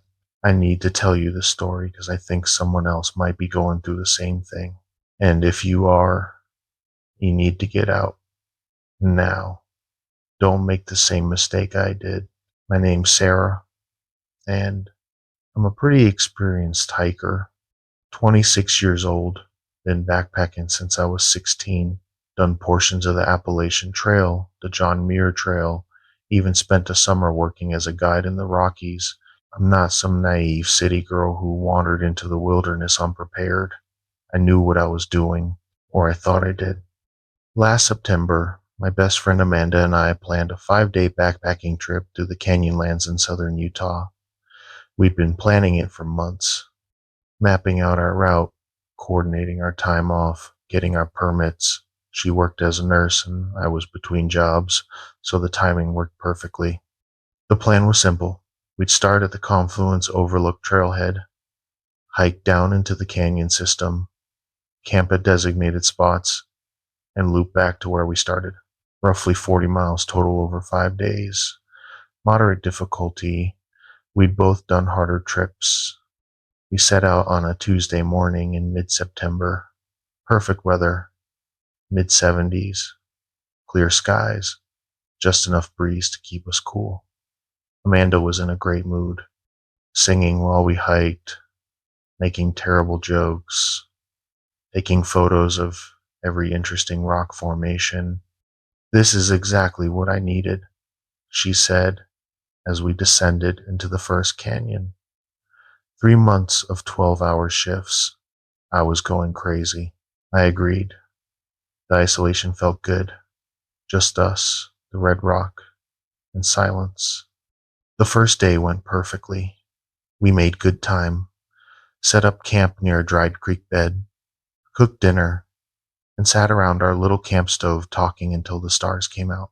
Out there, away from any light pollution, the Milky Way looked like a smear of paint across the sky. Amanda pulled out her phone to take a picture. "No signal," she said, laughing. "Not that I expected one." "Good," I replied. "That's the whole point." We went to sleep around 10 p.m. The temperature dropped into the 40s, but we had good sleeping bags. I remember falling asleep listening to Amanda's soft breathing in the tent next to mine. Day 2 started fine. We packed up camp, filtered water from a small spring we found, and continued deeper into the canyon system.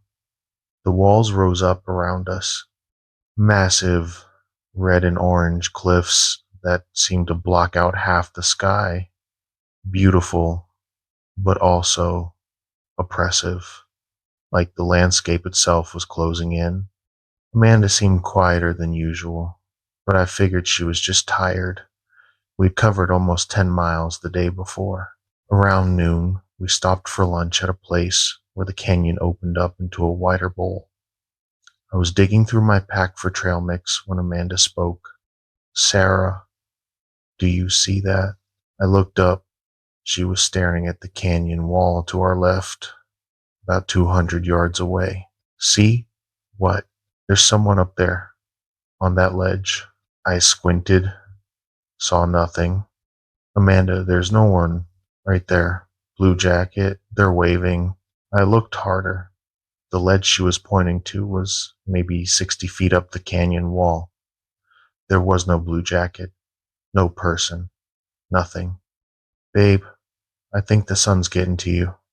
There's nobody there." She kept staring for another minute, then slowly lowered her arm. Yeah, you're probably right.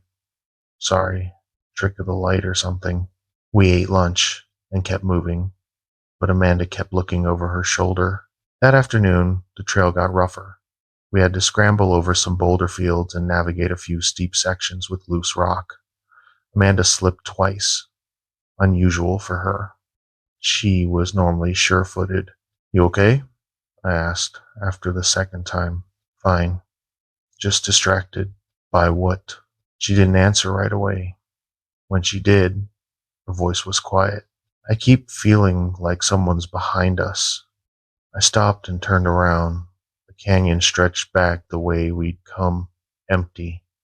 Red rock and blue sky. Nothing else. "There's no one out here but us, Amanda. We haven't seen another hiker since the trailhead." I know that. But I keep hearing footsteps." I listened. Heard nothing but wind and the occasional call of a raven somewhere above us. "It's probably just echoes," I said. "Sound does weird things in canyons." She nodded, but she didn't look convinced. We reached our second campsite around 5 p.m., another designated spot near a seasonal stream. The sun was already sinking below the canyon rim, casting long shadows. Setting up camp felt different this time. Amanda was jumpy. She kept pausing, listening, looking around. "Amanda, seriously, what's wrong?" "I don't know. Something feels off." "Off how? Like we're not alone?" I looked around our campsite. We were in a small alcove carved into the canyon wall. One way in, one way out. No one was there. "It's just us, I promise." We cooked dinner, dehydrated beef stroganoff, and tried to relax. But Amanda barely ate. She sat on her sleeping pad, staring out at the darkening canyon. "I want to check my phone," she said suddenly. "Why? There's no signal." "I know, but I want to try." She pulled out her phone. The screen lit up her face in the gathering darkness. She stared at it for a long moment. "Anything?" I asked. "No. No signal." She paused. "But I have texts." "What? How?" "There's no signal." "I know, but they're here. Look." She turned the phone toward me. The screen showed her messaging app. 3 texts from a number I didn't recognize, all sent in the last hour. The first one said, "Turn around." The second, "I'm right behind you." The third, "Why won't you look at me?" My skin went cold. "Amanda, those have to be old. Maybe they came through before we lost signal and just, they're time stamped. Look, 5:32 p.m., 5:48 p.m., 6:03 p.m. She was right. The timestamps were recent, but that was Impossible. It's a glitch, I said. Phones do weird things when they're searching for signal. The timestamps are wrong. Amanda stared at the messages. Then, slowly, she turned around. Amanda, don't. There is nothing there, she said. Right? You said there's nothing there. There isn't. But even as I said it, I felt it too. That sensation of being watched, of something just out of sight, waiting. We slept in the same tent that night. Amanda insisted. She barely slept.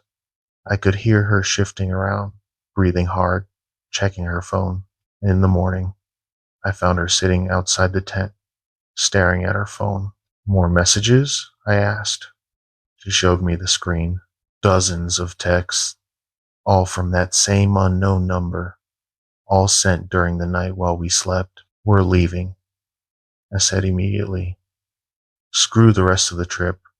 We're hiking out. But Amanda shook her head. It's a 3-day hike back to the trailhead from here, or we can push forward and finish the loop in 2 days. Either way, we're stuck out here. She was right. We were almost exactly at the halfway point. Turning back would take just as long as finishing. Okay, I said. Then we move fast. We cover as much ground as we can today. Amanda agreed. We packed up in silence and started hiking. The plan was to make 15 miles, enough to put us within striking distance of the trailhead for the next day. But something was wrong with Amanda. She kept stopping, staring at nothing, tilting her head like she was listening to something I couldn't hear. What? I'd ask. What is it? Did you hear that? Hear what? Someone calling my name.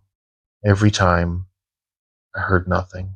By midday, she'd stopped responding when I talked to her. She just walked, mechanically, staring straight ahead.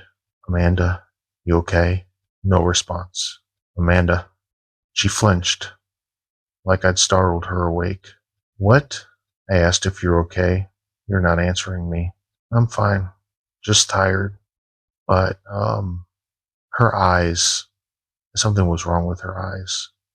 They looked unfocused, like she was looking through me instead of at me. We kept hiking. The canyon walls felt like they were closing in. The afternoon heat was brutal, over 90 degrees, and Amanda stopped drinking water. I had to force her to take sips from her hydration pack. Amanda, you're gonna get heat stroke. Drink. She drank, but barely. Her movements were slow, sluggish. That evening, day 3, we reached our next campsite.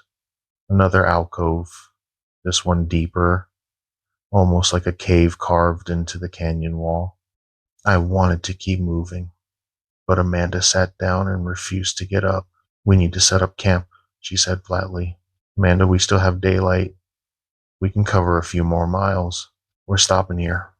There was something in her voice that scared me. It wasn't angry. It wasn't emotional at all.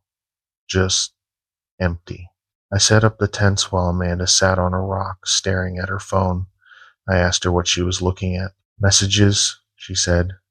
From who? She didn't answer. That night, I woke up to the sound of Amanda's voice. She was outside the tent, talking to someone. Yes, she was saying. I understand. Yes, I'll bring her. I unzipped my tent and looked out. Amanda stood in the middle of our campsite, phone pressed to her ear, having a full conversation. Amanda, who are you talking to? There's no signal. She turned to look at me, and in the moonlight, I saw her face. Blank, completely expressionless. Her eyes were open but empty. Amanda, she lowered the phone and smiled. It wasn't her smile. Go back to sleep, Sarah. Everything's fine. I didn't sleep. I lay in my tent, listening to Amanda walk around outside, back and forth, all night long. When the sun came up, I found her sitting in the same spot, the same position, staring at her phone. Amanda, we need to talk. About what? About what's happening to you. You're not okay. We need to get you out of here. I'm fine. You're not. Last night you were on the phone with someone. There's no signal out here, Amanda. You were talking to dead air. She looked at me, and for just a second, I saw my friend again, a flicker of fear in her eyes. Sarah, don't, I can't remember last night. Did I really? Yes, you were walking around camp having a full conversation with someone. It scared the hell out of me. Tears started running down her face. Something's wrong with me. I keep hearing things, seeing things, and the texts, they won't stop. They know things, Sarah. They know things they shouldn't know. What kind of things? She showed me her phone. The latest message. Sent an hour ago. Sarah's scared of you now. She wants to leave you behind. Don't let her. My blood went cold. Amanda, listen to me. Whatever this is, we're going to get through it. But we need to move. Right now, we're going to hike straight through to the trailhead. No more camping. We're getting you out of here. She nodded. Okay, okay, let's go. We packed up camp in record time. I took Amanda's phone and turned it off, buried it at the bottom of her pack. No more looking at it, I said. We're going dark until we get out. We started hiking, fast, pushing the pace. My goal was to cover the remaining 20 miles in one brutal push. It would mean hiking until well after dark, but I didn't care. I wandered out of that canyon. For the first few hours, Amanda seemed better, more alert, more like herself. We even talked a little about normal things. Her job, my job search, our friend group back home. But as the afternoon wore on, she got quiet again. And then she started falling behind. Come on, Amanda, keep up. I'm trying. I'm so tired. I know, but we're almost there. Just a few more miles to the rim, then it's all downhill to the parking lot. She stopped walking. Amanda? Sarah? There's someone behind us. I turned around. The trail stretched back, empty. There's no one. No. This time there really is. Look. I looked harder, and I saw it. About a quarter mile back, something was moving toward us on the trail. Too far away to make out details, but definitely moving. Walking. That's just another hiker, I said, trying to sound calm. We're not the only people out here. But even as I said it, I knew it was wrong. We hadn't seen another soul in 3 days, and this person, they were moving wrong. The gate was off, too smooth, too fast. We need to move. Now. Amanda and I started power hiking. My legs burned. My pack felt like it weighed 100 pounds, but I kept pushing. I looked back again. The figure was closer, much closer. Still too far to see clearly, but gaining fast. Sarah, I don't think that's a person. What? The way it moves. People don't move like that. She was right. It was covering ground too quickly. And it wasn't just walking. It seemed to flow, like water running downhill. Run. We ran. Packs bouncing, boots pounding. I could hear Amanda gasping behind me, struggling to keep up. The trail curved around a rock formation, and for a moment, we lost sight of whatever was behind us. I grabbed Amanda's arm and pulled her off the trail, into a cluster of boulders. Stay quiet, I whispered. We crouched there, trying to control our breathing, trying not to make a sound. We waited. 1 minute, 2 minutes, 5. Nothing. Maybe we lost it, Amanda whispered. Then we heard footsteps, slow, steady, coming down the trail toward our hiding spot. But they didn't sound like boots on stone. They sounded wet, like bare feet slapping against rock. Amanda grabbed my hand, squeezed it so hard it hurt. The footsteps stopped right next to our hiding spot. We held our breath. Then Amanda's phone rang from inside her pack, loud and shrill in the silence. Impossible. It was turned off. I turned it off myself, but it was ringing. The footsteps moved, fast, coming around the boulder toward us. I grabbed Amanda, and we bolted from cover back onto the trail, running uphill with everything we had. I didn't look back. Couldn't look back. Just ran. Amanda was screaming. Not words, just pure terror. The trail switched back up the canyon wall. We took the turns too fast, almost falling, catching ourselves, keep running. My lungs were on fire. My vision was tunneling, but I could see the rim right there, maybe 200 yards. Almost there. Keep going. We hit the rim at a full sprint and didn't stop until we reached the parking lot. My Subaru was there, alone, only car in the lot. I fumbled for my keys, got the doors open, threw our packs in the back, shoved Amanda into the passenger seat, started the engine, and floored it. We were 5 miles down the highway before either of us spoke. "Did you see it?" Amanda asked. "When we were running, did you see what was chasing us?" "No, I didn't look. Did you?" She was quiet for a long time. I saw me. It looked like me, but wrong. I didn't know what to say to that. We drove straight to the nearest hospital. Amanda was severely dehydrated, malnourished, and in shock. They kept her for 2 days. I stayed with her the whole time. On the second day, when she was feeling better, I asked about her phone. "Where is it?" "I left it in my pack.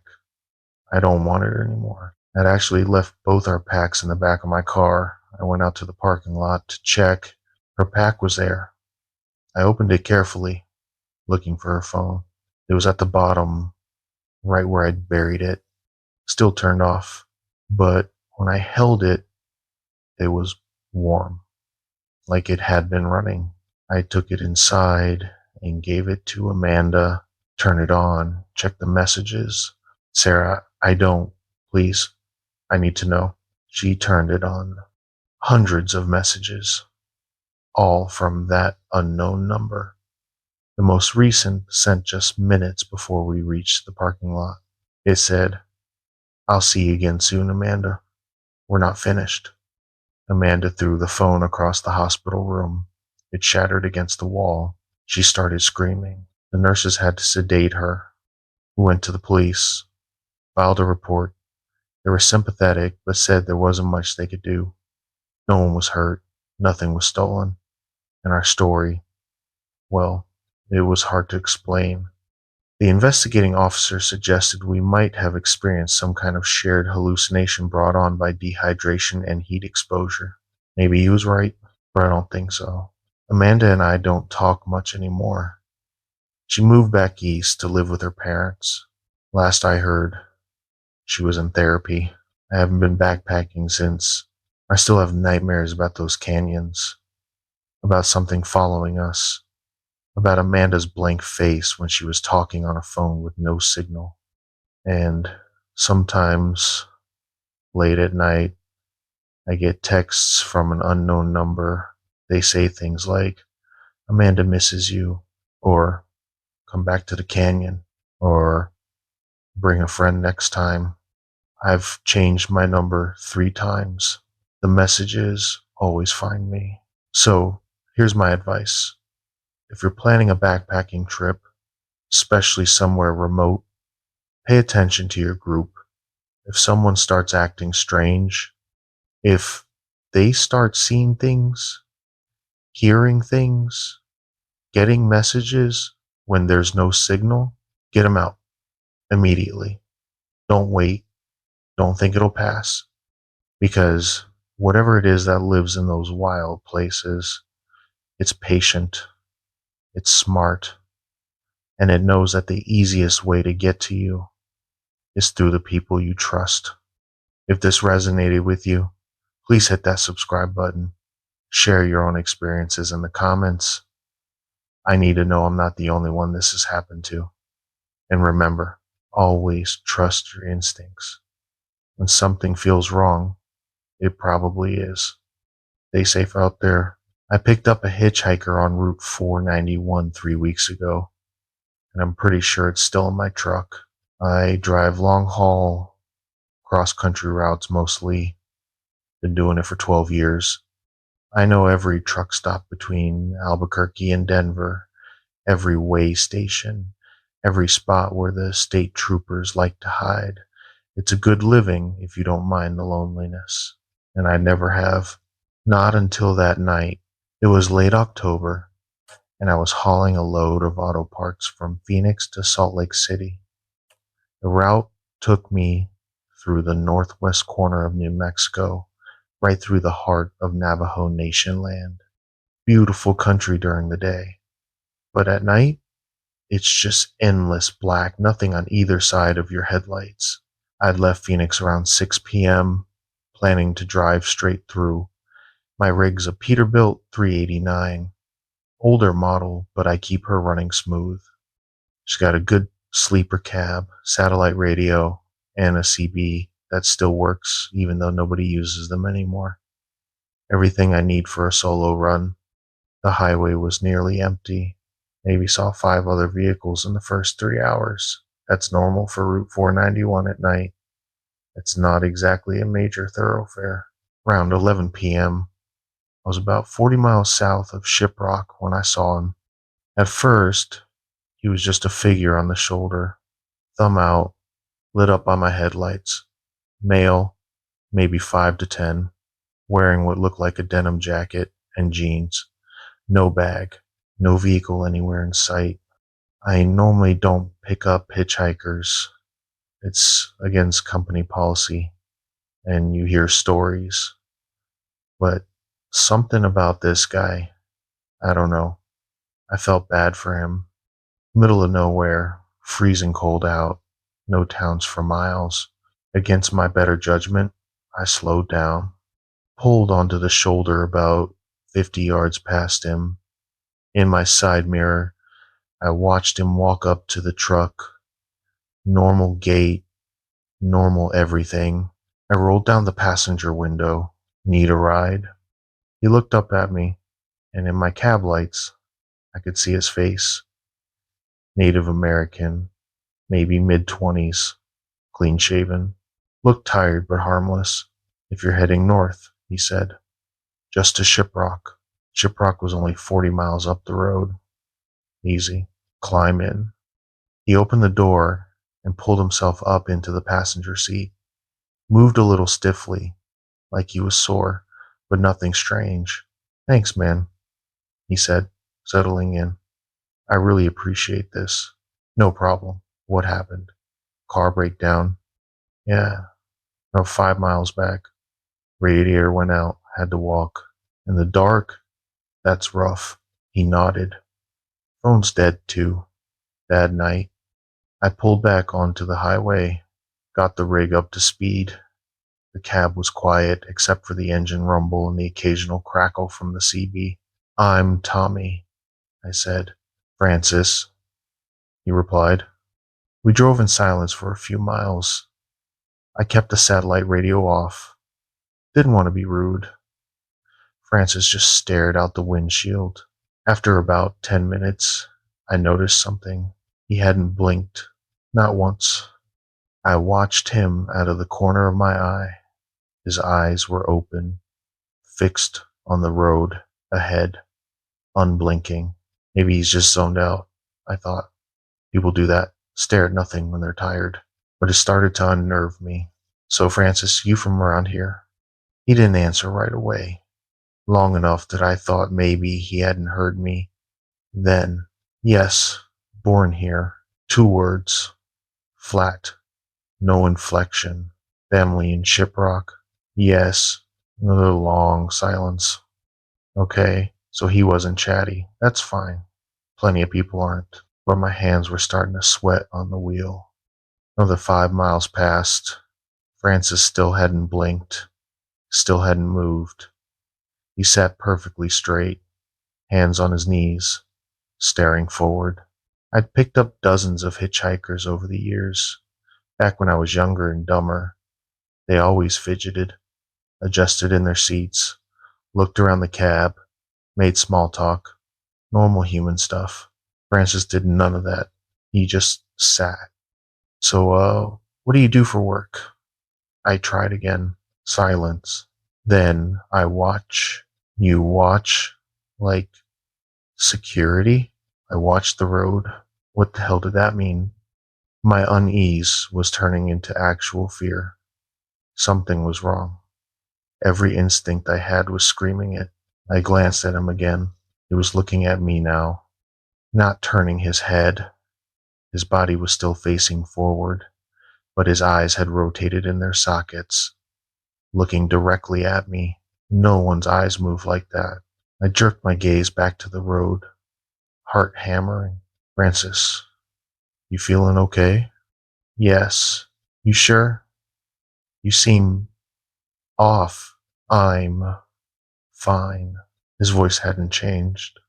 Still flat, still emotionless.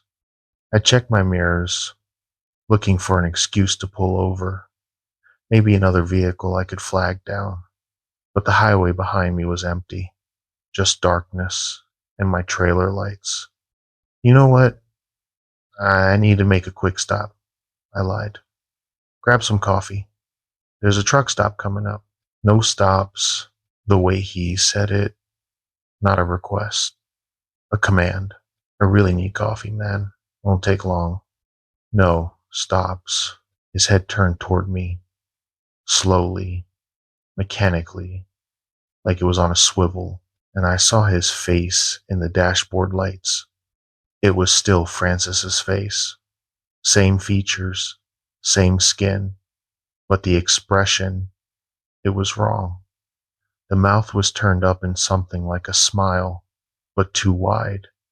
The eyes were too open, and they still weren't blinking. Okay, I said quickly. No stops. That's fine. We'll go straight to Shiprock.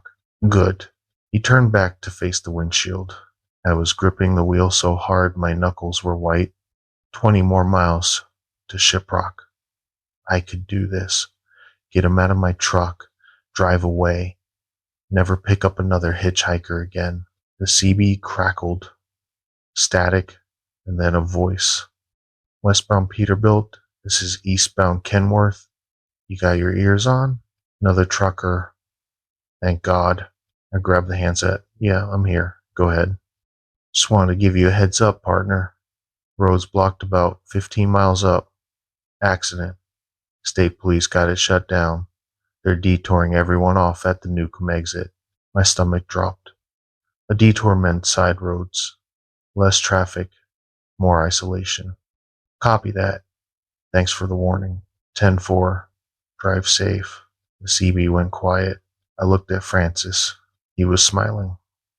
That too wide smile. No detour, he said softly. Francis, there's an accident. The road's closed. We don't have a choice. Drive through. I can't drive through a police roadblock. Drive through. There was something in his voice now. Something that made my skin crawl. I saw the exit coming up. The sign for Newcomb. Last chance to get off this highway. Francis's hand moved. Slow. Deliberate. Reaching toward me. His fingers were too long. Way too long. I made a split-second decision. Cranked the wheel hard right, taking the exit way too fast. The trailer swung wide, tires squealing. Francis lurched to the side, his hand missing me by inches. Stop the truck. His voice, no longer flat. It was a screech, high-pitched and wrong. I kept going, downshifting, engine screaming, taking the detour road faster than I should have. Francis's body was changing. I could see it happening in my peripheral vision. His arms were elongating. His back was arching. The denim jacket was splitting along the seams. Stop. Stop, stop. I saw lights ahead, other vehicles. The detour was leading us past a well-lit gas station. I yanked the wheel again, pulling into the parking lot, hitting the air brakes. The truck hissed and shuddered to a stop. I looked at the passenger seat. Francis was gone. The seat was empty. The door was still closed. No way he could have jumped out, but he wasn't there. I sat there, shaking, staring at the empty seat. Then I saw it. Scratches, deep gouges in the leather upholstery, 4 parallel marks, like claw marks, and on the door handle, imprints. But wrong. The fingers were too long, the palm too narrow. I jumped out of the cab, ran into the gas station, practically screamed at the attendant to call the police. The cops came, took my statement, looked at the scratches in my seat, took photos. They searched the area, found nothing. The senior officer, older guy, Navajo, name tag said Big A, pulled me aside. You were on 491? Yes, sir. South of Shiprock? Yes. He nodded slowly. How far south when you picked him up? Maybe 40 miles. He exchanged a look with his partner. What? I asked. What is it? We get calls from that stretch pretty regular. Truckers, mostly. Sometimes tourists. They pick up hitchhikers who aren't what they seem. What are they? He didn't answer directly. You did the right thing, pulling off the highway, getting to a public place with lights. That's what saved you. Saved me from what? From not being found. We've had 3 truckers go missing on that route in the last 5 years. Their rigs found abandoned on the side of the road. No sign of a struggle, just was gone. My blood went cold. What about my truck? Can I drive it? Officer Begay looked at the Peterbilt. I'd get it blessed. There's a medicine man in Farmington who does cleansings. Here's his number. He handed me a business card. I thanked him and waited until sunrise to start driving again. Even then, I kept the radio loud and all the lights on. I drove straight to Farmington, found the medicine man. He was an elderly Navajo gentleman who took one look at my truck and nodded. Bad spirit, he said. Very bad. How long was it inside? Maybe 20 minutes. You're lucky. Much longer, and it would have bonded to the vehicle. Couldn't get it out then. He performed some kind of ceremony, burned sage, sprinkled something that looked like cornmeal, chanted in Navajo. The whole thing took about an hour. When he was done, he gave me a small pouch. Keep this in the cab. Hang it from the mirror. Don't take it down. What is it? Protection. You'll need it. I paid him and left. That was 3 weeks ago. I've been on 6 more runs since then. Different routes, different states, trying to get back to normal. But here's the thing. I keep seeing him, not in the truck, outside it. When I'm stopped at traffic lights, I'll see someone standing on the corner. Same denim jacket, same face, staring at me. When I'm at rest stops, I'll catch a reflection in my mirror. Someone standing behind my trailer. Too far away to see clearly, but the shape is right. And twice now, late at night, driving through empty stretches of highway, I've seen someone on the side of the road, thumb out, waiting. It's always the same person. Francis, or whatever was wearing Francis's shape. I don't stop anymore. I don't even slow down. But the last time I saw him, 2 nights ago, on I-70 in Colorado, he wasn't on the shoulder. He was standing in the middle of my lane. I swerved around him at 70 miles an hour, missing him by inches. In my side mirror, I saw him turn, following my truck with his eyes, still not blinking. I'm starting to think Officer Begay was wrong. I don't think it bonded to my truck. I think it bonded to me. I've got another run scheduled for tomorrow, Phoenix to Salt Lake again, same route. I told dispatch I can't do it. I'm taking sick days. But here's what scares me most. Last night, I was in my apartment, couldn't sleep. I was sitting at my kitchen table around 2 a.m., drinking coffee, trying to calm my nerves. My phone rang. Unknown number. I almost didn't answer. But something made me pick up. Static. Just static. Then a voice. Flat. Emotionless. Tommy. It was Francis. No stops, he said. And the line went dead. I'm writing this because I need someone to know what happened. If I disappear, if my truck is found empty on some desert highway, you'll know why. And if you're ever driving through Navajo country late at night and you see someone on the side of the road, someone who looks normal, who looks like they need help, keep driving. Don't stop.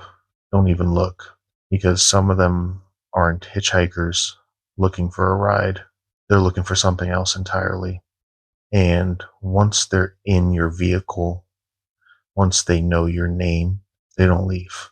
I can feel it watching me right now, even though I'm alone in my apartment, even though every door is locked and every light is on. I can feel it, still watching, still waiting. And I know eventually I'm going to have to drive again. That's when it'll make its move. If you enjoyed this story, please subscribe to the channel and hit that notification bell. Share your own road trip horror stories in the comments. I'm starting to realize I'm not alone in this. And remember, when you're out there on those lonely highways, trust your gut. If something feels wrong about a situation, it probably is. Drive safe out there and keep your doors locked. The cabin was supposed to be empty, but someone kept answering when I knocked. I work for the U.S. Forest Service as a wilderness ranger in northern New Mexico. My job is pretty straightforward. I patrol designated wilderness areas, maintain trails, check on backcountry campsites, and monitor the old fire lookout towers and ranger cabins scattered throughout the Carson National Forest. Most of the time, it's peaceful work. Beautiful, actually. Just me, the mountains, and the occasional confused day hiker who wandered off trail. But last month, something happened that made me seriously consider quitting. It was early November, that weird time of year when winter's threatening but hasn't quite arrived yet. The high country was already getting snow, but the lower elevations were still clear. My supervisor had given me a task list for the week. Check the condition of 3 backcountry cabins before the serious snow hit. These cabins are relics from the 1930s and 40s, built by the Civilian Conservation Corps. They're maintained as emergency shelters for hikers, but most people don't even know they exist, too far off the main trails. The first 2 cabins were fine. Some mouse damage, a broken window I boarded up, nothing major. The third cabin, the Valdez Creek shelter, that's where things went sideways. It sat about 8 miles up a steep trail from the nearest trailhead. I'd been there once before, 2 years ago, and remembered it being in decent shape. 2 rooms, stone fireplace, wooden bunks, shuttered windows, basic but functional. I set out from the trailhead around 7 a.m. The hike was tough, 3,000 feet of elevation gain over those 8 miles, but the weather was perfect. Mid-40s, clear sky, barely any wind. I made good time and reached the cabin around noon. First thing I noticed, fresh boot prints in the mud outside the front door. That wasn't necessarily strange. Hikers use these cabins sometimes, but the tracks looked recent, maybe from that morning. I knocked on the door. Standard procedure. Don't want to barge in, on someone who's legally using the shelter. No answer. I knocked again, louder. Forest Service. Anyone inside? Nothing. I tried the handle. Locked. That was weird. These cabins don't lock from the outside. The latch is inside only, which meant someone was in there and had locked it, or someone had been in there and somehow locked it when they left. I knocked a third time. Hello, I'm with the Forest Service. I need to inspect the cabin. Can you open the door? I waited. Then, from inside, footsteps, heavy, slow, walking across the wooden floor toward the door. They stopped right on the other side. I waited for the door to open. It didn't. Excuse me? I'm Ranger William Torres with Carson National Forest. I need to come inside and check the cabin structure. Can you please open the door? Silence. Then a voice. Male. Deep. Flat. No. Just that. No explanation. No reason. Just no. I frowned. Sir, I understand you're using the shelter, and that's fine, but I'm required by law to inspect these structures for safety hazards. I need you to open the door. No, this was getting ridiculous. Sir, I don't want to have to call this in, but if you don't cooperate, I'll have to contact my supervisor and potentially law enforcement. Is there a reason you can't open the door? Long silence. Then the voice again. I'm not dressed. Okay, that was plausible. Maybe I'd caught someone changing clothes or something. That's fine. Take your time. Get dressed. I'll wait out here. Leave. The word came out hard. Angry. I can't leave, sir. I have a job to do. I'll give you 5 minutes to get dressed, then I'm coming in. The Forest Service has legal access to all maintained structures. I heard footsteps again. Walking away from the door, going deeper into the cabin, I waited the full 5 minutes. Checked my watch. When the time was up, I called out again. I'm coming in now. I pulled out my multi-tool, worked the latch through a gap in the door frame, old Ranger trick, and got it open. The cabin was empty. I stood in the doorway, staring. 2 rooms, just like I remembered. The main room with the fireplace and the bunks. A smaller back room for storage, both completely empty. No person, no backpack, no gear, nothing. The floor was dusty, and there were footprints, boot prints, leading from the front door to the back room, but no one was there. I drew my service weapon, a Glock 40 that I'd only pulled maybe 3 times in 8 years, and cleared both rooms. Empty, I holstered the weapon and stood there, trying to make sense of what just happened. I had heard footsteps. I'd heard a voice. Both had come from inside this cabin, but there was no one here. I checked the windows, all shuttered from the inside. No way someone could have climbed out. I checked the back room more carefully. No other exit, just 4 walls, a small storage shelf, and that. I noticed more boot prints in the dust. They led to the corner and stopped. Not like someone had turned around. They just ended, like whoever made them had been standing in that corner and then vanished. My radio crackled. I nearly jumped out of my skin. Ranger Torres, this is base. Radio check. I grabbed it. Base. This is Torres. Loud and clear. Copy that. Just checking in. What's your 20? At the Valdez Creek shelter. Conducting inspection. How's it look? I stared at the empty cabin. At the boot prints that led nowhere. It's fine. Everything looks fine. Copy. Let us know when you're heading back. Will do. Torres out. I should have left right then. Should have finished my inspection. locked up, and hiked out.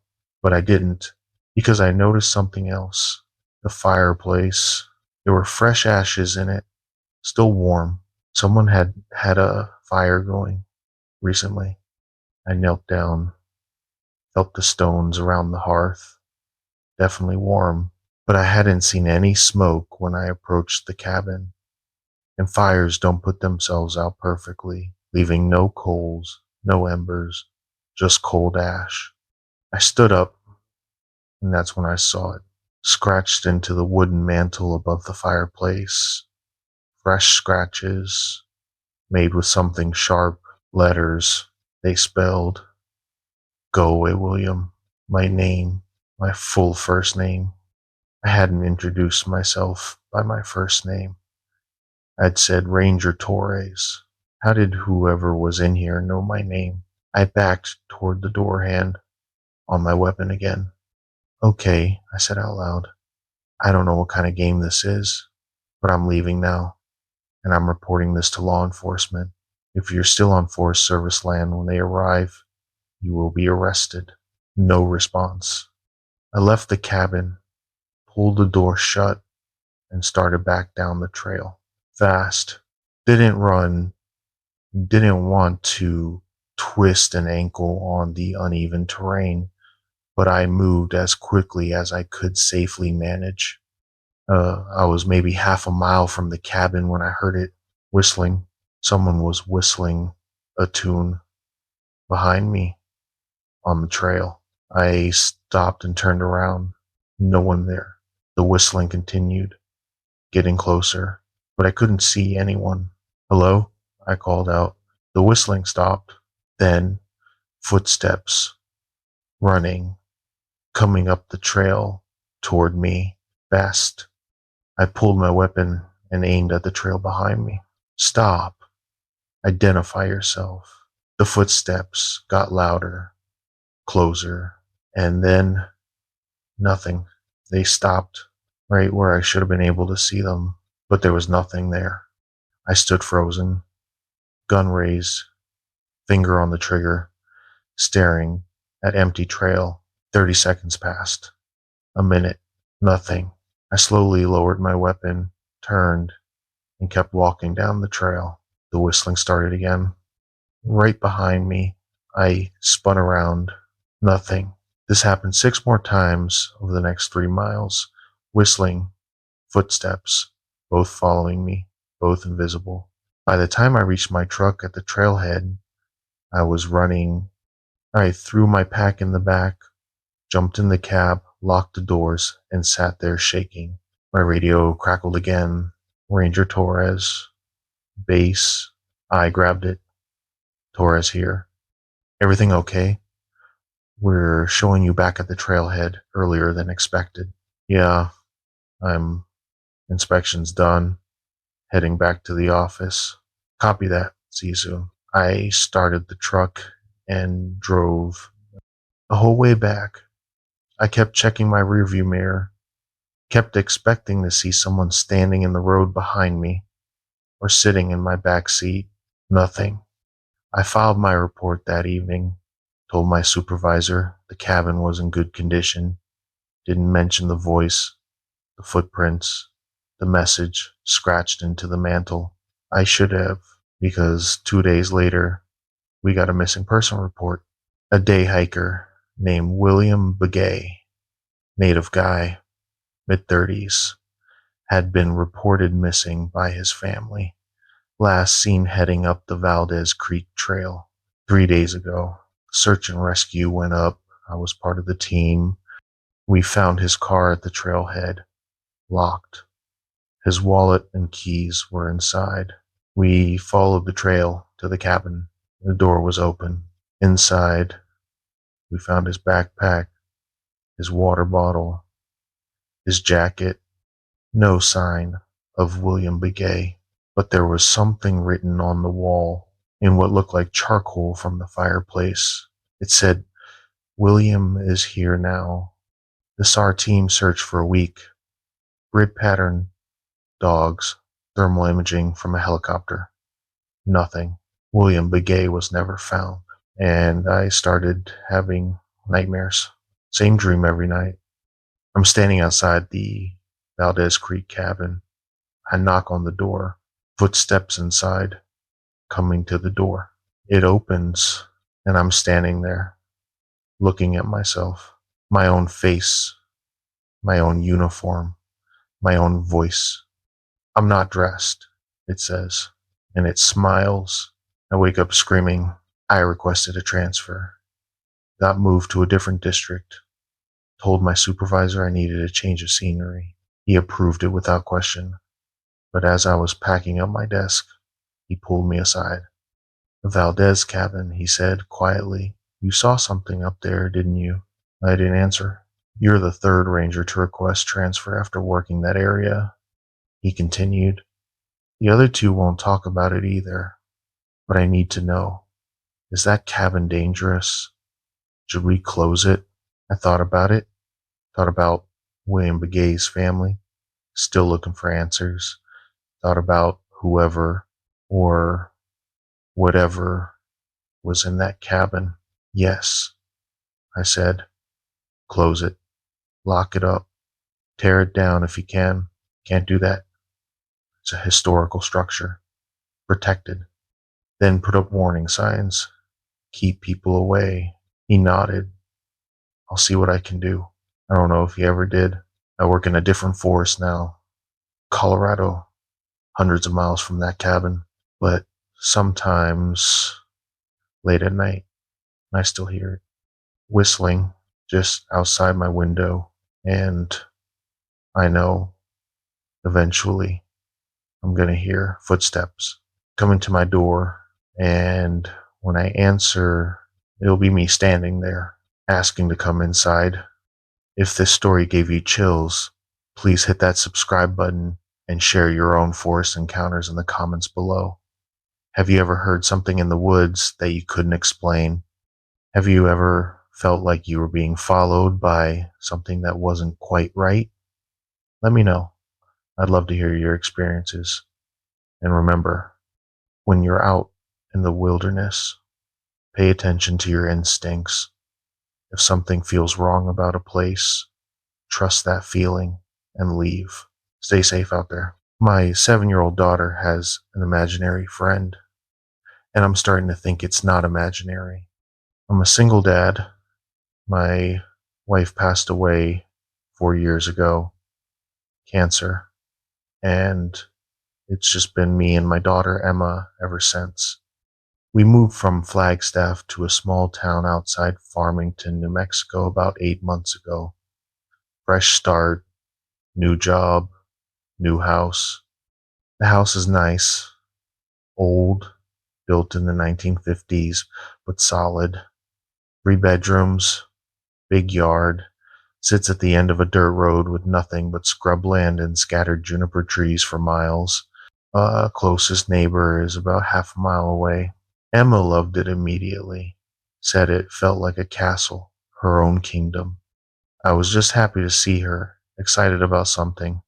She'd been withdrawn since the move. Understandable given everything she'd been through. New school, new town, no friends yet. So when she told me she'd made a friend, I was relieved. That's great, sweetie, I said one evening in late October. What's their name? Lily, Emma said, coloring at the kitchen table. She lives in the backyard. I assumed she meant a neighbor kid. Maybe someone from one of the houses I couldn't see from our place. Oh yeah? Have I met Lily's parents? She doesn't have parents. Red flag number 1. But I wrote it off. Kids say weird stuff. Does she go to your school? No. She only comes out at night. Red flag number 2. Emma, is Lily real? Or does she pretend? Emma looked up at me with those big brown eyes, so much like her mother's. She's real, Daddy. She's my friend. Over the next few weeks, Lily became a constant presence in Emma's life. Emma talked about her at dinner, drew pictures of her, left out toys for her to play with. I figured it was a phase, a coping mechanism for the loneliness and grief. Lots of kids have imaginary friends, but then things started getting strange. It started with the knocking, 3 soft knocks on Emma's bedroom window around 8 p.m. every night. The first time I heard it, I assumed it was a branch from the juniper tree near her window, but when I went outside to check, the nearest tree was 10 feet away, too far to reach the glass. The knocking continued. Every night, same time, same pattern. Knock, knock, knock. That's just Lily, Emma said when I mentioned it. She wants to come inside. Emma, there's no one out there. Yes, there is, Daddy. Look. She pointed at the window. I looked, saw nothing but darkness and my own reflection. I don't see anyone, sweetie. She's right there, in the white dress. My blood went cold. Emma's mother had been buried in a white dress. What does Lily look like? I asked carefully. She's pretty. Long black hair, really pale skin, and she smiles a lot. Not her mother, then. Thank God. Emma, where did you first see Lily? In the backyard. The first night we moved here. She was standing by the old well. The well. We had an old well on the property, 50 feet from the back door. It had been capped with concrete decades ago. Just a crumbling stone circle now. The realtor said it hadn't been used since the 1970s. Has Lily ever talked to you? She talks all the time. What does she say? Emma went back to her coloring. She says she's lonely. She wants to play. She asks about you. About me? Yeah, she wants to know your name, where you work, if you're nice. I didn't like that. Emma, I don't want you talking to Lily anymore. She looked up, confused. Why not? Because I said so, and I don't want you going outside at night, okay? But Daddy, no arguments. New rule. You stay inside after dark. She looked sad, but nodded. That night, the knocking came as usual. Knock, knock, knock. I went to Emma's room. She was in bed, facing the window. Emma, ignore it. Go to sleep. She wants in, Daddy. Well, she can't come in. Now close your eyes. The knocking got louder. Knock, knock, knock. I walked to the window, yanked open the curtains. Nothing there. Just darkness and the faint outline of the old well in the moonlight. I pulled the curtains close. See? Nothing there. It's just the house settling or something. Now sleep. I left, pulling her door mostly closed. The knocking stopped for about 5 minutes. Then it started again. But this time, it was coming from the back door. Knock, knock, knock. I walked through the kitchen, flipped on the porch light, and looked through the window. Nothing. The knocking came again, definitely from the door. Knock, knock, knock. I grabbed the baseball bat I kept by the door and yanked it open. Empty porch, empty yard. But I heard breathing, close, right in front of me. Like someone was standing there, invisible. I slammed the door, locked it, and backed away. The breathing continued on the other side of the door. Then a voice, small, childlike, sing-song. Let me in, let me in, let me in. Go away, I said. Emma wants me to come in. Don't you, Emma? I spun around. Emma was standing in the hallway, sleepwalking, eyes open but unfocused. Emma, wake up. Let Lily in, Daddy. She's cold. Emma, go back to bed. Now. She blinked, focused on me. Daddy? What's wrong? You were sleepwalking. Come on, back to bed. I led her back to her room, tucked her in, and this time I stayed. Sat in the chair by her bed until she fell asleep. The knocking didn't come back that night, but I knew it would. The next morning, I called in sick to work, spent the day researching the property, found old newspaper articles from 1973. Local girl missing, search continues. The story was brief. 7-year-old Lily Benally had gone missing from a home on Route 64. Last seen playing in her backyard near an old well. Never found. The house address matched mine. I felt sick. This couldn't be a coincidence. I kept reading. The search had lasted 3 weeks. Dogs, volunteers, police. They'd searched for miles in every direction. Theories ranged from abduction to wild animal attack, but one detail caught my attention: the well. Several searchers had wanted to look inside it, but it had been capped with concrete years before. They'd checked. No disturbance to the concrete.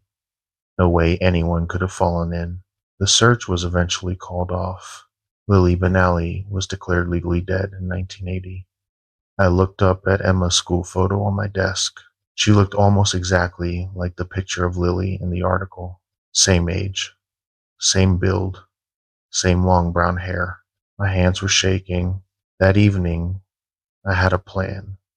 I made dinner, gave Emma a bath, put her to bed early. Then I went outside with a flashlight and a sledgehammer. I was going to break open that well cap. I don't know what I expected to find. Bones, maybe. Evidence.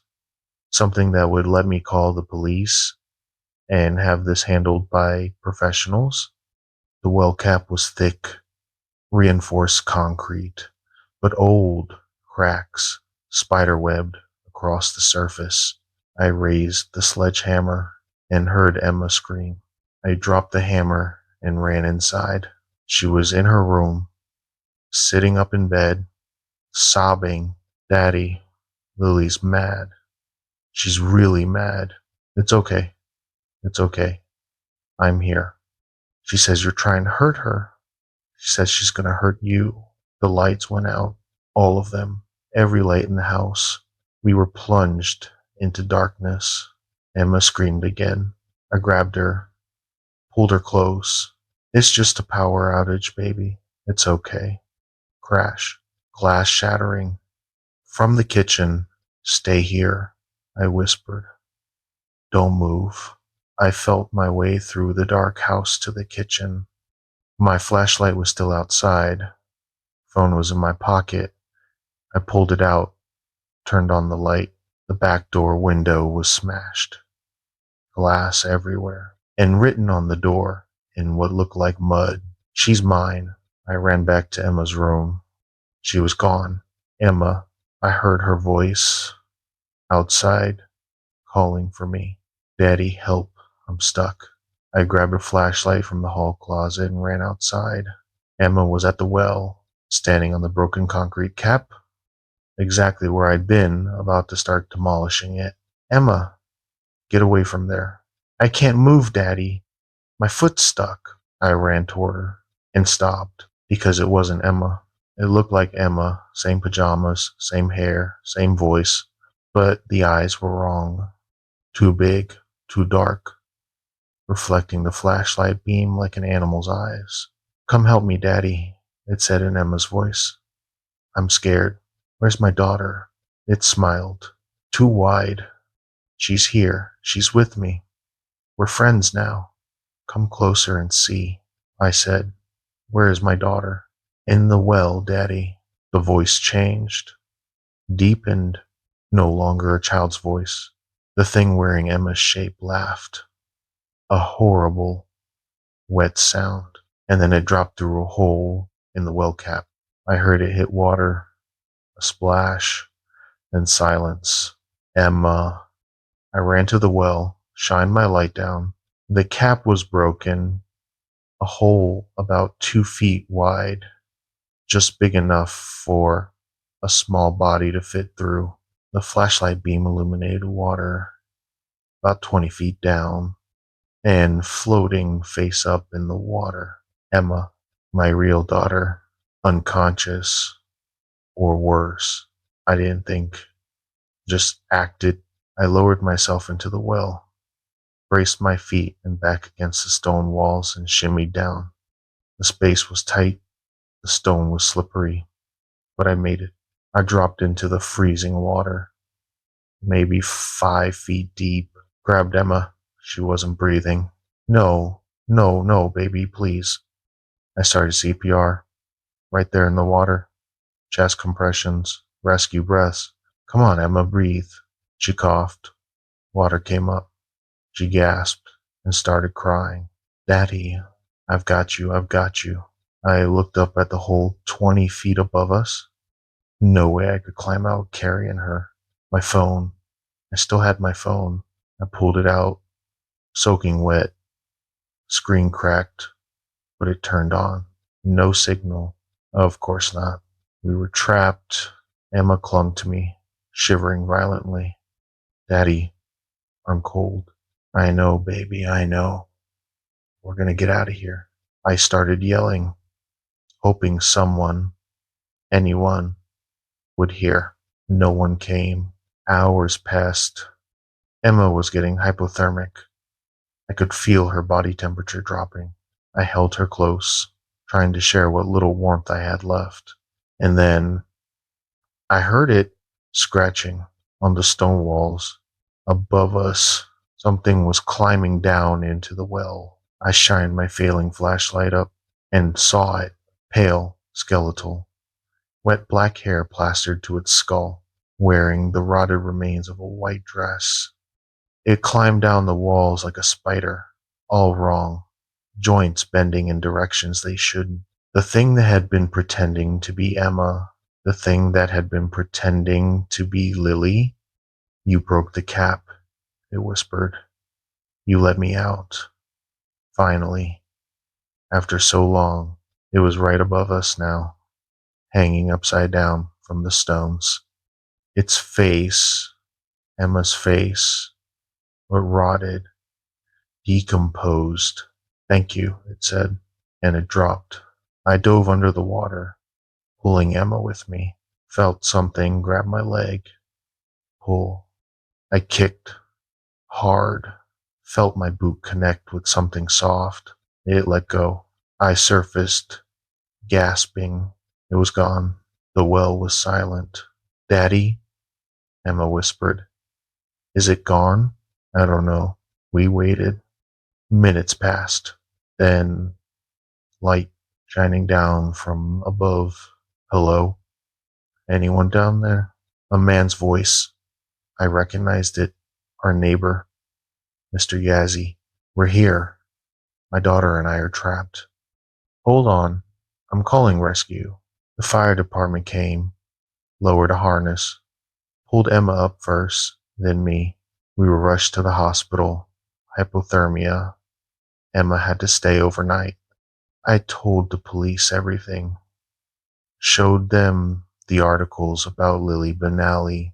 They sent a team to search the well, found remains, small bones, a skull. DNA confirmed it was Lily Benally. She'd been in that well for 50 years. The police theory? She'd fallen through a weak spot in the original cap. No one had thought to actually break it open and look inside. But I know what really happened. Something had taken her, drowned her, and used her, wore her like a suit, waiting for another little girl who looked just like her. We moved a week later. Didn't even go back to pack, had a company do it for us. Emma doesn't remember much about that night. The doctors say it's trauma-induced amnesia. I'm grateful for that. But sometimes, late at night, when she talks in her sleep, and it's not her voice, it's someone else's, saying, I'm still here, Emma. I'm always here. In the water, in the dark, waiting. If your child has an imaginary friend, pay attention to what they're saying.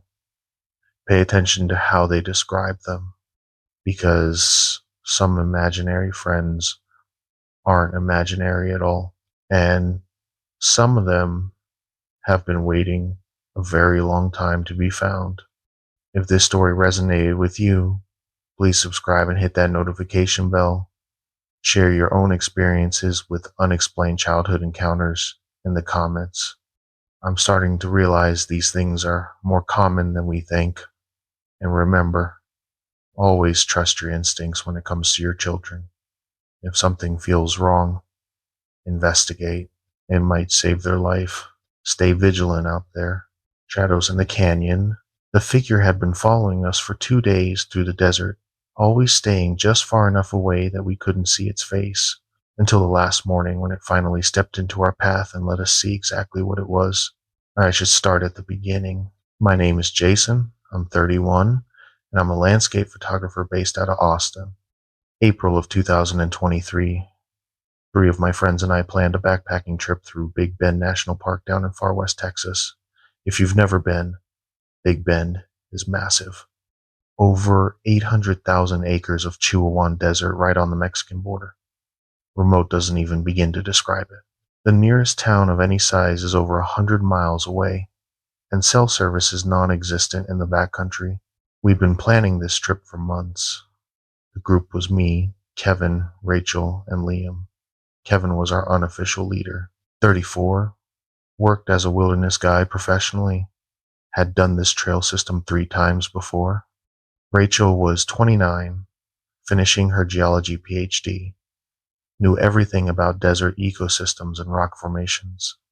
Liam was 30, software engineer, the jokester of the group, but solid in the backcountry. We'd all hiked together before, trusted each other, knew our capabilities. The plan was to do the outer mountain loop, a roughly 30-mile circuit through some of the most remote terrain in the park. 3 days, 2 nights, moderate difficulty. We had permits, proper gear, plenty of water capacity for the desert heat, and Kevin had GPS with downloaded maps as backup to our paper maps. We met at the Chisos Basin trailhead on a Friday afternoon in mid-April. Weather forecast was perfect. Clear skies, highs in the low 90s, lows in the 40s. We started hiking around 2 p.m., wanting to get 8 miles in before we made camp for the night. The landscape was exactly what I'd come for. Dramatic limestone cliffs, ocotillo and creosote covering the hillsides, massive views of the desert stretching south into Mexico. The Chisos Mountains rose behind us, and ahead we could see the distant Sierra del Carmen range across the border. I stopped every half mile or so to take photos. Couldn't help myself. The light in Big Bend is incredible, especially in spring. You're going to fill your cards before we even make camp, Liam said, grinning as I stopped for probably the 10th time. That's why I brought 4 cards, I said, adjusting my lens. Nerd, he shot back.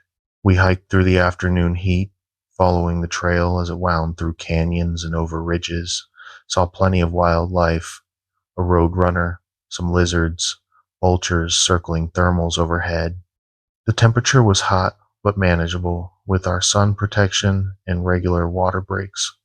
Kevin set a good pace, not too fast, checking in regularly to make sure everyone was good. We reached our first campsite around 6:30 p.m., a flat area in a canyon with rock walls on 2 sides and a view west toward the sunset. Perfect spot. We set up our tents, got our camp kitchen organized, filtered water from our reserves since there were no reliable water sources in this section. Rachel started identifying rock formations while Liam got our stove going for dinner. I grabbed my camera and climbed up to a small rise to photograph the sunset. The sky was turning orange and pink, the shadows getting long across the desert.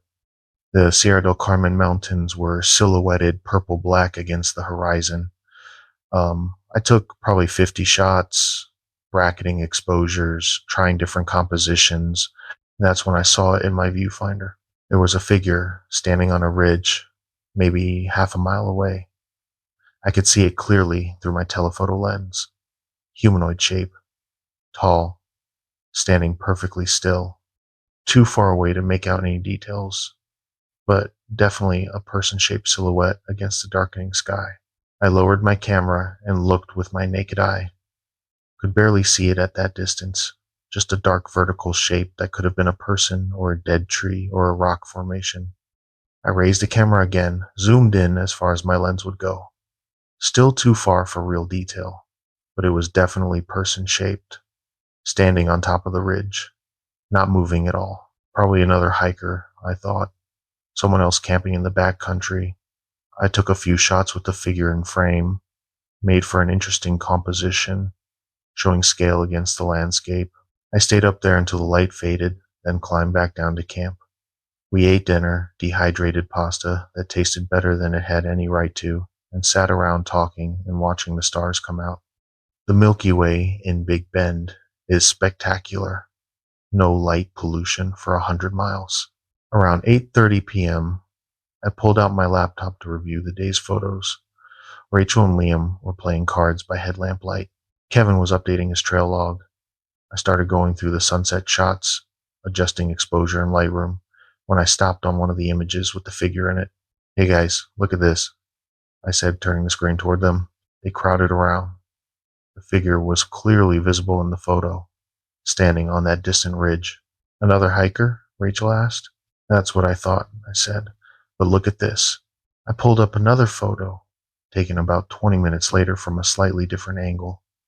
The figure was in this one too, but on a different ridge, maybe a quarter mile from where it had been in the first photo. "Could have walked there," Kevin said, studying the image. "In 20 minutes? "Look at the terrain," I said, zooming in. "That's rough ground. Rocky, steep. You'd need longer than that to cover that distance." "Maybe it's two different people," Liam suggested. "Maybe," I said, but something about it bothered me. We went back to our evening activities, but I kept thinking about it. I pulled up a few more photos. The figure appeared in 4 different shots, always distant, always on high ground, always seeming to watch our direction. In one photo you could barely see it, in another it was clear as day. "Probably just another backpacker setting up camp," Kevin said when I mentioned it again. "This trail system is remote, but we're not the only people out here." "Sure," I said, but I checked the permit board at the ranger station. Only 3 other groups had backcountry permits for this area this week, and they were all on different trails, miles away. We turned in around 10 p.m. I zipped myself into my tent, pulled my sleeping bag tight against the dropping temperature, and tried to sleep.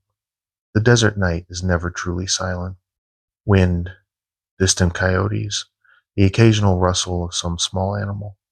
But I kept waking up, listening for something I couldn't quite identify. Around 2 a.m., I woke to a sound that didn't fit. A call, almost like a coyote howl, but wrong. The pitch was off.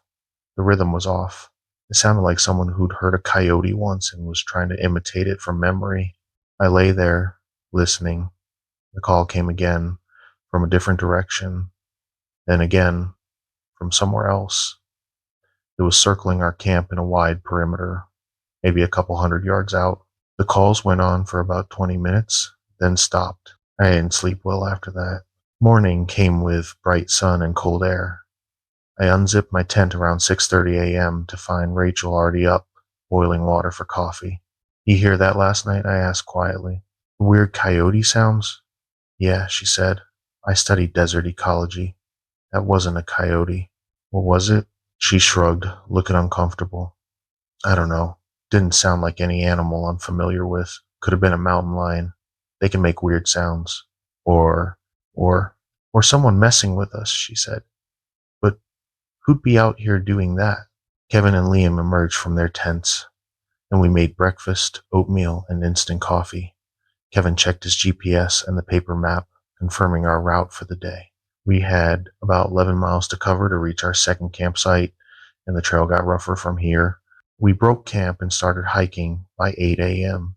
The temperature was already climbing, probably in the 70s.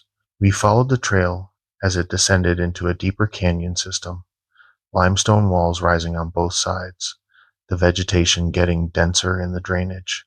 I fell into my usual pattern: hike for 20 minutes, stop for photos, catch up with the group. The light was beautiful, raking across the canyon walls, creating deep shadows and brilliant highlights. I shot everything. Wide landscapes, detailed shots of plants, the textured patterns in the rock. Around 10 a.m., I stopped on a ridge to photograph the view behind us. Through my viewfinder, I saw it again. The figure. Closer now, maybe a quarter mile back, standing on the trail we'd just hiked. Tall, still, watching. I lowered the camera and looked with my naked eyes. There. I could see it without the lens now. A dark shape, person size, standing in the middle of the trail. Kevin, I called out. Come look at this. The group stopped and came back. I pointed. Someone's following us, I said. Kevin pulled out his binoculars and looked. I see them. Can't make out details from here, but yeah, definitely a person. Should we wait for them to catch up? Liam asked. If they wanted to catch up, they would have by now, Rachel said. We've been moving pretty slow with photo stops. They're keeping their distance on purpose. Maybe they just hike at a different pace, Kevin said, but he didn't sound convinced. We stood there for a few minutes, watching. The figure didn't move, just stood there, a dark silhouette against the bright desert behind them. This is creepy, Liam said, like really creepy. Let's just keep moving, Kevin said. If they want to talk, they'll catch up. If they're just hiking their own hike, no problem. We continued on, but I kept looking back, and every time I did, the figure was there, maintaining the same distance, never getting closer, never falling behind, just following. Around noon, we stopped for lunch in the shade of a rock overhang. I took the opportunity to scan the terrain behind us with Kevin's binoculars. The figure was there, maybe 300 yards back, standing on a small rise. Still watching. Still there, I said. Okay, that's officially weird, Liam said. Who follows someone for 4 hours without saying anything? Maybe it's Border Patrol, Rachel suggested. They patrol out here. Border Patrol doesn't skulk around on ridges, Kevin said. They'd have come up and talked to us by now. Checked our permits. We ate our lunch, trail mix and jerky and energy bars, and tried to ignore the growing unease. But it was there, hanging over all of us. Someone was watching us, following us, and they didn't want to be close enough for us to see them clearly. We packed up and kept hiking. The afternoon heat was brutal. Mid-90s, and the trail got rougher. We were climbing now, switchbacks up the canyon wall, gaining elevation. The work was hard, and we fell into silence, each of us focused on breathing and moving and staying hydrated. I stopped at the top of a switchback to catch my breath and take a quick photo. Looked back down the trail. The figure was climbing the same switchbacks, maybe 10 minutes behind us, close enough now that I could see it was tall, really tall, and thin, moving with a strange gait, almost gliding. Nice, I said. It's getting closer. They stopped and looked back. We all watched as it climbed, getting larger as it came up the trail. Then, about 100 yards from us, it stopped, just froze, mid-stride, and stood there. What the hell? Liam whispered. We waited. It didn't move. We could see it clearly now, wearing dark clothes or maybe some kind of hide, head covered with something, face in shadow, but the proportions looked wrong. The arms seemed too long, the legs bent at weird angles. Let's go, Kevin said quietly. Right now. We moved fast, practically jogging when the trail allowed it. I kept glancing back. The figure had started moving again, maintaining that same distance, following. Around 2 p.m., we reached a section where the canyon narrowed significantly. Kevin's GPS started acting strange, the screen flickering, our position jumping around the map. Rachel and Liam checked their phones, same problem. All of our devices were malfunctioning. Solar flares, Rachel suggested. Wrong season, Kevin said, shaking his GPS. And that doesn't explain this. He showed us his screen. There were 4 dots showing our location, like the GPS thought there were 4 versions of us, spread out across a quarter-mile area. That's not normal, I said. We kept moving. The canyon walls closed in on both sides, creating a narrow passage, maybe 20 feet wide. I stopped to take a photo of the trail ahead, wanting to document the dramatic geology. I looked at the preview screen on my camera, froze. In the photo, standing in the middle of the trail about 100 yards ahead, was the figure, clear as day, in full sun. I could see it in the frame. I looked up from the camera. The trail ahead was empty. Nothing there. I looked back at the camera screen. The figure was still in the photo, standing right where the trail bent around a rock formation. Guys, I said, my voice shaking, look at this. They crowded around, stared at the camera screen, looked up at the empty trail, looked back at the screen. What the fuck, Liam said. What the actual fuck? Equipment malfunction? Rachel suggested, but she didn't sound like she believed it. I'm shooting raw, I said. That's a direct capture from the sensor. There is no processing that could create that. Kevin walked ahead slowly, hand on the can of bear spray clipped to his belt. We followed, clustered together now, safety in numbers. When we reached the spot where the figure had been in the photo, Kevin stopped and pointed down. Tracks in the sandy wash, bare feet, but wrong. The foot was too long, too narrow, and the distance between footprints was over 4 feet. No human has a stride that long, especially on rough terrain. We need to get out of here, Rachel said. Right now. I don't care about finishing the loop. Agreed, Kevin said. There's a bailout route about 2 miles ahead, cut straight back to the basin. We can be at our cars by tonight if we push hard. What about our second campsite? Liam asked. Fuck the campsite, Kevin said. Something is very wrong here. We hiked fast, damn near running when the terrain allowed it. I kept my camera out, taking photos constantly over my shoulder. Every third or fourth photo, the figure appeared. Sometimes on the trail behind us, sometimes on the ridges, sometimes closer than it should have been. The images were inconsistent. In one photo, it would be a quarter-mile back. In the next photo, taken 30 seconds later, it would be 50 yards back. It was moving wrong, covering ground too fast. Around 4 p.m., we reached a wider area where the canyon opened up. We could see our bailout route ahead. A steep climb up the east wall of the canyon that would take us directly back toward the Chisos Basin, maybe 5 miles total. Hard miles, but doable before dark. Kevin stopped to adjust his pack straps. I took another photo, this time facing forward. The figure was in it, standing in our path, maybe 60 yards ahead, right where the trail started to climb. I showed the group without saying anything. We all looked up at the trail. Nothing there. Looked at the camera. It was there in the photo. Keep moving, Kevin said. Don't look at it. Don't acknowledge it. Just walk. We walked. My heart was hammering so hard I could hear it in my ears. We approached the spot where it had been in the photo. I couldn't help myself. I looked. Nothing. Just empty trail and desert and rocks. But I could feel it watching. We started to climb. It was steep, loose rock, hands-on terrain in places. The sun was getting lower, the shadows lengthening. We had maybe 3 hours of good light left. I kept taking photos, couldn't stop myself. The figure appeared in half of them, sometimes behind us on the canyon floor, sometimes on the ridges paralleling our route. Around 5:30 p.m., Rachel stopped abruptly. My pack was opened, she said. What? My main compartment. I had it clipped shut, and now it's open. She rifled through her gear. Everything's here except, where's my map?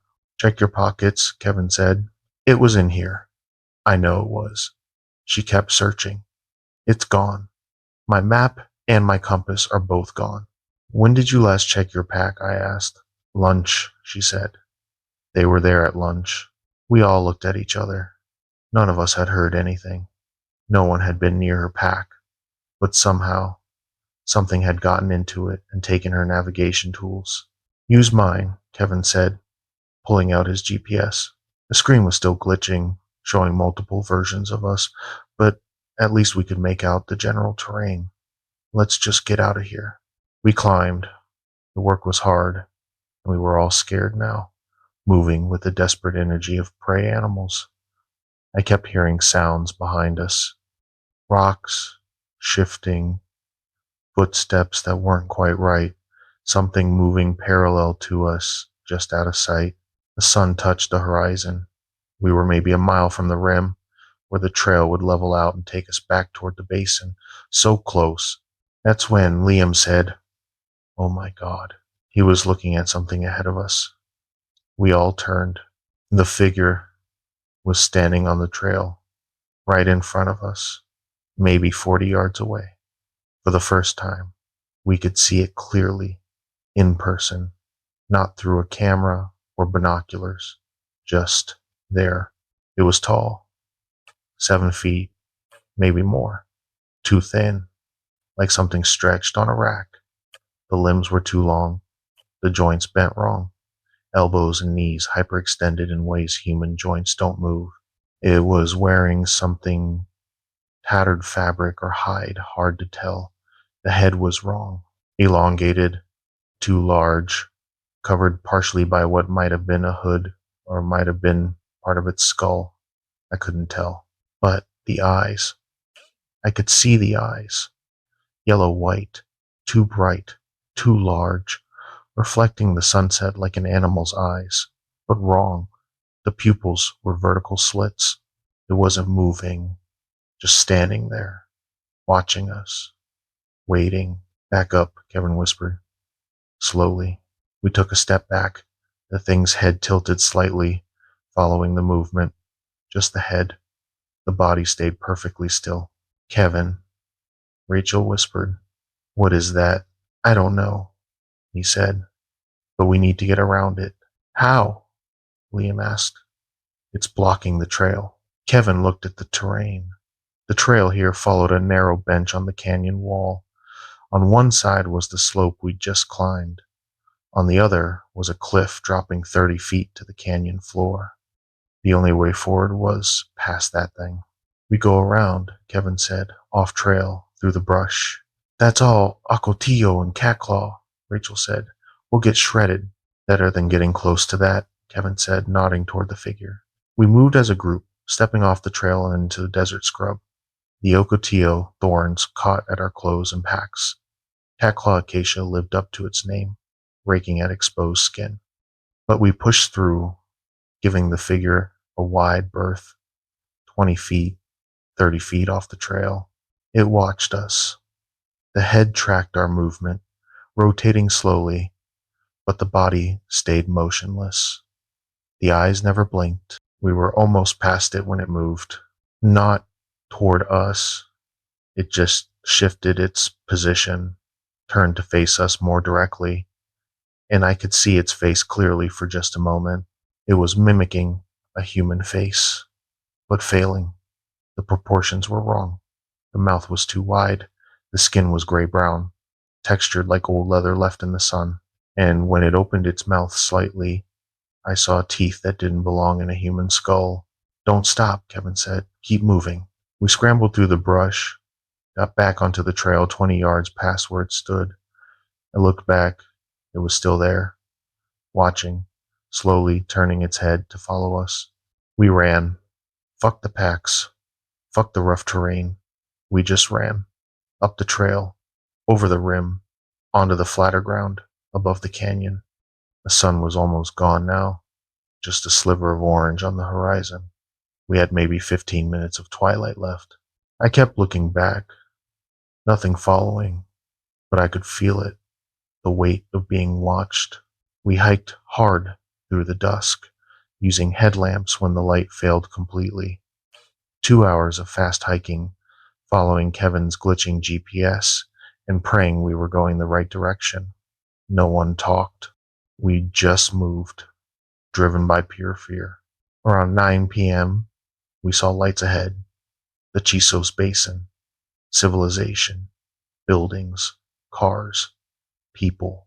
We practically stumbled into the parking area, our legs shaking, clothes torn from the brush, faces scratched and bloody. Our cars were sitting right where we'd left them 2 days ago. Normal, real, safe. I turned to look back at the trail we'd come from. At the edge of the parking lot lights, where the darkness began, something was standing. Tall, still, watching. It didn't come closer, just stood there at the boundary between the developed area and the wilderness, like there was a line it wouldn't cross. We loaded our packs into the cars, hands shaking, not talking. Kevin tried his GPS one more time. It was working perfectly now, showing our position exactly where we were supposed to be. All the glitches were gone. We need to report this, Rachel said. Report what? Liam asked. That we saw something we can't explain that probably isn't real? I have photos, I said quietly. We drove straight to the park ranger station. It was almost 10 p.m., but there was a ranger on duty. A woman in her 50s named Martinez. We told her everything. The figure following us, the tracks, the way it appeared in photos, the final confrontation. She listened without interrupting. When we finished, she nodded slowly. You hiked the outer mountain loop? She asked. Yes, Kevin said. She pulled out a file folder from her desk. Inside were reports, incident reports.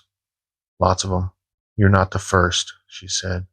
We've had reports from that trail system going back to the 1970s. Tall figure, stays at a distance, follows hikers, appears in photos, never attacks directly, never crosses into developed areas. What is it? I asked. Officially, unknown wildlife. Possibly a person engaging in stalking behavior, but we've never caught anyone. She looked at us seriously. Unofficially, the indigenous peoples who lived in this area have stories about things that walk on two legs but aren't human, things that watch from the ridges, things that mimic skinwalkers, Rachel said quietly. Ranger Martinez didn't confirm or deny it. Whatever they are, they seem to be territorial. The reports cluster in certain areas, especially near the border. Some rangers won't patrol those areas alone. She pulled out a form. I'll need statements from all of you, and your photos, if you're willing to share them. I gave her my memory cards. She uploaded the images, reviewing them on her computer. Every photo with the figure in it, she tagged and saved. There were 47 of them, 47 photos showing something that shouldn't exist. These will go in the file, she said, classified as inconclusive evidence of possible human subject in restricted area. That's not a human, Liam said. No, she agreed quietly. I don't think it is. But that's what the report will say. We gave our statements, got our memory cards back, and drove home that night. Didn't sleep, didn't stop except for gas, just wanted to be away from there. The group doesn't hike together anymore. We tried once, about 2 months later, a simple day hike in hill country near Austin. But every time someone appeared on the trail ahead of us, every time we saw a figure in the distance, we all tensed up, but the trust was gone. The easy camaraderie we'd had was replaced by fear and suspicion and the knowledge that something out there had stalked us for 2 days straight. Rachel quit her PhD program, moved to Seattle, won't talk about it. Liam sold all his camping gear. Kevin still guides, but he won't take groups into Big Bend anymore. Says he's done with that park. I still have the photos. I look at them sometimes, late at night, trying to make sense of what we saw, trying to convince myself it was just a person, just someone messing with us. But I can't, because I saw it up close. I saw its face. I saw the way it moved. And I know what I'm looking at in these photos isn't human. So let me tell you what I learned out there in the desert, what I want you to understand if you ever find yourself in a situation like ours. If you see someone on the trail who doesn't wave back, who appears in your photos but not when you look up, who watches from high ground without ever moving, don't wait to find out what they want. Turn around. Leave. Get to civilization as fast as you can. Some things stalk you because you're in their territory. Some do it because they're curious what you taste like. Some do it because they're testing you, seeing if you're weak enough to separate from your group. But none of them are there to help you. None of them have good intentions. And if you're lucky enough to make it to a parking lot or a ranger station or anywhere with lights and people, don't look back at what's standing at the edge of the darkness. Because if you do, you might see it wave goodbye. And that's when you'll know it was playing with you the whole time. And that concludes our 3 tales from the Untamed Wild tonight. 3 different encounters, 3 different nightmare scenarios, but all with the same underlying truth. There are things in the remote places of this world that don't want to be seen, that watch us from the shadows, that wear faces that aren't their own. If these stories resonated with you, if they made you check over your shoulder or think twice about that camping trip you've been planning, do me a favor, hit that subscribe button. We bring you fresh horror content regularly, and trust me, you don't want to miss what's coming next. Drop a comment below and tell me which of these 3 stories affected you the most. Was it the isolation of the cabin, the betrayal of the familiar stranger, or the relentless stalking through the canyon? And remember, if you ever find yourself in the wilderness and something doesn't feel right, trust that instinct. Our ancestors survived by listening to that little voice that says, something's wrong. Don't ignore it. Don't rationalize it away. Just leave. Because some things that live in the wild spaces are older than our understanding, stranger than our nightmares, and more patient than we can imagine. Sleep well, if you can.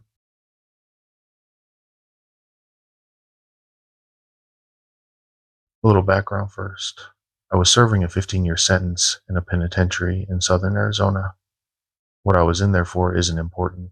During my stay there were countless things that happened that no one could explain, and even more that no one wanted to know more about. It all started with a prison legend.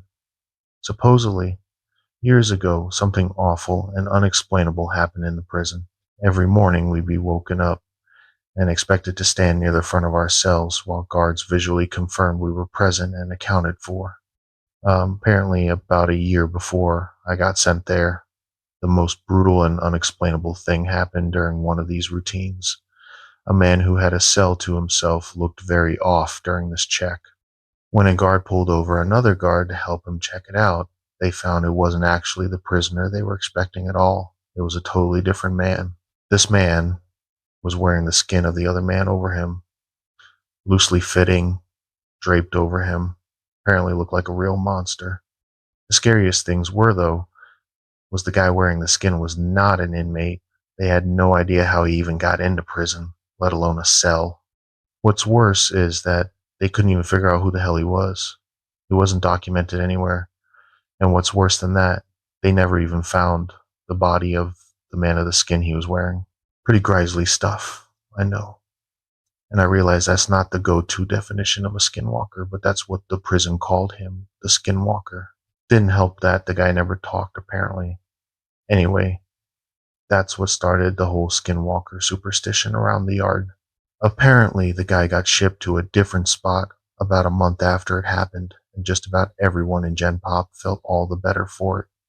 I heard about the story on the second day of my stay. Hell of a story to hear to place in your home for the foreseeable future. Now onto the real shit, though. Sure, that guy was the skinwalker, but all he did in the long run was get an old lifer Navajo inmate to tell everyone about actual skinwalkers. It seemed like a lot of the prison culture actually revolved around them. Now, apparently, skinwalkers are tricky to point out on the spot, but if you manage to survive around one for more than a minute or two, almost everyone can tell the mannerisms are all off. They can mimic human speech but not replicate it. They twitch manically. They have an unnatural gait while walking, but apparently they got better with experience. The old Navajo guy, his name was Carl, said that he was sure there was an actual one among the prisoners, slowly picking us off over the years. He called it the Grandmaster Skinwalker at one point. Apparently, he thought it had human mannerisms down so well that you might not even be able to tell if it was your cellmate for a day or two. It had to be good, he posited one night. You would expect a skinwalker to jump at any opportunity for a kill, but this one realized it had a revolving door of people to kill coming to it, and masterfully bided its time. as Carl thought for years. A lot of guys found humor in it. A lot more were really on edge about it. Every once in a while in prison, people snap. Sometimes you'll find your cellmate swinging in front of your bunk, strung up around the neck by his pant leg. Sometimes you just can't take it anymore. But in our yard, people tended to snap in a very special way. It wouldn't be an outburst at dinner or a silent suicide in the night. Guys would just stop talking, hunch over, and shuffle around. Any friendships they had would be mostly out the window. They would turn into a loner during rec time. They would let their hair hang in front if their face. No one liked to talk about it. Like if they did, it would happen to them next. I felt the same way. I didn't know if it was a skinwalker or just people going crazy, but I didn't want to find out. It wasn't clockwork or anything, but every time someone snapped in this way, it wasn't more than a couple weeks before they were shipped off or transferred to God knows where without anyone else knowing beforehand. Then there was the nighttime occurrences. Short, loud bursts of sound echoed through my cell block during all hours of the night on a regular basis. It sounded like a mix between a pig's dying squeals and nails on a chalkboard. Just another thing no one liked to talk about. Even scarier were the shadows and footsteps. The block was dimly illuminated in the night by a few lights hanging from the ceiling outside the cells. I myself saw shadows flit across my walls on a regular occasion when there were definitely no guards near my cell. One time, near the end of my sentence, I woke up, looked at my back wall, and found a perfect silhouette of a person standing there. But when I looked, my bunkmate was asleep, and no one was outside my cell. And the footsteps. Everyone hated the fucking footsteps. They were the scariest part. In the night, sometimes, more rarely than the shadows, you would hear ungodly, fast footsteps. They sounded like wet feet slapping on tile floor. Whatever caused them would fly from one end of the block to the other in a dead sprint. Whatever it was inhumanely fast. If you happened to be awake before it started, by the time you heard the footsteps on one side of your cell and whipped your head around to see the thing run by, it sounded like it was 3 cells past you. Everyone hated the footsteps. I agreed. I thought they were the worst. I was released from that place about a month ago, and I have more stories than I can count. I swear it was nearly my turn. About a week before I was discharged, my cellmate and a good friend of mine snapped in the same kind of way.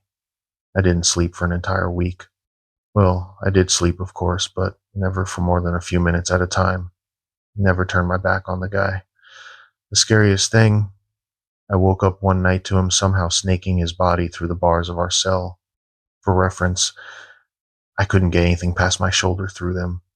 The worst part, though, he was coming back in to our cell. On the day of my release, I didn't say a word to him. Just left. He seemed fine with it. So was I. I had made it through 15 years of prison fights, gang disputes, and for all I know, Skinwalker abductions. I left through the front gates, a free man. As I walked along the fence for the rec yard, I spotted my cellmate, standing off on his own, like he had for the last week or so. I shook my head, not even really sure if it was him anymore. I took one last look over the yard, this time from the other side of the fence. I wish I hadn't. There, standing off on his own on the other side of the yard, was Carl, slouched over, eyeing the other inmates, and twitching manically. Shared this before. I have a story. It isn't mine, but it happened to my uncle. He used to tell this story when we went camping, and it scared the lights out of me every time I heard it. We live in Utah, and my uncle, Mark, went on a mission at 19. They sent him to an Indian reservation in Arizona. They paired him up with a companion named Carl. When they first got there was a huge rift with the locals on the reservation with them being there. They didn't want my uncle and Carl staying on the reservation grounds. Eventually, they came to a compromise that they would stay on the outskirts in a trailer. This reservation wasn't very big and was located next to a heavily wooded area. The first night, they were trying to sleep when all of a sudden, Their trailer started to shake violently back and forth. Startled and not sure what was happening, they climbed under their table for cover. Mark could distinctively hear someone pushing it from both sides of the trailer like a group of people. After about 5 minutes, it stopped. That next day, they made rounds on the reservation and were talking to the locals. Carl made a comment to one of the families that their trailer was shaking that night before. The family got very quiet and then told him they had to leave. They thought it was strange, but didn't think much of it. The next night, it happened again. They awoke to their trailer shaking back and forth. Again, they climbed under the table until it stopped. This went on for 2 more nights. Anytime they tried to talk to anyone about it, they got quiet and told them to leave. Mark started thinking that, due to the tension of their arrival, the locals were doing this to scare them off the reservation. They then go into a convenience store and they were talking together about how frustrated they were with the situation. The clerk overheard and said, "They can't talk about it. It's forbidden." Confused, they ask him, "Can't talk about what?" The guy continues to tell them about the Skinwalkers. He says they are evil demons that were once Native American witches. If they talk about it, the Skinwalkers will come for their souls. They just walked out of there baffled. They thought it was another scare tactic. So that night, when the shaking started again, my uncle decided to be brave and confront them. He went to the trailer door, flew it open, and yelled, "Hey." When he did that, he saw these 3 animals run off. 2 were a wolf and 1 was a bear, but they looked strange, almost with human features. As he watched them run towards the trees, all 3 stood up on 2 legs and walked slowly towards the trees, making a human cackling laugh. It scared him so bad that they called their mission president that next morning and asked to be moved. They were relocated that day. For a year, nothing happened. One day, they announced that Carl was being relocated to another city and Mark was getting a new companion, Jimmy. They had to drive for about an hour to pick Jimmy up from the airport. The road they traveled went through the boundaries of the reservation. They arrived at about 8 p.m. and met Jimmy, and they go to leave. The mission president tells Jimmy, "We are driving through a dangerous area at night, so we can't make any stops. If you need to use the restroom, you need to go now," Jimmy says. "I am fine." The mission president gets serious enough to even freak out Mark. "I am not kidding. Go do your business." Jimmy was insistent he was fine, so they hit the road. As they were about 30 minutes into the drive, they were going through the area of the reservation boundaries. Jimmy starts complaining that he needed to pee badly. The mission president says, "We can't stop here. You'll have to hold it." Jimmy keeps going on. "I really can't hold it." So the mission president stops the car and says, "Okay, but you will do your business next to the door. And if I say get into the car, you better get into the car fast." With a look of confusion, Jimmy says, "All right," opens the door and starts to do his business. In about 5 seconds, the mission president says nothing and just yanks Jimmy into the car and floors it. Jimmy and Mark start freaking out. "What is going on?" The mission president says nothing and just increases his speed. All of a sudden, Mark sees something next to the car to his right. A giant wolf-looking man was running on 2 feet next to the car. Mark looked at the speedometer. They were going over 60 miles an hour and still increasing. The wolf creature kept right next to the car for 10 minutes until it finally took off into the trees. Shaking, Jimmy gets out of the car when they arrive. They didn't speak through the whole ordeal and says, "What did I just see?" The mission president says, "Next time I tell you to take care of your business, you take care of your business." I posted one another thread, but it was so long, I didn't want to hijack the comment section of a good story. I'm Dine Navo, and boy, have I heard a lot of stories growing up on the reservation. While I've never seen anything myself, which I am grateful for, I have benefited by being around the people who have. There is a different kind of evil that exists in the quiet high deserts and deep sandstone canyons of Utah, Arizona, New Mexico, even Colorado, in the southern Ute area. I can only describe it as an ancient evil.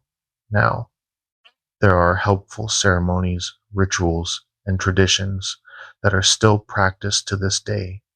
Hell, even a local hospital has an on duty medicine man. But it seems to be a double edged sword. What I mean is, there is also black magic, which most Dene will not even acknowledge or speak of. We are very superstitious and are heavy with taboos. You will find this with most First Nation people. From Alaska to Argentina, it's just something you don't do, in fear that it will get the attention of unwanted spirits or harmful beings. Skinwalkers or Nalblushi are just a few stories that kept me up at night with the covers over my head. Here's a quick one for you guys. A Navajo tribal police officer was driving west on what used to be officially named Highway 666. It was lighty snowing, maybe 1/4 inch, which is a lot of snow for home, and he sees an old woman walking on the side of the road. How she got there or where she was going was not apparent because she was so far out in the middle of nowhere. He didn't see her right way, but as he passes, he noticed that she is dressed in traditional clothing, a shawl, dress, moccasins, and her hair in the traditional bun. Not too odd. Many elders still choose to dress traditionally. But why was she out in such cold weather this late at night? Hitchhiking? Maybe. He passed her too quickly and now has to turn around, and as he makes a U-turn, he notices she is nowhere to be seen. This is fairly flat terrain, and he for sure seen an old woman walking. He pulls the squad car over and steps out with his flashlight. Confused, he manages to find the woman's footprints in the shallow snow. He follows the footprints until they suddenly turn into what look like dog footprints leading away from the road in a hurry. He immediately jumps back into the squad car and meets up with another officer near his patrol. He is a little shaken up, but asks the other officer if he has ever seen anything like that. The officer tells him that he has. He also explains that sometimes it's an old woman, sometimes a very beautiful young girl, but always on that road and always in the snow, waiting for the right Good Samaritan to let her into their car. I still get nervous driving those wide open spaces at night. I keep my eyes strictly on the road and turn my music up high. I rarely pick up hitchhikers, but I never pick them up at night. The familiar stranger. My brother was standing outside in the snow, staring at me through the bedroom window, which would have been fine, except I could hear him snoring in the next room. Let me explain how I got there. My name is Brian. I'm 29, and I teach 4th grade in Tucson. Every year, since I was a kid, my family has spent Thanksgiving weekend at our cabin outside Flagstaff. It's tradition, the kind that feels less like choice and more like obligation at this point, but in a good way. The cabin's been in our family for over 20 years, bought back when property up there was still affordable.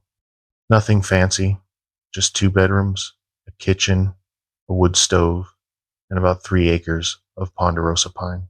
November of 2022. My parents couldn't make it. Dad had just had hip replacement surgery in October, and the drive up from Tucson was too much for him. And so it was just going to be me and my younger brother, Tyler. He's 26, works in IT for some startup, still acts like he's in college half the time. We get along fine. Not best friends, but we're brothers. We do the Thanksgiving thing. We text occasionally. We show up for family events. I drove up Wednesday evening, truck loaded with groceries and supplies. Tyler was supposed to meet me there around the same time, but he called an hour into my drive saying he was running late. Work emergency. Something about a server crash. Typical Tyler. I told him I'd get the cabin opened up and the heat going. The drive up is always beautiful, especially in November. The elevation change takes you from desert to forest, saguaros giving way to pines, temperature dropping 20 degrees. By the time I turned onto the dirt road leading to our property, it was almost dark, and my breath was fogging in the cab despite the heater running full blast. The cabin looked exactly like it always did.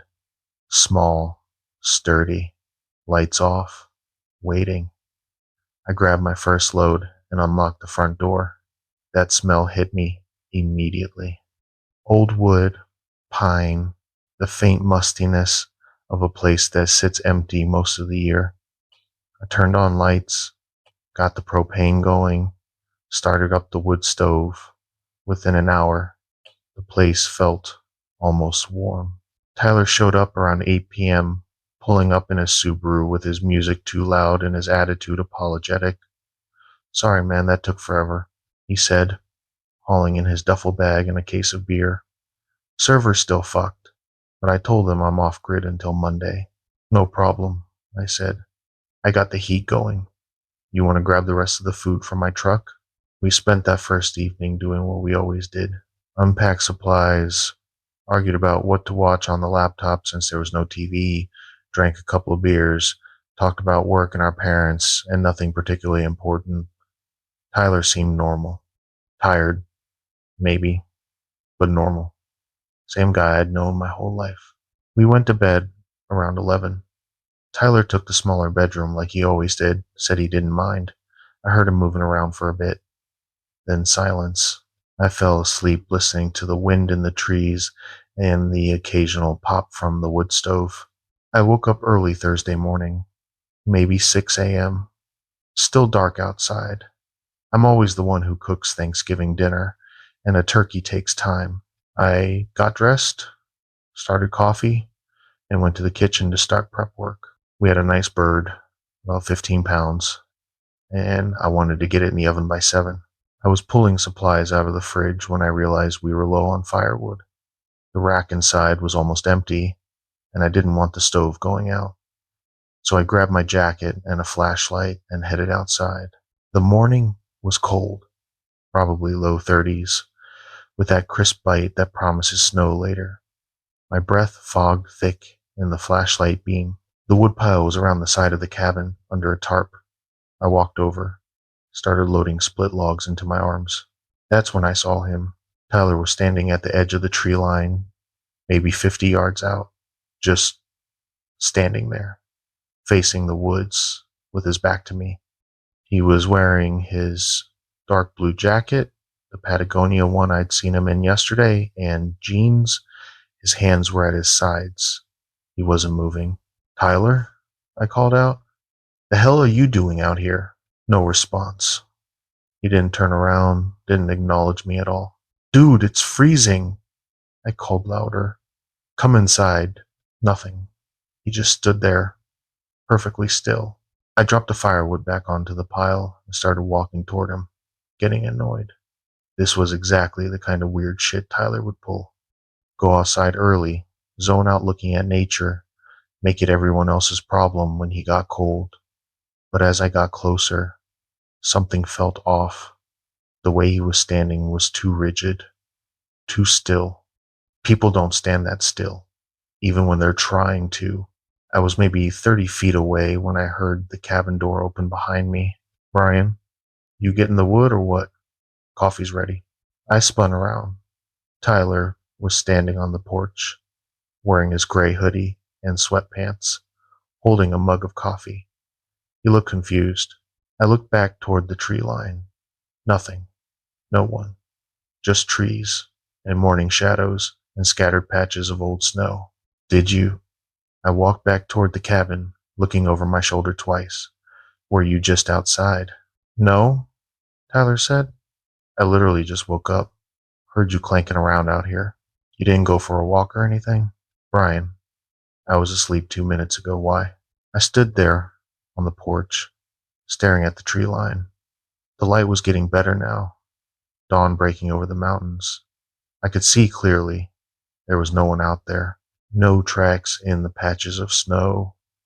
Nothing. "I thought I saw someone," I said finally. "Probably a deer," Tyler said, taking a sip of coffee. "You know how they blend in." "Yeah," I said, "probably. But it wasn't a deer. I knew what I'd seen. Someone wearing Tyler's jacket, standing at the tree line. But Tyler was inside. Had been inside. His hair was still messy from sleep, and he was wearing his glasses, which he never wore outside. I grabbed the firewood and went back in. Didn't mention it again. Tyler made jokes about me needing more coffee, and I laughed it off. Started working on the turkey. By 7 a.m., it It was in the oven, and we were both sitting at the kitchen table playing cards and working through a pot of coffee. Everything felt normal. Tyler was Tyler, making dumb jokes, checking his phone too much, complaining about his boss. We watched part of the parade on his laptop, argued about whether we should have gotten a smaller turkey for just 2 people, debated when to call our parents. But around noon, something changed. We were sitting on the couch, watching football, and Tyler got quiet. Not normal quiet. It just stopped talking, mid-sentence. He was staring at the wall, face blank. I glanced over at him. "You okay?" He blinked, turned to me, smiled. "Yeah, buddy, just thinking." Buddy. Tyler had never called me buddy in his entire life. Not once. He called me Brian, or dude, or occasionally asshole when we were kids. Never buddy. Thinking about what? I asked. "That time we went camping up at Rim Lake," he said. "Remember that?" I frowned. "We've never been to Rim Lake." "Sure we have," Tyler said, still smiling. "2 summers ago. We caught those rainbow trout." "Tyler, we've never been fishing together," I said. "You hate fishing." He looked at me for a long moment, then laughed. Right. I'm thinking of someone else. Sorry. Brains fried from work." He got up and went to the kitchen, started poking at the turkey in the oven. I watched him move. Something about it was deliberate, like he was thinking about each step before he took it. "Hey, you feeling okay?" I asked. "You seem off." "I'm fine," he said without turning around. "Why wouldn't I be?" "I don't know, you just seem, I don't know." He closed the oven and turned to face me. "I'm great, Brian. Really. Never better." The way he said it made my skin crawl. Too enthusiastic, too bright, like someone doing an impression of Tyler being happy. I let it drop. We ate dinner around 4 p.m. Turkey, stuffing, mashed potatoes, and the whole thing. Tyler ate normally, complimented the food, seemed fine, but he kept doing little things that were wrong. Called our mom mother when we called to wish them happy Thanksgiving, when he'd always called her mom. Laughed at jokes that weren't funny. Stared just a little too long when I wasn't talking. After dinner, I went to put my boots by the front door. That's when I noticed Tyler's boots were wet, not just damp, soaked through, with mud caked on the soles. "Hey, Tyler," I called out. "Did you go outside today?" "No," he called back from the kitchen. "Why?" "Your boots are wet." He came around the corner, looked at them. "Huh, must have stepped in something when I brought my stuff in yesterday. Forgot to clean them." "They're really wet," I said, "like you walked through a creek." He shrugged. "I don't know what to tell you. I haven't been outside." But he had been. I knew he had been. I just didn't know when. That night, after we'd cleaned up dinner and Tyler had gone to his bedroom, I sat in the main room, staring at the wood stove and trying to shake the feeling that something was very wrong. Every rational explanation I could think of felt flimsy. Tired eyes, stress, too much coffee, but none of that explained the boots. None of that explained Tyler standing at the tree line when he was simultaneously inside making coffee. Around 10 p.m., Tyler opened his bedroom door and stood in the hallway. I could see him in my peripheral vision, just standing there, looking at me. "You going to bed?" he asked. "Soon," I said. "Want to go for a walk first? Get some air?" I turned to look at him. It's dark and cold, so we could walk down to the old creek bed. "It'll be nice." "We've never done that," I said. "Sure we have," Tyler said. "Lots of times." "No, Tyler, we haven't. We've never gone to the creek at night." He tilted his head slightly. "Come on, it'll be like old times." "What old times?" I asked, feeling my heart rate pick up. "We've never done that." He stared at me for a long moment, then smiled.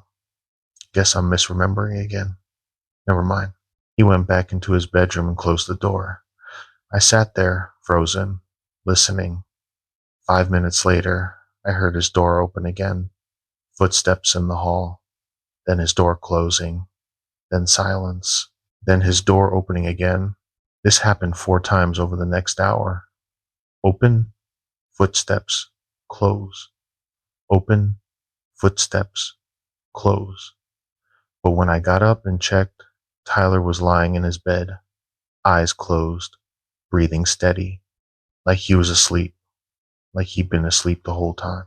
I locked my bedroom door that night, shoved a chair under the handle for good measure, lay in bed staring at the ceiling, listening to every sound the cabin made: wind, branches scraping the roof, the stove ticking as it cooled, and footsteps in the hallway, over and over, until finally stopping around 3 a.m. I barely slept. Friday morning, I woke up to silence. I checked my phone. 7:30 a.m. Late for me. I got dressed, moved the chair, unlocked my door, opened it slowly. The cabin was cold, really cold. I walked into the main room and saw why. The front door was wide open, letting in freezing air and early morning light. "Tyler," I called out. No answer. I checked his bedroom. Empty. Bed was made, which Tyler never did. His boots were gone from by the door. His jacket was gone. I felt panic rising in my chest. Where the hell did he go? I grabbed my keys, ready to get in my truck and drive out looking for him, when I heard footsteps on the porch. Tyler walked in through the front door, arms full of firewood, boots muddy and wet. "Morning," he said cheerfully. Figured we were running low. I stared at him. "Where were you?" "Getting firewood," he said, walking past me to dump it by the stove. "Like you asked." "I didn't ask you to get firewood." He stopped, turned to look at me. "Yes, you did. Last night, before bed." "No, Tyler, I didn't." "You sure?" He smiled. "Maybe you're misremembering." I looked at his face, really looked. His eyes were wrong. The color was right, and that same hazel green they'd always been. But they looked faded somehow, like a photo left in the sun. And he wasn't blinking. He was just staring at me, smiling, not blinking. "Tyler, are you feeling okay?" I asked carefully. "I feel great," he said. "Why does everyone keep asking me that?" "Everyone? You. You keep asking. I'm the only one here," I said. He paused, tilted his head. "Right, of course." He went to the kitchen and started making coffee. I stood there, watching him move. Every action was just slightly too deliberate, too careful, like someone who'd learned how to be human but hadn't quite perfected it. I went to Tyler's bedroom on the pretext of looking for my phone charger. His phone was on the nightstand. I picked it up. No passcode, which was weird because Tyler always had a passcode. I opened his recent calls. The last call was yesterday, Thursday, at 9 p.m. to our mom. I hadn't heard him make that call. I went back to the main room. Tyler was sitting at the kitchen table, drinking coffee, watching me. "Find what you were looking for?" he asked. "Yeah," I lied. "Good." We stared at each other. The silence stretched out, broken only by the wind outside. "I think I'm going to head back to Tucson today," I said, not feeling great. "That's too bad," Tyler said. "We were having such a nice time." "Yeah, well, I think I'm coming down with something." "Sure you are," Tyler said, and smiled. I went to my bedroom, closed the door, locked it, pulled out my phone and called my mom. It rang 3 times before she answered. "Brian, honey, how's the cabin?" "Mom, is Tyler there?" I asked quietly. "What? No, he's with you." "When's the last time you talked to him?" "Last night around 9. He called to say happy Thanksgiving, but he said he was feeling sick, stomach bug or something. He left the cabin and drove home to Tucson. He texted me when he got to his apartment, so I know he's safe." My blood went cold. "He texted you?" "Yes, around midnight." "Why? Is everything okay?" "What did the text say?" "Just that he made it home safe and was going to sleep it off." "Brian, what's going on?" "Mom, if Tyler's in Tucson, then who the hell is in this cabin with me?" Silence on the other end. Then, what are you talking about? Tyler is here, right now, in the kitchen. I can see him through the door. Ryan, that's not possible. Tyler left last night. I have his texts right here. Call him, I said. Right now. Call him and put him on speaker. I heard her fumbling with her phone, heard it ring, heard Tyler's voice answer. Hey, Mom, what's up? Tyler, where are you? She asked. In my apartment. Why? What's wrong? You're in Tucson? Yeah, I've been here since last night. Felt like shit. Decided to drive home. I told Brian before I left. I could hear Tyler's voice through the phone. Real Tyler. Actual Tyler. And I could hear footsteps in the hallway outside my bedroom door. Brian thinks you're still at the cabin, Mom said. What? No. I left around 9:30. Texted him and everything. I checked my texts. Nothing from Tyler. No texts since Wednesday. Mom, I have to go, I said. Brian, what is happening? I hung up, stared at the door. The footsteps had stopped. Something was standing right outside my bedroom. Brian? Tyler's voice called through the door. What's wrong? Why are you calling Mom? I didn't answer. Brian, come out here. Let's talk about this. I sat on the edge of the bed, phone in my hand, trying to think the real Tyler was in Tucson. Had been since last night, which meant the thing that walked in this morning with firewood, the thing that had been acting wrong since yesterday, the thing standing outside my door right now. I know you're scared, the voice said. It sounded exactly like Tyler. But you don't have to be. I'm still your brother. No, you're not, I said. Silence. Then, I could be. I know everything about him. I know everything about you. I can be him perfectly. Better than he was. You won't even miss the real one. Get away from my door. Why? We're brothers. Brothers don't lock each other out. Tyler is in Tucson. That Tyler left. I'm here. I'm the one who stayed. Doesn't that mean something? I stood up, grabbed my truck keys, my wallet, my phone, looked at the window. Too small to climb through. Only way out was through that door. Through the main room. Through the front door. Past whatever was standing in the hallway. I'm going to count to 3, I said. Then I'm opening this door and walking to my truck. Don't try to stop me. Why would I stop you? The voice said. I just want to talk. 1. Brian, come on. This is silly. 2. We can work this out. I can explain. 3. I yanked the door open. The thing that looked like Tyler was standing 3 feet away, smiling, up close, in good light.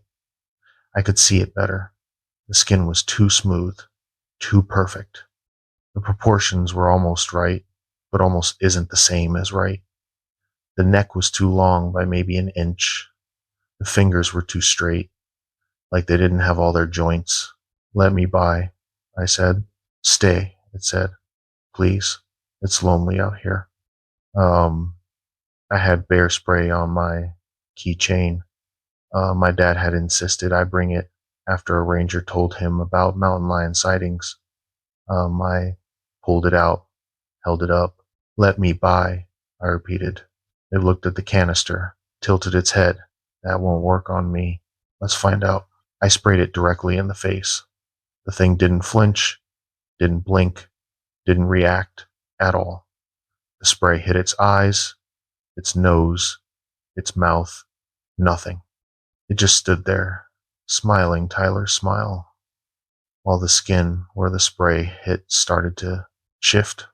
Not melt exactly, but ripple, like water disturbed by a stone. Told you, it said. I ran, shoved past it, sprinted through the main room, hit the front door at full speed. My truck was 20 feet away. I could hear it behind me. Footsteps that were too heavy, too deliberate. I got my keys in the door, threw myself into the driver's seat, locked the doors. The thing was standing between my truck and the dirt road out, just standing there, watching me. I started the engine, threw it in drive. Move, I said out loud, even though it couldn't hear me. It didn't move. I floored it. The truck shot forward, and I was sure I was going to hit it, but at the last second it stepped aside. But it grabbed the door handle as I passed, and for one terrible moment I felt the truck lurch sideways. Then I heard metal screech, and the handle tore off in its hand. I looked in the rearview mirror. It was standing at the edge of the property, where our dirt road met the Forest Service road, just standing there, watching me leave, still holding the door handle. And as I watched, it raised its other hand and waved. Slow, deliberate, wrong. I drove straight through to Tucson. 4 hours. Didn't stop once. Kept checking the rearview mirror, expecting to see it following, but the road stayed empty. I went straight to Tyler's apartment. He answered the door looking like shit, pale and wrapped in a blanket. "Brian, what are you doing here?" I pushed past him, checked every room. Just Tyler. Normal Tyler. Real Tyler. "You okay?" he asked. "You look insane." I told him everything. He listened, went pale, sat down on his couch. "I felt sick Thursday night," he said quietly, like really suddenly, like something was telling me I needed to leave. "I texted you, got in my car, drove straight home. I thought you'd seen the text." "I never got it," I said. We sat there in silence for a long time. Finally, Tyler said, "What was it?" "I don't know," I said, but I did know, or at least I could guess. I'd heard the stories. Everyone who grows up in Arizona hears them. Things that take shapes, things that mimic, things that wear faces that aren't theirs. I called Coconino County Sheriff's Department that afternoon, told them someone had broken into our cabin, was possibly still there. A deputy went out, called me back 2 hours later. "Property's clear," he said. "No signs of forced entry. Nothing disturbed." "Did you find tracks?" I asked. "Footprints in the mud?" "Just yours, from what I can tell. And some animal tracks. Elk, maybe." "There was someone there," I insisted. "I believe you saw something," he said carefully. "But there's no one there now." He paused. "This wouldn't be the Hartley property on Rim Road, would it?" "No, it's the Morrison place, Forest Road 263. Another pause. "Huh. We've had reports from that area before. Not your specific property, but nearby. People reporting family members acting strange, seeing doubles, that kind of thing." "What kind of reports?" "Above my pay grade to discuss," he said. "But between you and me, get your locks changed. All of them. Home, car, everything. And maybe don't go back up there for a while." "I'm never going back," I said. Smart. My parents sold the cabin 3 months later. Took a loss on it. Didn't care. None of us wanted it anymore. Tyler and I don't talk about what happened. We still do Thanksgiving together, but now it's at a restaurant in Tucson, surrounded by other people, with fluorescent lights and crowds and noise. I'm okay with that, because here's what I learned, and what I want you to understand if you ever find yourself in a situation like mine. If someone you know starts acting like themselves but slightly wrong, trust your instincts. Trust that little voice in your head that says something's off. And if you see them in two places at once, if they tell stories that never happened, if they know things they shouldn't know, the one that's closer isn't the one you should trust. The one that wants you to stay, to come closer, to take a walk in the dark, that's the one you should run from. Because whatever it is, it's not them, it's wearing them. And if you stay too long, you might not be able to tell the difference anymore. And that's when it wins. That second tale hit different, didn't it? The betrayal of trust, the psychological horror of not knowing if you can believe your own eyes. But we've got one more story for you tonight, and this one takes us into the vast open spaces where things can watch you from a distance, and you'll never know until it's too late. But first, if these stories are resonating with you, make sure you're subscribed. We bring you fresh horror content regularly. Drop a comment and let me know which story scared you more so far. Now, let's head into the canyon. I was doing 75 on Highway 191 when I looked in my passenger mirror. I saw a figure in a reflective vest keeping pace with my truck, and it wasn't running, it was gliding. But the worst part wasn't the speed. It was the face. I was staring at my own face, smiling back at me with too many teeth. Let me back up. My name is Jake Holloway, and I've been driving long haul for Intermountain Freight out of Salt Lake for 11 years. I know every highway, every truck stop, every way station between Idaho and Arizona. Highway 191 through southeastern Utah is one of my regular routes. A straight shot from Moab down to Monticello, then on to Blanding if the load requires it. It's empty country, high desert, red rock formations that look like cathedrals in the daylight and tombstones at night. Most drivers hate the lonely routes. Not me. I've always preferred the silence. The hum of the engine, the glow of the dash lights, the occasional crackle of the CB when someone breaks the static. It's meditative, peaceful, even. That was before October 23rd, 2023. I left Moab around 11 p.m. with a full load of construction equipment heading to a site outside Monticello, standard run.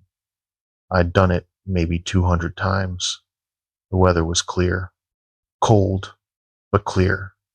Moon was about 3/4 full, enough light to see the rock formations on either side of the highway. Temperature was sitting around 38 degrees. I had my thermos of coffee, my audiobook playing low, and about 90 miles of empty road ahead of me. Everything was normal until mile marker 73. That's when I saw the hitchhiker. Now, you don't see many hitchhikers on 191, especially not at midnight in late October. It's too remote, too cold, too far between towns.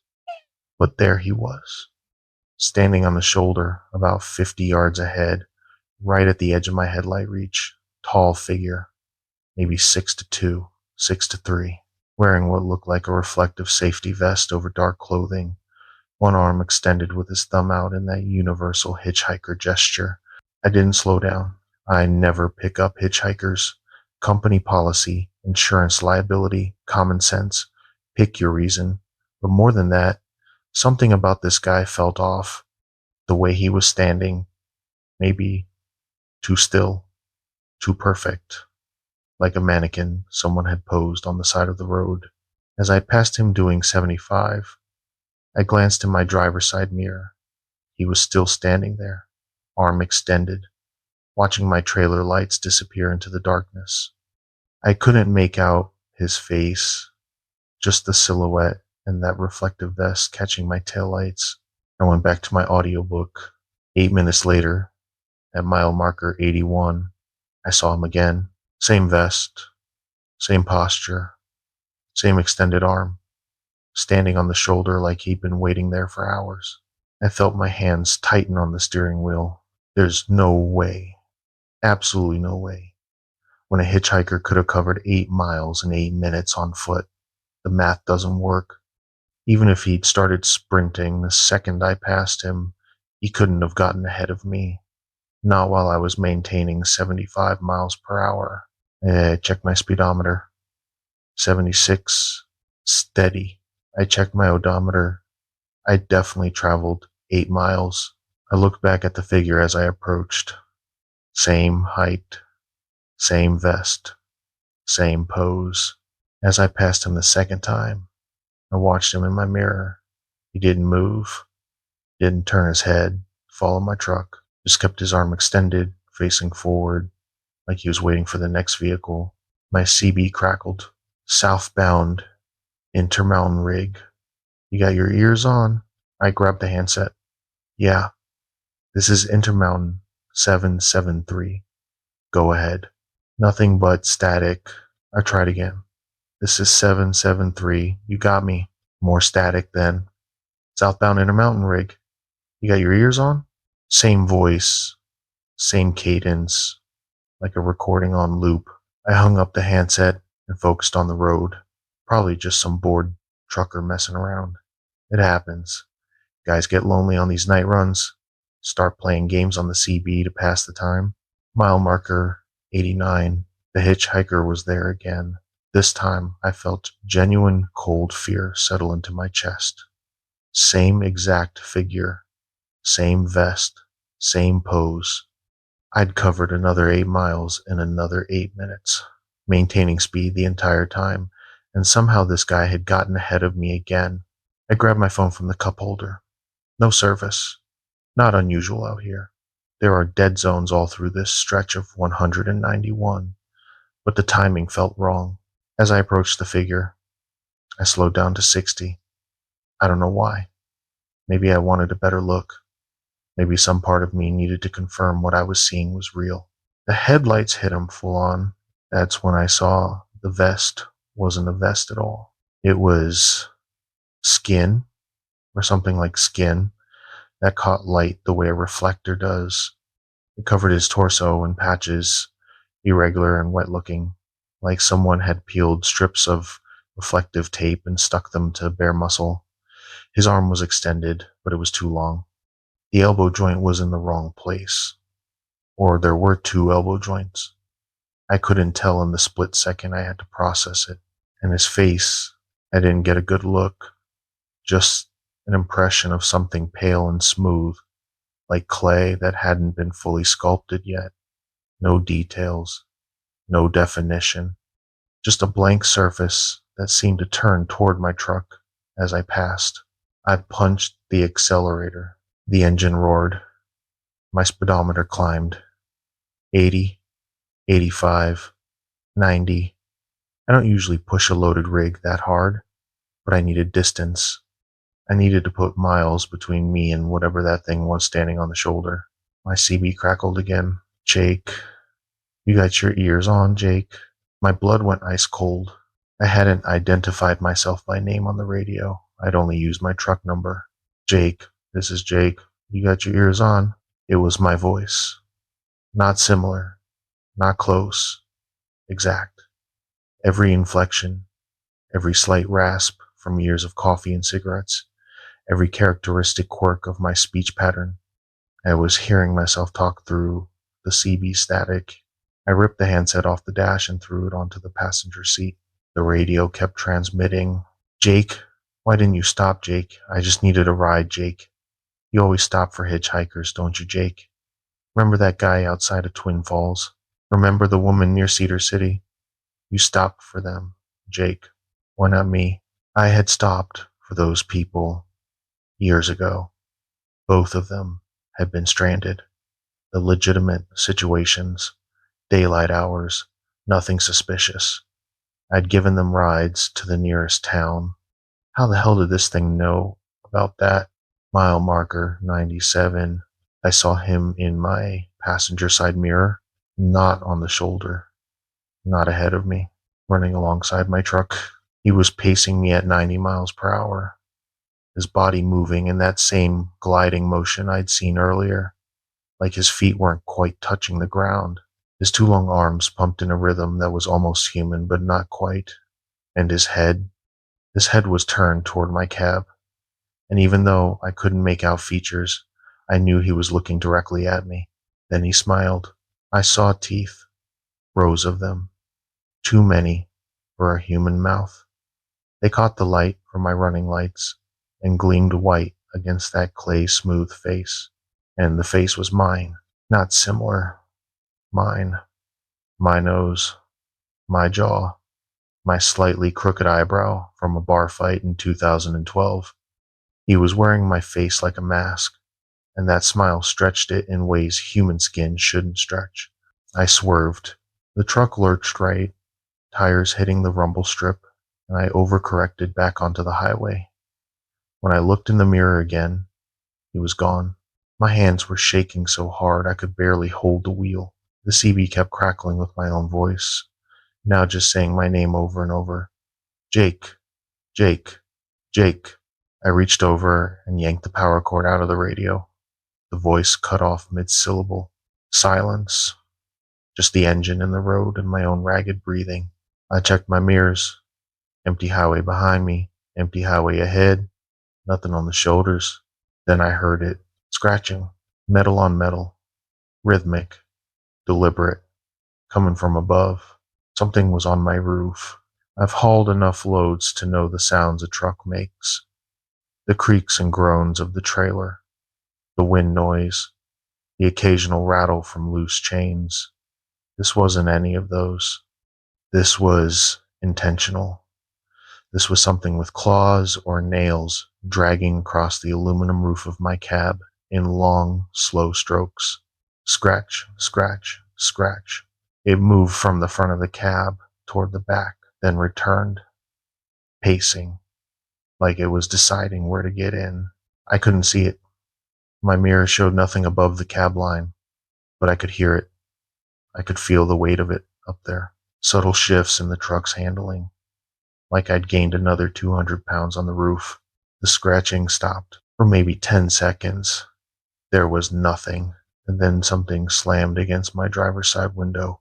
I screamed. Actually screamed, which I'm not proud of, and jerked the wheel again. The truck fishtailed, trailer swinging wide, and I fought to bring it back under control. When I looked at the window, I saw a handprint, not pressed against the glass from outside, pressed against the glass from inside. The print was on the interior surface of the window, like someone sitting in my lap had reached up and placed their palm against it. But there was no one in the cab with me, just me and the empty passenger seat and that handprint, my handprint. I realized because I could see the scar on the palm from where I'd cut myself on a loading dock gate. I couldn't process it. My brain refused to make sense of what I was seeing. The CB crackled back to life even though it wasn't plugged in. Jake, let me in, Jake. It's cold out here, Jake. You wouldn't leave yourself out in the cold, would you? Mile marker 103. I saw the rest stop sign. Half a mile ahead, blue and white reflective marker, indicating facilities, parking, bathrooms. I've stopped there dozens of times. Small lot, 2 picnic tables, 1 light pole in the center. I needed to stop. I needed to check the roof, make sure nothing was actually up there, prove to myself I was losing my mind from exhaustion and not actually being hunted by something impossible. I downshifted and pulled into the rest stop. The lot was empty. The light pole cast a dim yellow circle across the cracked asphalt. Nothing moved. No wind, no sound except my engine idling. I set the parking brake and sat there, hands still gripping the wheel, trying to decide if I was brave enough to step outside. The scratching had stopped when I pulled off the highway. Whatever had been on my roof was either gone or waiting. I grabbed my mag light from the door pocket. 6 cell, heavy as a club. It saved me in more than one sketchy truck stop situation. I took 3 deep breaths, said a prayer I didn't entirely believe in, and opened the driver's door. The cold hit me immediately. Temperature had dropped into the low 30s. My breath misted in the air. I stepped down from the cab, boots hitting asphalt, and swept the maglite beam across the roof. Nothing.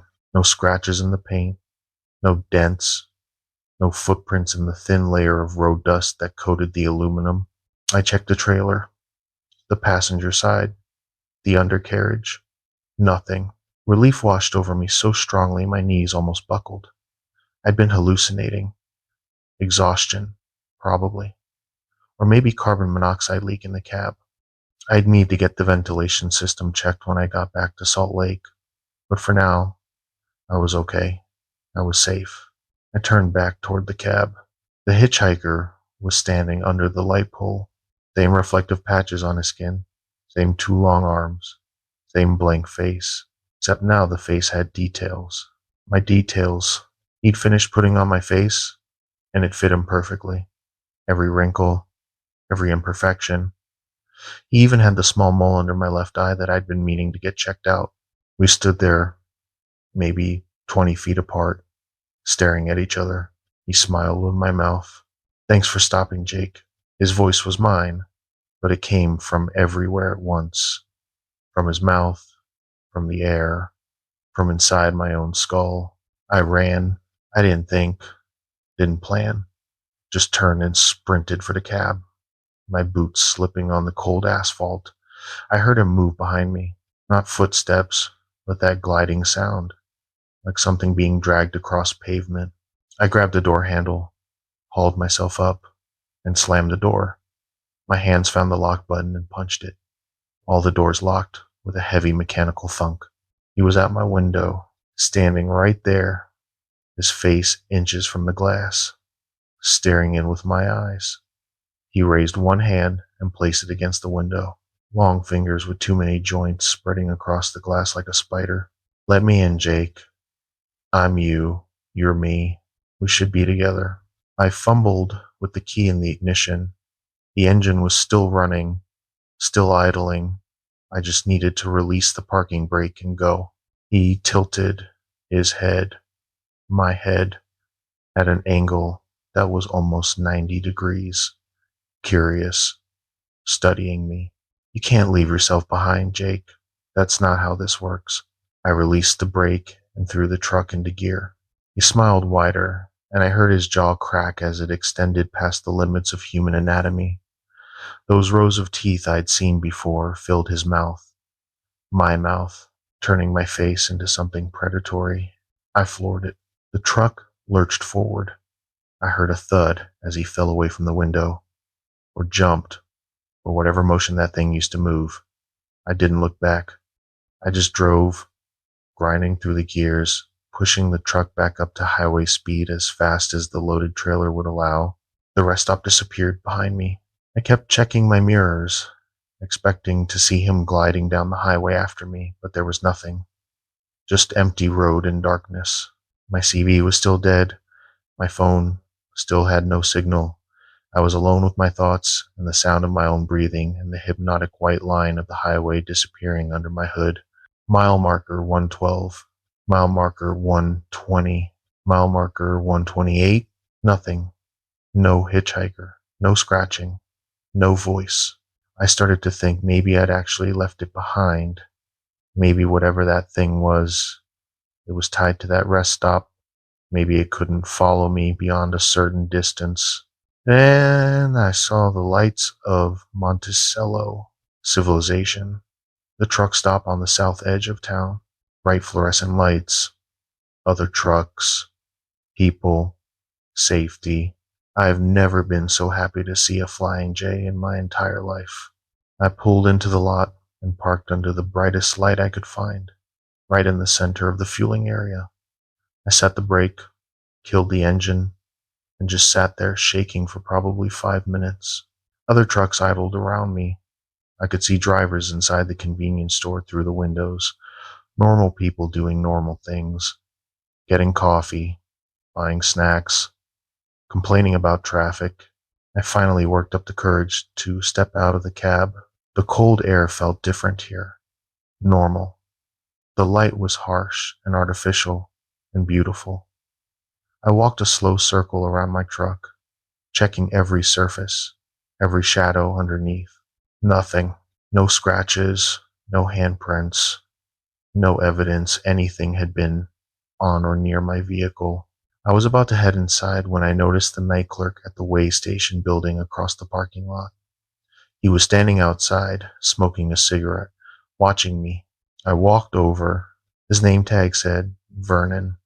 Older guy, maybe mid-60s, with the weathered face of someone who'd spent their life outdoors. He took a drag from his cigarette and nodded at me. "You all right, son? You look like you've seen the devil." I didn't know how to answer that. What was I supposed to say? That I'd been chased by something wearing my face, that it had kept pace with my truck at 90 miles per hour? Instead, I asked, "You ever hear stories about Highway 191? Anything unusual?" Vernon's expression changed. Not surprise. Something more like recognition. "You saw the runner." It wasn't a question. "The runner?"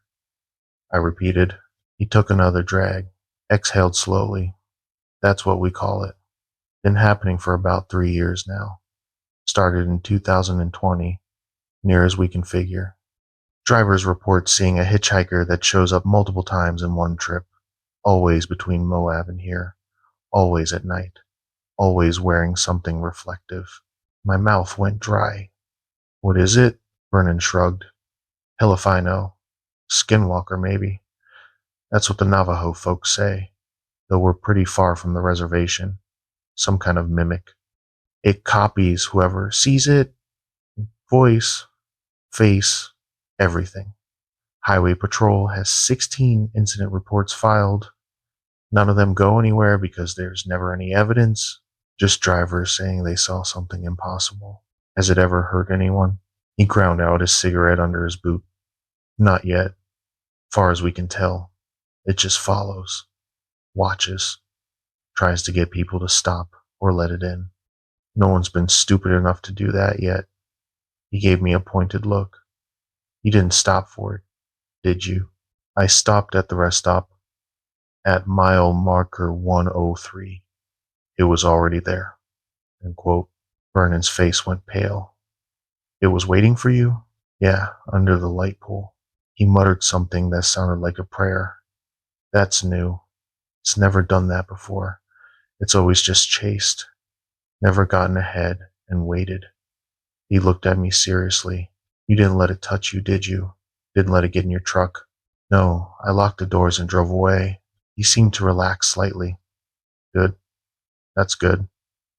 Listen, you file a report with Highway Patrol if you want, but they won't do anything. Can't patrol for something they can't catch.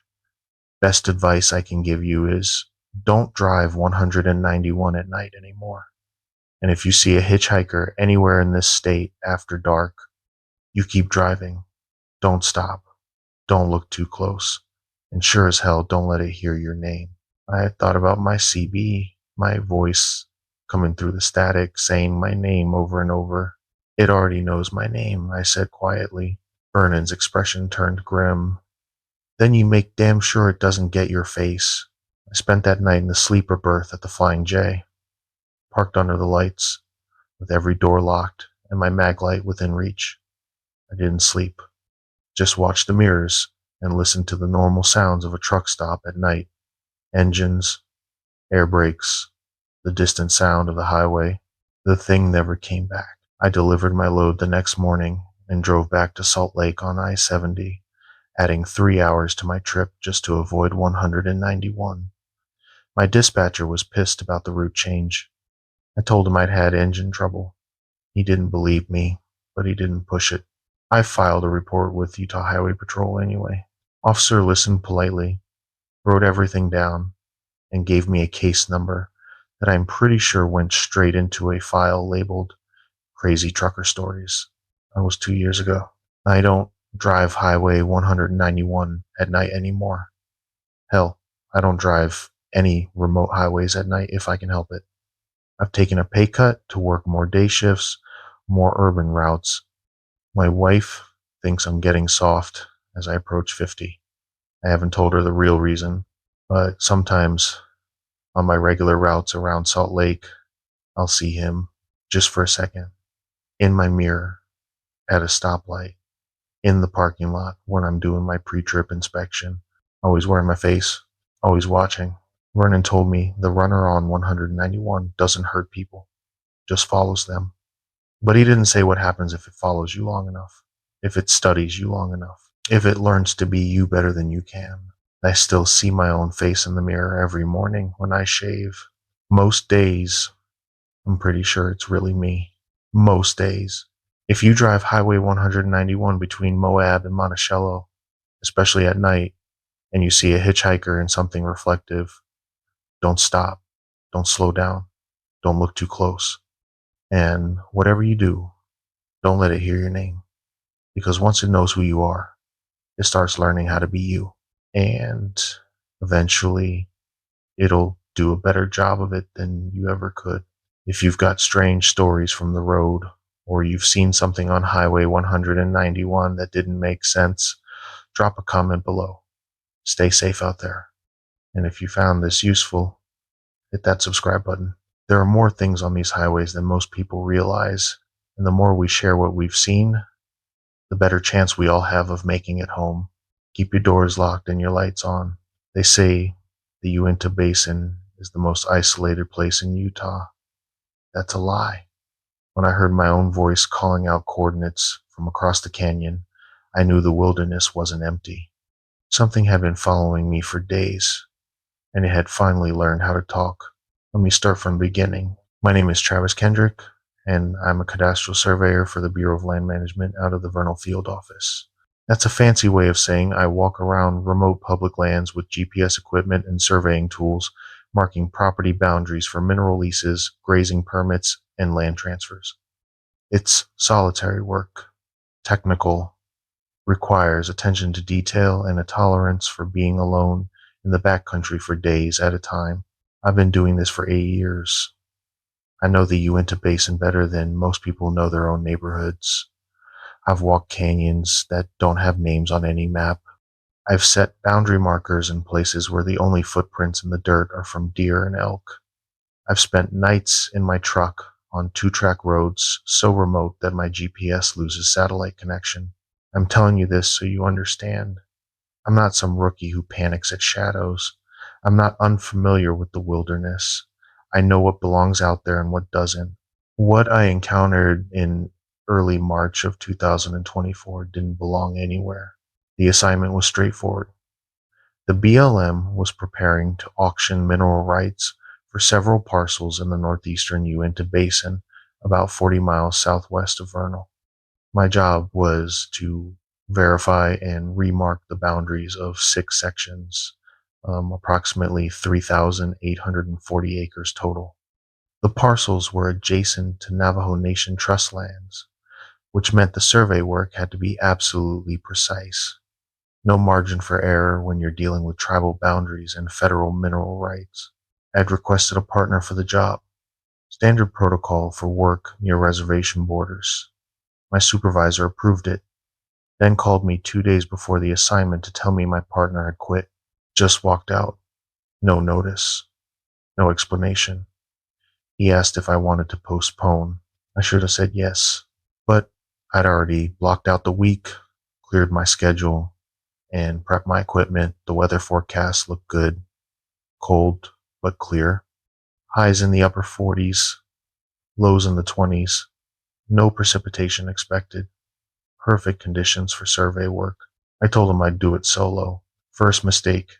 I left Vernal on Monday, March 4th at 6 a.m., loaded my truck with a week's worth of supplies, camping gear, food, water, GPS units, surveying equipment, paper maps, compasses, my rifle, and my satellite phone for emergencies. The sat phone was policy for solo assignments in areas with no cell coverage. I tested it before I left. Worked fine. The drive took 2 hours on progressively worse roads. Paved highway to gravel county road to dirt two-track that barely qualified as a road at all. By the time I reached my starting point, I was 12 miles from the nearest maintained road and probably 25 miles from the nearest human being. I parked my truck at a flat spot near a seasonal creek bed, dry this time of year, and did my initial equipment check. GPS units calibrated, compass accurate, survey markers accounted for. Everything was in order. The first parcel started at the base of a low ridgeline and extended west into a series of shallow canyons and plateaus, typical basin terrain. Red sandstone, juniper scrub, sage flats, and scattered pinyon pine. The soil was sandy and loose, marked with animal tracks, mostly deer, some coyote, one set that might have been mountain lion. I began at Survey Monument Echo 73 Alpha, a brass marker set in concrete by a survey crew in 1996. I verified its coordinates, took photographs from my records, and began walking the western boundary line with my GPS unit. The work was methodical. Every quarter mile, I'd stop and set a temporary marker, rebar stakes with flagging tape, and then record the coordinates in my field book. The day was clear and cold. My breath misted in the air. The only sounds were my boots on the sandstone and the occasional cry of a raven overhead. By noon, I'd covered the southern boundary of the first parcel and was beginning the western line. That's when I found the first anomaly, a survey stake that shouldn't have been there. It was identical to the ones I was placing, rebar with orange flagging tape, but it was positioned about 50 yards ahead of my current location, right where my next marker should go. I walked up to it and checked the tape. Fresh. The metal was clean, no rust. The stake had been driven into the ground recently. I pulled out my field book and checked my notes. No other survey crews were scheduled for this area. I was the only BLM surveyor assigned to this sector, and even if someone else had been here, they would have filed a report. There would be records. I knelt down and examined the stake more carefully. Standard rebar, half-inch diameter, driven about 18 inches into the ground. The flagging tape was the exact brand we used. Fresco vinyl, orange, 4-inch width. I could even see the partial roll number printed on the edge of the same roll I had in my pack. Someone had placed this stake using BLM equipment. I pulled it out of the ground and looked around. The terrain was empty. No footprints in the sandy soil, except my own. No tire tracks. No sign anyone had been here. I tried the satellite phone. It took a moment to acquire signal, then connected, and I called the Vernal office and got my supervisor, Bill Marchetti. Bill, this is Travis. I'm at the western boundary of Parcel 1. I've got a situation. What kind of situation? Someone's already placed survey markers out here. Recent. Within the last few days, maybe. There was a pause. That's not possible. You're the only surveyor assigned to that area. No one else has been out there. Well, someone has. The stakes are identical to ours. Same rebar, same flagging tape, same placement method.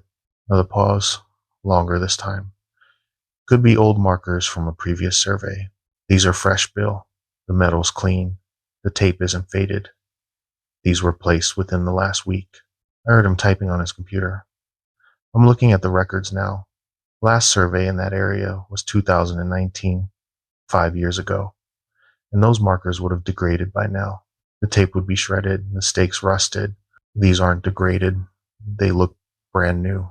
Okay, could be poachers or grazing permittees marking something for their own use. Just pull them if they're not official BLM monuments and continue your survey. Already pulled this one. Good. Document it in your report. If you find more, pull those too. Probably just someone who didn't know better. I thanked him, ended the call, and continued working. Over the next 3 hours, I found 4 more stakes. Each one was positioned exactly where my next marker should go, as if someone had walked my survey route ahead of me and placed the stakes in advance. Each one was fresh. Each one used identical materials to what I carried. By the time I made camp that evening, I'd pulled 7 unauthorized stakes and marked the correct positions with my own. I set up my tent near my truck, built a small fire, and ate a freeze-dried meal while reviewing my field notes. The unauthorized stakes bothered me more than they should have. It wasn't just that someone had been there before me, it was the precision, the knowledge of exactly where the boundary markers needed to go.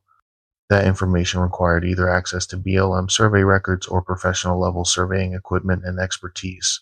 And if someone with that level of knowledge was marking boundaries in this area, why? There was nothing out here worth stealing. No water rights, no structures, no improvements, just empty bureau land scheduled for mineral lease. I tried to push the thoughts away and focus on my notes. The fire crackled. The temperature dropped into the low 20s. I added more wood and watched the flames while the stars came out overhead. That's when I heard it. A voice, distant, coming from the direction I'd be surveying tomorrow. At first, I thought it was just wind or an animal, but then I heard it again, clearer this time. 91.37 mark. My blood went cold. That was my voice, my cadence, my exact phrasing. I call out coordinates like that when I'm working alone. Saying them aloud helps me stay focused and catch errors. Where I wasn't working, I was sitting by my fire, 50 yards from the canyon rim. I stood up and walked toward the sound. The canyon dropped away about 70 feet into a dry wash with scattered boulders and juniper. The moonlight was bright enough to see the basic terrain, but details were lost in shadow. 40.85 mark. The voice came from across the canyon, maybe a quarter mile away. Definitely my voice. Definitely survey coordinates. I shouted across the gap. Hey, who's out there? Silence. Just wind and the distant call of an owl. I tried again. This is BLM land. Identify yourself. Nothing. I stood there for maybe 5 minutes, listening. The voice didn't come back. Eventually, I returned to my fire and tried to rationalize what I'd heard. Maybe it was echo. Sound does strange things in canyon country. Maybe I'd called out those coordinates earlier and the sound had bounced around the rock formations, creating a delayed echo. Except I hadn't called out any coordinates that evening. I'd been reviewing written notes, not conducting survey work. I sat by the fire until it burned down to coals, then crawled into my tent with my rifle within reach. I didn't sleep well. Every sound made me tense. The rustle of my tent in the wind, the crack of cooling rocks, the distant yips of coyotes. And twice, I heard my voice calling out coordinates from somewhere in the darkness. Tuesday morning, I started work on the second parcel at first light. I was exhausted, running on bad sleep and too much coffee, but the weather was still good and I wanted to make progress. The second parcel was more difficult terrain, a series of stepped plateaus separated by shallow canyons. I had to scramble down cliff faces and navigate around boulder fields. The GPS signal was inconsistent in the canyons, requiring me to use traditional surveying techniques with my compass and measuring tape. I found 3 more unauthorized stakes by 10 a.m. Each one was positioned exactly where it should be. Each one was fresh. And now I noticed something else. Each stake had been driven into the ground at the exact same angle and depth as the ones I placed. Not just close, identical, like someone had been studying my technique and replicating it perfectly. I was pulling the fourth stake when I noticed the footprints. They were in a patch of sandy soil between 2 rocks. Footprints. Size 11, same as mine. The tread pattern was familiar. I looked down at my own boots. Identical. Same brand, same wear pattern, same everything. I was looking at my own footprints in a place I hadn't walked yet. My hands started shaking. I stood up and looked around, suddenly very aware of how alone I was. The nearest person was probably 25 miles away. The nearest help even farther. My sat phone was in my pack, but who would I call? What would I even say? I took photographs of the prints and continued working. What else could I do? I had a job to complete. I had coordinates to mark and boundaries to verify. Turning back because of some footprints seemed irrational, but I couldn't shake the feeling I was being watched. The day progressed. I marked boundaries, pulled unauthorized stakes, and tried to ignore the growing sense of wrongness. By mid-afternoon, I'd completed the second parcel and started on the third. That's when I saw him. I was setting a marker on a small plateau when I looked up and saw a figure standing about 200 yards away, near the edge of a cliff. He was facing away from me, looking out over the canyon. He wore the same tan cargo pants I was wearing, the same green BLM field jacket, the same orange safety vest. He even had the same pack on his back. Hey, I shouted. He didn't respond, didn't turn around, just stood there, motionless. I started walking toward him. The terrain was rough, forcing me to watch my footing, and I lost sight of him for maybe 30 seconds as I navigated around a cluster of boulders. When I came around the rocks, he was gone. I reached a spot where he'd been standing and looked around. No footprints, no disturbance in the dirt, nothing to indicate anyone had been there. But I'd seen him, clear as day. He'd been real. I pulled out my sat phone and called Bill again. Travis, what's up? Bill, I need to know if there's anyone else out here. Any BLM personnel, any contractors, anyone at all. We've been through this. You're the only one assigned to that area. Why? What's going on? I told him about the footprints, about seeing the figure, about the voice calling out coordinates at night. There was a long silence. Travis, how much sleep did you get last night? That's not, I'm not hallucinating, Bill. Something's out here. Okay, okay, listen. If you're not comfortable completing the survey, you can come back. We'll send a team out next week. A team that might encounter the same thing. Travis, what do you think is out there? What are you suggesting? I didn't have an answer. What was I suggesting? That someone was stalking me through the wilderness? That someone was placing survey markers ahead of me and mimicking my voice and appearance? That someone had somehow acquired identical equipment and clothing and was, what, playing an elaborate prank? None of it made sense. I don't know, I finally said, but something's not right. Look, finish what you can today, then pack up and come back. We'll figure this out. I agreed and ended the call. But I didn't pack up. I kept working, partly because turning back felt like admitting defeat, and partly because I needed to understand what was happening. If someone was out here, they had to be leaving more evidence than just footprints and stakes. I decided to set a test. At my next marker position, I placed my stake deliberately off center, about 3 feet south of where it should go according to my GPS. I marked it in my field book with a note that it was intentionally misplaced as an experiment. Then I continued to the next position, set the correct marker, and moved on. An hour later, I backtracked to check the misplaced stake. It had been moved. Someone had pulled it out and replaced it with a new stake in the correct position. The stake I'd placed was lying on the ground nearby, and there was a note wrapped around it. Paper, torn from a standard field book. The handwriting was mine, slightly rushed, the way I write when I'm working in the field. The note said, "Don't make mistakes, Travis. We have to be precise." I stared at that note for a long time. We, not I. We. Whatever was out here thought it was working with me, or thought it was me. I grabbed my pack and headed back to my truck at a near run, stumbling over rocks, sliding down scree slopes, not bothering with the careful pace I'd maintained before. I just needed to get back to my camp, get in my truck, and get the hell out of the basin. I was maybe half a mile from my truck when I heard it again, my voice, calling out coordinates. But this time, it wasn't distant. It was close, right behind me. 12.49. Mark. I spun around. Nothing.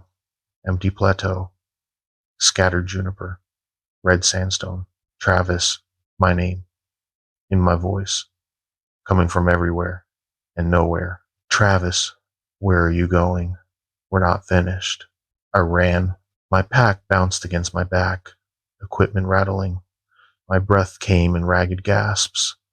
I could see my truck in the distance, parked near the dry creek bed where I'd left it. I was almost there when I saw him standing next to it. Me, standing beside my truck, wearing my clothes, holding my GPS unit. He was looking at the screen, studying coordinates, completely focused on the data. I stopped about 50 yards away, crouching behind a boulder. He looked wrong. The proportions were almost right. The clothes fit properly, but the way he stood was too still. The way he held the GPS was too careful, like someone mimicking an action they'd observed but didn't fully understand. As I watched, he lifted his head and looked directly at me. His face was mine, but it wasn't complete, like a sculpture that was 90% finished. The basic structure was correct. My jaw, my nose, my eyes, but there was no expression, no life. Just a blank copy of my face staring across the distance. He smiled, not a natural smile, a learned one, like he'd watched me smile and was reproducing the muscle movements without understanding the emotion behind it. "There you are, Travis," he said in my voice. "I've been waiting. We have 2 more parcels to survey." I stayed behind the boulder, my hand instinctively moving to the rifle I'd left in my truck. Stupid. The rifle was in my truck, and my truck was next to that thing. "Who are you?" I called out. He tilted his head, puzzled. "I'm Travis Kendrick. BLM surveyor, who are you? No, what are you? The smile widened slightly. I'm you. We're the same. We have work to complete. You're not me. I'm doing your job. I'm wearing your clothes. I'm speaking with your voice. I'm marking your boundaries. How am I not you? I didn't have an answer for that, at least not one that made sense. He took a step toward me. His movement was smoother now, more natural. He was learning, adapting, getting better at being human with every passing moment. We should finish the survey, he said. The BLM is expecting accurate data. We can't disappoint Bill Marchetti. He's counting on us. Stay away from me. But Travis, we're partners now. You requested a partner. I'm here. I can help you finish the work. Another step closer. His boots made the right sound on the sandstone. His clothes moved naturally in the wind. If I'd seen him from a distance, I would have thought he was human. But up close, there were details. His eyes didn't blink often enough. His breathing was slightly too regular. And when he smiled, I could see there were too many teeth behind my lips. How long have you been following me? I asked. Since you arrived. I watched you work Monday. You're very skilled, very precise. I've learned a lot from observing you. What are you? The smile faded. I don't understand the question. I'm Travis Kendrick. I have your face, your voice, your knowledge. I'm completing your survey. What else could I be? You're not human. He considered this. No, not originally, but I'm becoming more human every day. By the time we finish this survey, you won't be able to tell the difference between us. A cold realization settled over me. This thing wasn't trying to hurt me. It was trying to replace me, to become me, to take my job, my identity, my life, and it was getting very good at it. I stood up from behind the boulder. You can't have my life. I'm not taking it. I'm sharing it. We can both be Travis Kendrick. We can both work for the BLM. We can both survey the basin. There's enough work for two of us. That's not how identity works. Why not? You're Travis Kendrick when you're in Vernal. You're Travis Kendrick when you're in the field. You're Travis Kendrick when you're alone and when you're with others. You exist in many places and contexts. Why can't I exist as Travis Kendrick too? I didn't have a philosophical answer for that. I just knew it was wrong. Knew that whatever this thing was, it couldn't be allowed to leave the basin wearing my face. But how do you stop something that's learning to be you? I'm leaving, I said. I'm going back to Vernal. You can finish the survey yourself if you want the data. You can't leave. Your truck won't start. I felt my stomach drop. What did you do? I removed the distributor cap. Just a precaution. I need you to stay and teach me more. I'm still learning. There are gaps in my knowledge, behaviors I haven't mastered. Need more time. He reached into his pocket, my pocket, and pulled out a small mechanical component, the distributor cap from my truck. He held it up so I could see it. Teach me, Travis. Help me become you. Then we can both leave. I looked at my truck, disabled and useless. I looked at the thing wearing my face. I looked at the wilderness around me, miles of empty terrain in every direction, and I made a decision. Okay, I said, I'll teach you. But first, we need to finish the boundary markers for Parcel 3. It's getting dark. We should work fast. The thing's face brightened with my expression of relief. Yes, good, efficient. That's very Travis of you. We walked back toward the survey area, him slightly ahead, me following. I watched the way he moved, still not quite right, still too careful, still missing the unconscious habits that make human movement natural. We reached the plateau where I'd been working. He pulled out a GPS unit or my spare from the truck and checked the coordinates. Next marker should be 92 meters northwest, he said, heading 290 degrees. That's correct. You learn fast. I've been practicing. I've been setting markers ahead of your route all week. Did you like them? Were they precise enough? They were perfect. We walked to the next position. The canyon dropped away on our left, a 70-foot fall to the rocky floor below. The thing moved confidently, comfortable with the terrain now. He'd been watching me navigate these cliffs for 2 days. Here, I said, stopping at the cliff edge. The boundary corner is just at the edge. We need to set the marker right there for the survey to be accurate. He moved to the spot I indicated, pulling a stake from his pack.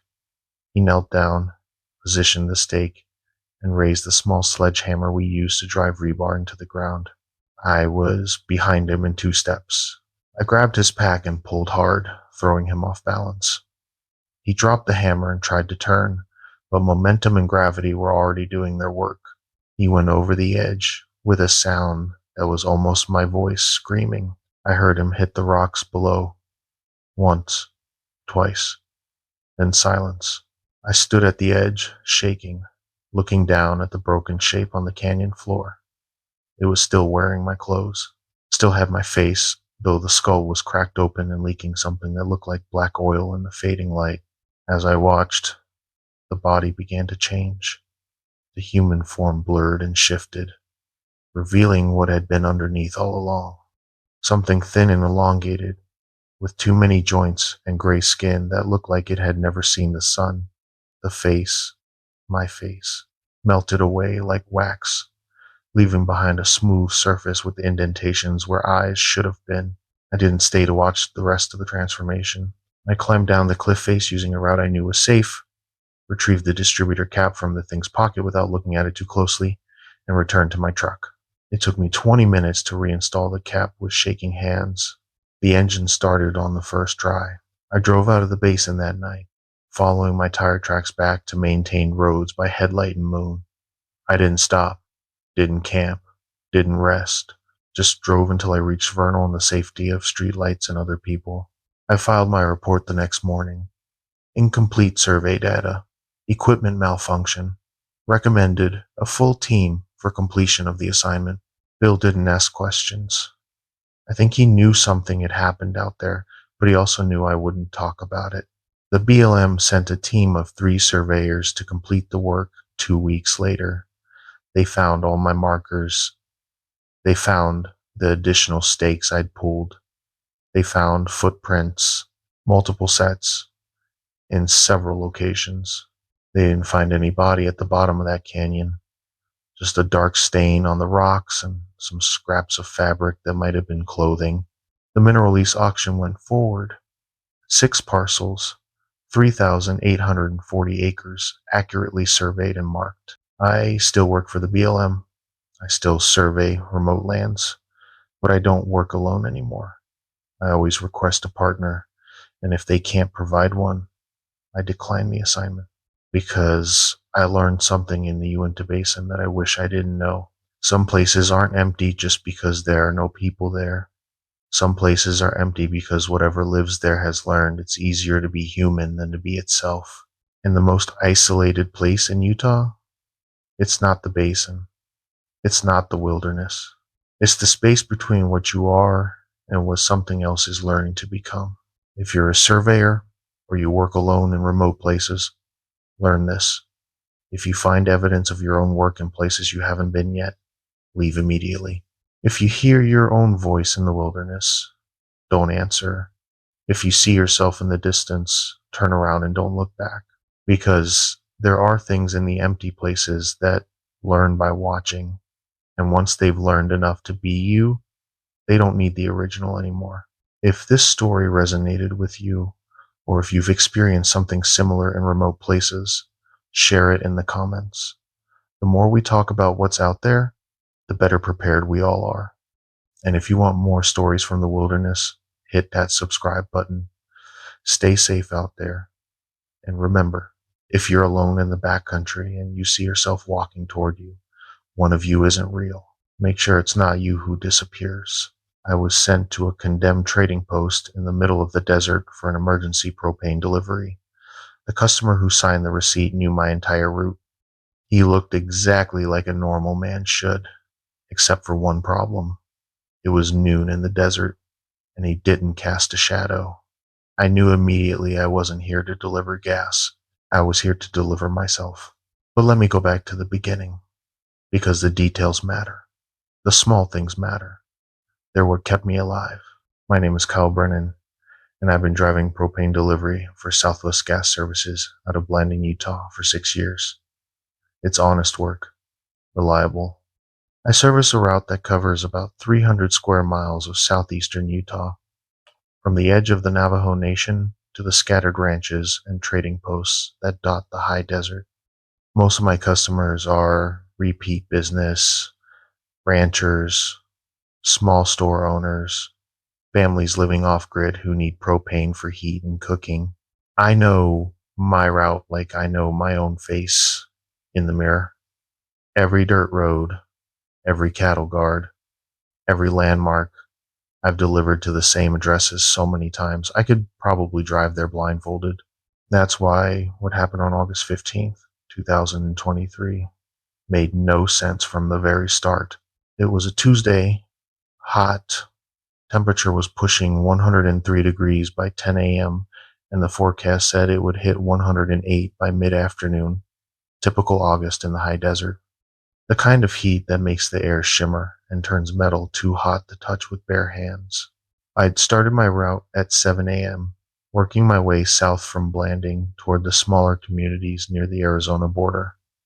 Standard deliveries, a ranch outside Montezuma Creek, a trading post near Aneth, a couple of off-grid homesteads that needed their tanks topped off before the summer heat stressed their systems too much. I was finishing up my fourth delivery of the day, a ranch house about 20 miles west of the Arizona line, when my dispatch radio crackled. "Kyle, you got your ears on?"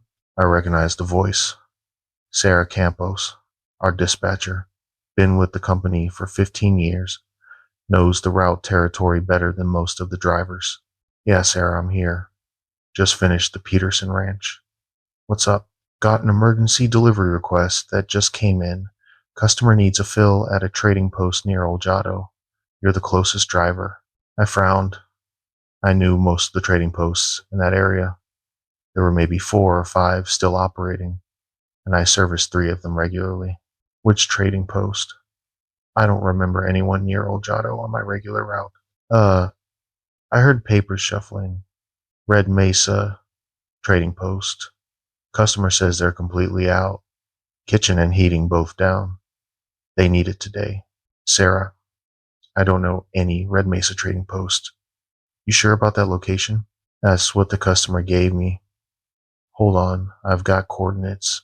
She read off a GPS position. I punched it into my truck's navigation system. The coordinates put it about 38 miles south-southeast of my current position, deep into the reservation border area. The route would take me down Highway 163, then off onto progressively smaller roads until I was basically on unmarked dirt tracks. "Sarah, that's pretty far out. You sure this is legit? Not someone pranking the dispatch line?" Customer had our account codes. Kyle knew the pricing structure, knew the delivery protocols, said he'd been a customer for 8 years. Everything checked out. "What's the customer name?" More paper shuffling. "Brennan. Kyle Brennan." My blood went cold. "Say that again." "Customer name is Kyle Brennan. Same as..." "Wait, that's your name? That's weird. Must be a coincidence? Maybe a relative?" "I don't have relatives in Utah. My family's all back in Colorado. No cousins, no uncles, no distant connections that would share my exact name and be running a trading post in the middle of Navajo Nation territory." "Sarah, something's not right about this." "I know it's strange, but the customer was very insistent. Said it was an emergency. Said you specifically would know where to find the place. Quote, Kyle knows the route. He's been here before." "I've never been there before. I've never even heard of Red Mesa Trading Post." There was a long pause on the radio. "Kyle, I don't know what to tell you. The call came in on our business line. The person had legitimate account information. They knew your route schedule. They knew you'd be in the area today. If this is some kind of prank, it's an elaborate one." I sat in my truck with the engine idling, staring at the GPS coordinates on my screen. Every instinct I had was screaming at me to decline the delivery, to tell Sarah this was too weird, too wrong, and that someone else could handle it. But I'm not the kind of person who ignores emergencies. If someone really was out of propane in this heat, especially if they had elderly family or children, it could be dangerous. Heat stroke is no joke. And if they needed propane for medical equipment, oxygen concentrators, refrigerated medications, the situation could be life threatening. All right, I said, I'll check it out. But if I get there and something feels off, I'm calling it in and leaving. Copy that. Be safe, Kyle. Check in when you're done. I pulled out of the Peterson Ranch and headed south toward Highway 163. The road was empty. This time of day, in this heat, most people stayed inside. I passed maybe 3 vehicles in the first 20 miles. A pickup truck, a tribal police cruiser, and an RV with Colorado plates. The highway was smooth and well maintained. It wasn't until I turned off onto the smaller county road that things started to feel wrong. The road quality deteriorated fast. Paved surface gave way to gravel, then to dirt, then to something that was barely more than 2 ruts in the red sand. My truck bounced over rocks and washboard sections. Dust plumes rose behind me, coating everything in a fine red powder. The landscape was desolate. Scrubland and sage, scattered rock formations, the occasional dead juniper, no houses, no power lines, no signs of human habitation at all. My GPS said I was 15 miles from the destination, then 10, then 5. I started watching for landmarks. Anything that would indicate a trading post was nearby. Usually, you can see them from a distance. The buildings, the signs, the vehicles parked outside. Trading posts are community hubs. They're never completely isolated, but I saw nothing. At 2 miles out, I crested a small rise and finally spotted it. A cluster of buildings in a shallow valley, maybe 4 structures total. One larger building that looked like it might be the main trading post, 2 smaller outbuildings, one structure that might have been a house or living quarters. But something was immediately wrong. There were no vehicles, no signs, no power lines running to the buildings, no solar panels, no propane tanks visible outside, which was strange for a place requesting an emergency delivery. I slowed my truck to a crawl and approached carefully. The buildings looked old, adobe and wood construction, the kind you see in historical photos from the 1920s and 30s. The larger building had a covered porch and what might have been a gas pump out front, though it was so old and faded I couldn't tell if it was functional. I stopped my truck about 50 yards from the main building and sat there, engine idling, studying the scene. The hair on the back of my neck was standing up. Every survival instinct I possessed was telling me to turn around and leave. But there were fresh tire tracks in the dirt. Recent. Maybe from this morning. Someone had been here. I grabbed my radio. Sarah, you there? Static. Sarah, this is Kyle. I'm at the coordinates you gave me. Place looks abandoned. I'm not seeing any. The radio crackled with interference, then cut out completely. I checked the power. Still on, but no signal. That was unusual, but not impossible out here. Deep valleys and rock formations could block radio signals. I tried my cell phone. No service. Not surprising. I sat there for another minute, debating, and then I saw movement. Someone had stepped out onto the porch of the main building. A man, average height, average build. He was wearing work clothes, jeans, a button-up shirt, work boots. He raised one hand in a wave, then pointed toward the side of the building. That's where I saw the propane tank. It was tucked against the building in the shade, a standard 1,000-gallon tank painted white. It looked new, well maintained, not at all like it belonged with these old, decrepit buildings. The man waved again, gesturing for me to pull around to the tank. I put my truck in gear and drove closer. As I did, I got a better look at the buildings. They weren't just old, they were condemned. I could see official notices posted on the doors, faded orange papers with government seals. The windows were broken.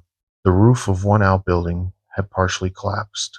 This place had been abandoned for years, maybe decades. So why was there a man standing on the porch? Why was there a brand new propane tank? Why had someone called for a delivery? I pulled my truck up next to the tank and put it in park. The man was walking toward me now, smiling, friendly, normal. He looked like 1,000 other customers I'd delivered to over the years. I rolled down my window as he approached. "Kyle Brennan?" he called out. "That's me. You, the one who called for the delivery?" "Sure am. Sorry for the emergency call, but we're completely dry here. Been out since yesterday. Kitchen's down and we've got food spoiling in the fridge." His voice was normal, pleasant, conversational, but something about it felt rehearsed, like he was reciting lines he'd memorized. "This place have a name?" I asked. My dispatcher said, "Red Mesa Trading Post, but I don't see any signs." Signs blew down in a storm last year. Haven't gotten around to replacing them yet. But yeah, Red Mesa Trading Post. Been in my family for 30 years. 30 years. Place looks condemned. He glanced back at the buildings and laughed. "Yeah, we've been doing renovations. Had to get county approval for some structural work. That's why the notices are up. But we're still operating, just keeping a low profile until the work is done." It was a reasonable explanation, almost believable, but it didn't explain the fresh tire tracks. It didn't explain how he knew my name before I'd introduced myself, and it didn't explain why my radio had died the moment I'd arrived. "All right," I said. "Let me check your tank levels, and we'll get you filled up. I'll need to see your account paperwork." "Of course. It's inside. Let me grab it." He turned and started walking back toward the main building. That's when I noticed the sun was directly overhead. It was noon, or close to it. The August sun was beating down at full strength, creating harsh shadows from every object. My truck, the propane tank, the fence posts, the buildings. But the man walking away from me didn't cast a shadow. The ground around him was bright and sunlit. There should have been a dark silhouette stretching out behind him as he walked, but there was nothing. He moved across the dirt like a projection, like something that existed but didn't interact with light the way solid objects should. I felt my mouth go dry. I've delivered propane in every kind of weather, every kind of condition. I've seen optical illusions created by heat shimmer. I've seen mirages on hot desert roads. I've seen plenty of weird atmospheric effects. This wasn't that. This was a man walking in direct sunlight at noon who didn't cast a shadow. He reached the porch steps and turned back toward me. "You coming?" "The paperwork's inside." Every cell in my body was screaming at me to leave, to put my truck in reverse and drive away as fast as possible. But I needed to know. I needed to understand what I was looking at. I stepped out of my truck. The heat hit me immediately. It was like walking into an oven. The metal of my truck door was almost too hot to touch. The air smelled like baked dirt and creosote. I walked toward the porch, watching the man. He stood there waiting for me, still smiling that pleasant, practiced smile. As I got closer, I could see more details. His clothes fit perfectly. Not too loose, not too tight, the exact proportions you'd expect. His hair was cut short, practical. His face was clean shaven. His boots were dusty but well maintained. Everything about him was exactly what a normal person should look like, except for the shadow. And now that I was closer, I noticed something else. He wasn't sweating, not a drop. Despite standing in direct sunlight in 108-degree heat wearing long sleeves and jeans, his face was completely dry. No perspiration, no moisture. His shirt wasn't even damp. I stopped at the base of the porch steps. "Actually," I said, "why don't you bring the paperwork out here? I should get started on the tank inspection first. Make sure everything's safe before we start the fill." His smile didn't waver. "It'll just take a second. Come on in. It's cooler inside." I'm good out here. Company policy. I need to do the safety inspection before entering any structures. That wasn't actually company policy, but it sounded reasonable. His smile finally faded slightly. Kyle, I really need you to come inside. The paperwork is very important. It has specific information you need to see. What kind of information? About your route, about the other deliveries, about the places you go that you don't remember going to. My heart rate spiked. What are you talking about? You've been here before, Kyle. Many times. You just don't remember. But I remember. I've been keeping track. Every delivery, every route, every customer. I know all of them because you know all of them. He took a step down from the porch. Still no shadow. Still no sweat. Still that wrong, rehearsed way of speaking. I've been watching you for months, he continued, learning your patterns, your habits, the way you fill out paperwork, the way you check tank gauges, um, the way you interact with customers. You're very consistent, Kyle. That's good. Consistency makes the transition easier. Transition? What transition? The transition where I become you and you stay here. He took another step down. We were on the same level now, maybe 10 feet apart. Up close, I could see more details that were wrong. His skin was too smooth, too perfect. No scars, no blemishes, no signs of sun damage despite supposedly running a trading post in the desert for 30 years. His eyes didn't blink often enough. His chest rose and fell with breathing, but the rhythm was too regular, too mechanical. I've almost got it perfected, he said. The walk, the voice, the mannerisms.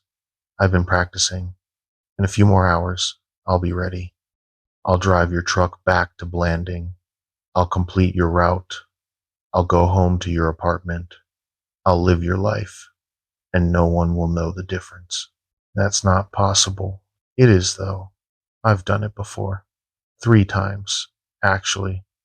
There was a surveyor in March, a truck driver in October, a ranger in January. Each time, I learned more. Got better. The surveyor was difficult. Too much technical knowledge. Too many specific details I had to master. The truck driver was easier. More repetitive work. Predictable patterns. The ranger was the most challenging. Too much interaction with other people.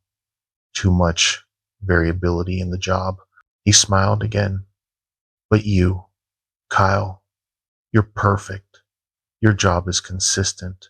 Your route is established. Your life is simple. No family nearby. No close relationships. You're ideal for replacement. I was backing away slowly, trying to keep distance between us. You're insane. I'm practical. I'm adaptable. I'm learning to be human by being specific humans. And right now, I need to be you. He reached into his pocket and pulled out a set of keys. My keys.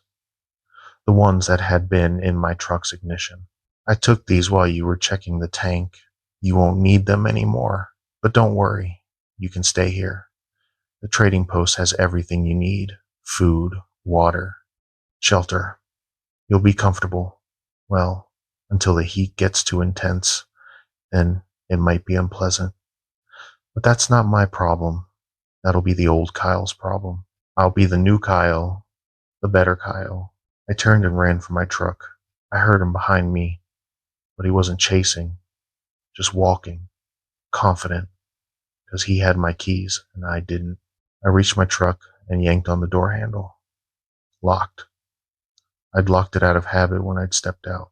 Looking for these. He held up the keys, dangling them. I looked around frantically. The other buildings, the outbuildings. Maybe one of them had a back door, a window, somewhere I could hide or find another way out. You can't run, Kyle. We're 38 miles from the nearest paved road. You don't have water. You don't have food. The heat will get you in a few hours, or the dehydration, or you'll get turned around and walk in circles until you collapse. The desert doesn't care about your survival instincts. He was right. I knew he was right. Without water, without shelter, without transportation, I wouldn't last until nightfall. But I had one advantage he didn't know about. I knew propane. I moved quickly, circling around the front of my truck toward the propane tank against the building. He followed, still calm, still confident. "What are you doing, Kyle?" I didn't answer. I was checking the tank connections, my hands moving automatically through procedures I'd done thousands of times. The tank was full, almost completely full. That didn't make sense if they'd called for an emergency delivery because they were out. Because they weren't out. Because this was never about propane. The tank had a standard valve and gauge setup. I checked the pressure. Maximum. Someone had filled this tank recently and sealed it tight. "Step away from the tank, Kyle." I ignored him. I was looking at the relief valve, the safety mechanism designed to release pressure if the tank got too hot or too pressurized. And I was looking at the propane delivery hose still connected to my truck. An idea formed. Dangerous. Possibly suicidal. But it was the only option I had. "What are you doing?" he repeated, his voice losing some of that practice calm. I grabbed the delivery hose and connected it to the tank's fill valve. Not to fill the tank. It was already full. To release pressure, to vent propane into the air. "Stop that. That's dangerous." "Yeah," I said. "It is." I opened the valve. Propane began venting immediately. Not liquid. Vapor. It came out as a white cloud, heavier than air, rolling across the ground like fog. The smell was overwhelming. That distinctive sulfur odor they add to propane so you can detect leaks. "What are you doing?" His voice was higher now. Stressed. The practice calm was gone. "Creating a problem," I said. I kept the valve open, watching the pressure gauge slowly decrease as propane flooded the area. The cloud spread rapidly, flowing along the ground, cooling around the buildings. Propane vapor is denser than air. It settles in low spots, accumulates, and it's extremely flammable. "You'll kill us both," he shouted. "Maybe, but here's the thing. I don't think you understand fire the way humans do. I don't think you understand heat. Because if you did, you wouldn't be standing in direct sunlight without sweating. You wouldn't be able to ignore 108-degree temperatures like they're nothing." I pulled out my lighter, a cheap Bic I kept in my pocket for lighting the pilot lights on old propane heaters. His face changed. The practiced expressions fell away, revealing something underneath. Something that didn't quite understand human fear but was beginning to comprehend danger. "If you light that, the entire area will ignite. The buildings, the tank, your truck, everything." "I know. But here's what I'm betting on. I think fire will hurt you a lot more than it'll hurt me. I think whatever you are, you're not built for high temperatures. That's why you're near the trading post, near the shade. That's why you wanted me to come inside, out of the sun. You're wrong." "Am I? Then why aren't you sweating? Why don't you have a shadow? What are you really?" He didn't answer, just stared at me with eyes that were starting to look less human. The proportions were shifting slightly. The color was wrong. There was something behind the eyes that didn't belong. "Last chance," I said. "Give me my keys. Let me drive away. Find someone else to copy." "I can't. You're perfect. I've spent months preparing. I've learned your route. I've studied your life. I'm so close to being you." "Then I guess we both burn." I flicked the lighter. The flame caught immediately. Small, orange, barely visible in the bright sunlight. The thing wearing my customer's face screamed. Not a human scream. Something higher pitched, multitonal, like several voices screaming at once. It turned and ran, not toward the buildings, toward the open desert, away from the propane cloud that was still spreading, still filling the area with flammable vapor.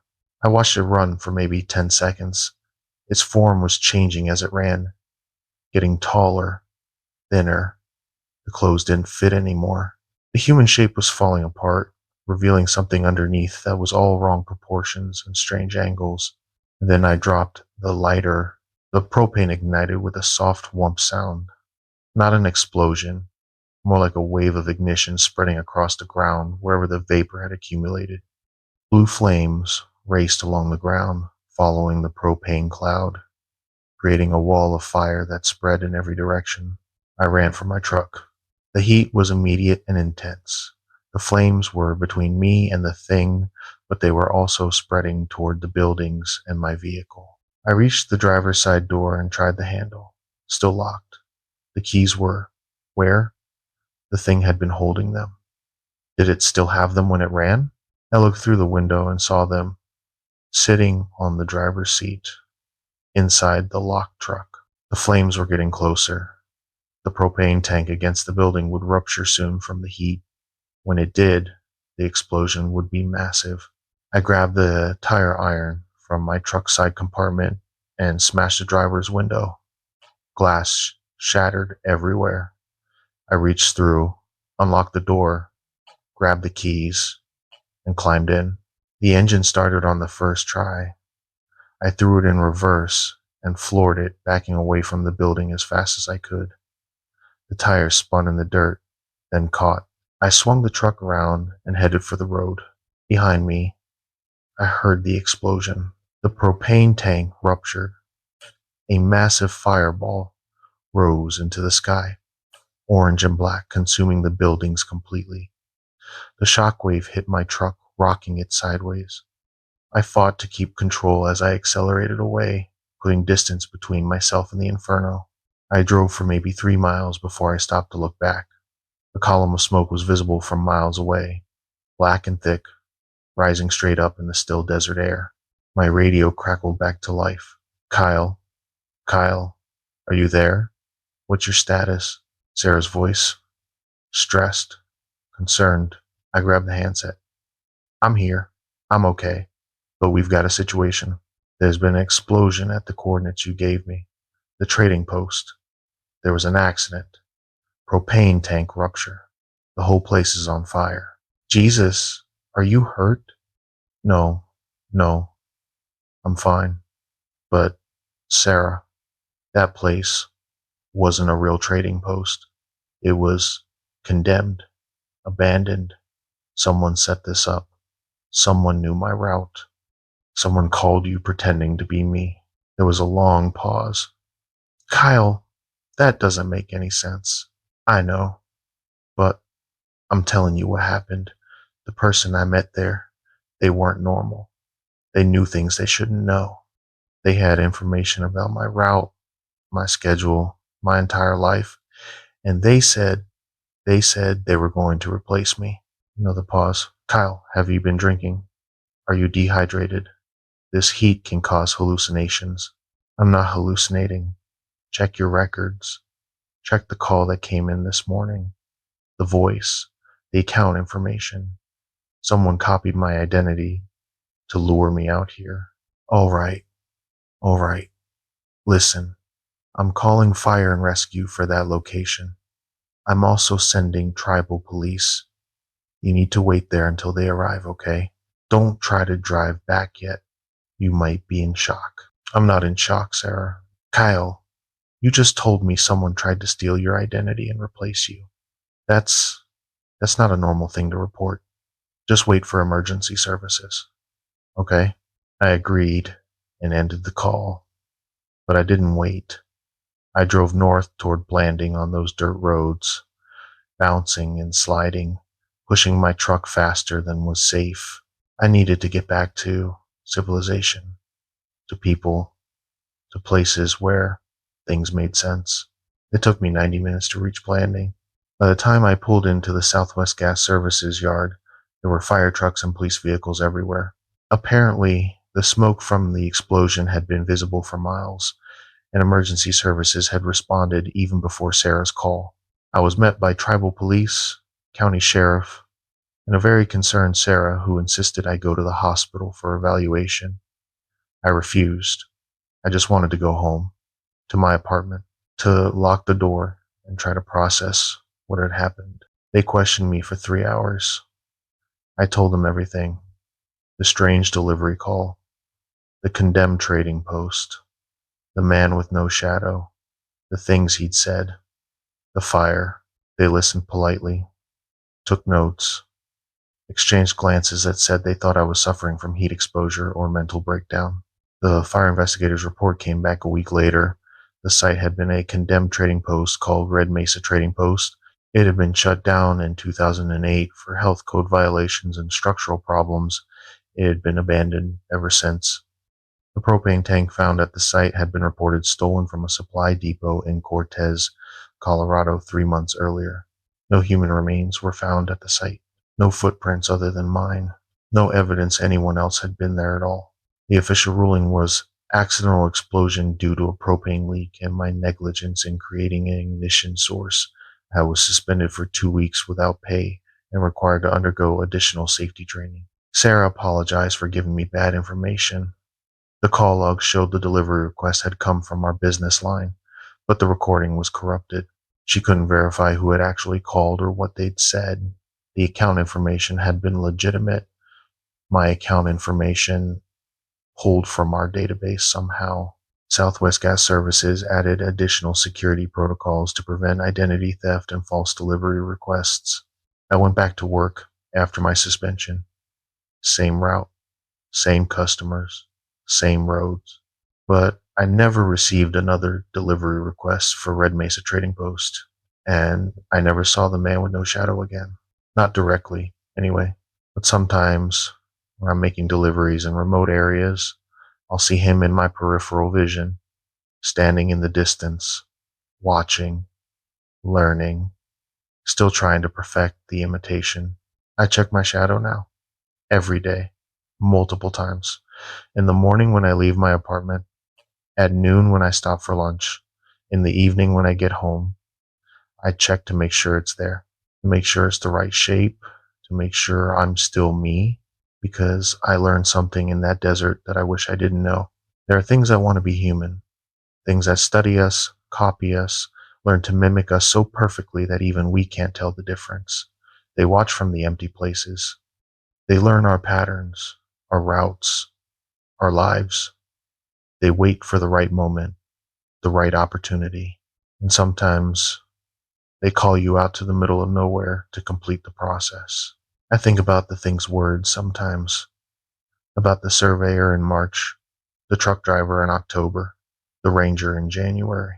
3 people who disappeared or died under mysterious circumstances in southeastern Utah in the past year. 3 people whose deaths were never fully explained. I think about how it said I was perfect. Simple life, consistent patterns, easy to replace. I think about how close I came to being the fourth. Now I vary my route, change my patterns, drive different roads. I avoid emergency calls to unfamiliar locations. I don't work alone in remote areas anymore. Always make sure dispatch knows exactly where I am and when I'll be back. Because that thing is still out there, still watching, still learning. And I'm not the only person with a simple life and consistent patterns. If you work in remote areas, pay attention to the details. Check your shadow. Notice if someone knows too much about you without being told. Watch for people who don't sweat in the heat, who don't cast shadows in direct sunlight, who speak like they're reciting memorized lines. And if you get called to a location you've never heard of by someone who shares your name, don't go, because you're not delivering propane, you're not delivering mail, you're not surveying boundaries or fighting fires or checking power lines. You're delivering yourself. And once you arrive, the thing that called you there doesn't need you anymore. It just needs your life. I still drive propane delivery, still service my route, still help customers who need emergency fills. But I'm careful now, always careful, because I know what's waiting in those empty places. I know what studies us from the abandoned buildings and the condemned trading posts. And I know that next time I might not have a lighter and a propane tank to save me. If this story sounds familiar, or if you've had strange experiences with emergency calls to unfamiliar locations, share your story in the comments. The more we talk about these things, the more patterns we can identify. And if you found this useful, hit that subscribe button. There are more things in the remote places than most people realize. Stay safe out there, check your shadow, vary your patterns, and remember, if someone calls you out to the middle of nowhere using your own name, ask yourself this. If they already know enough to be you, why do they need you there at all? The answer might save your life.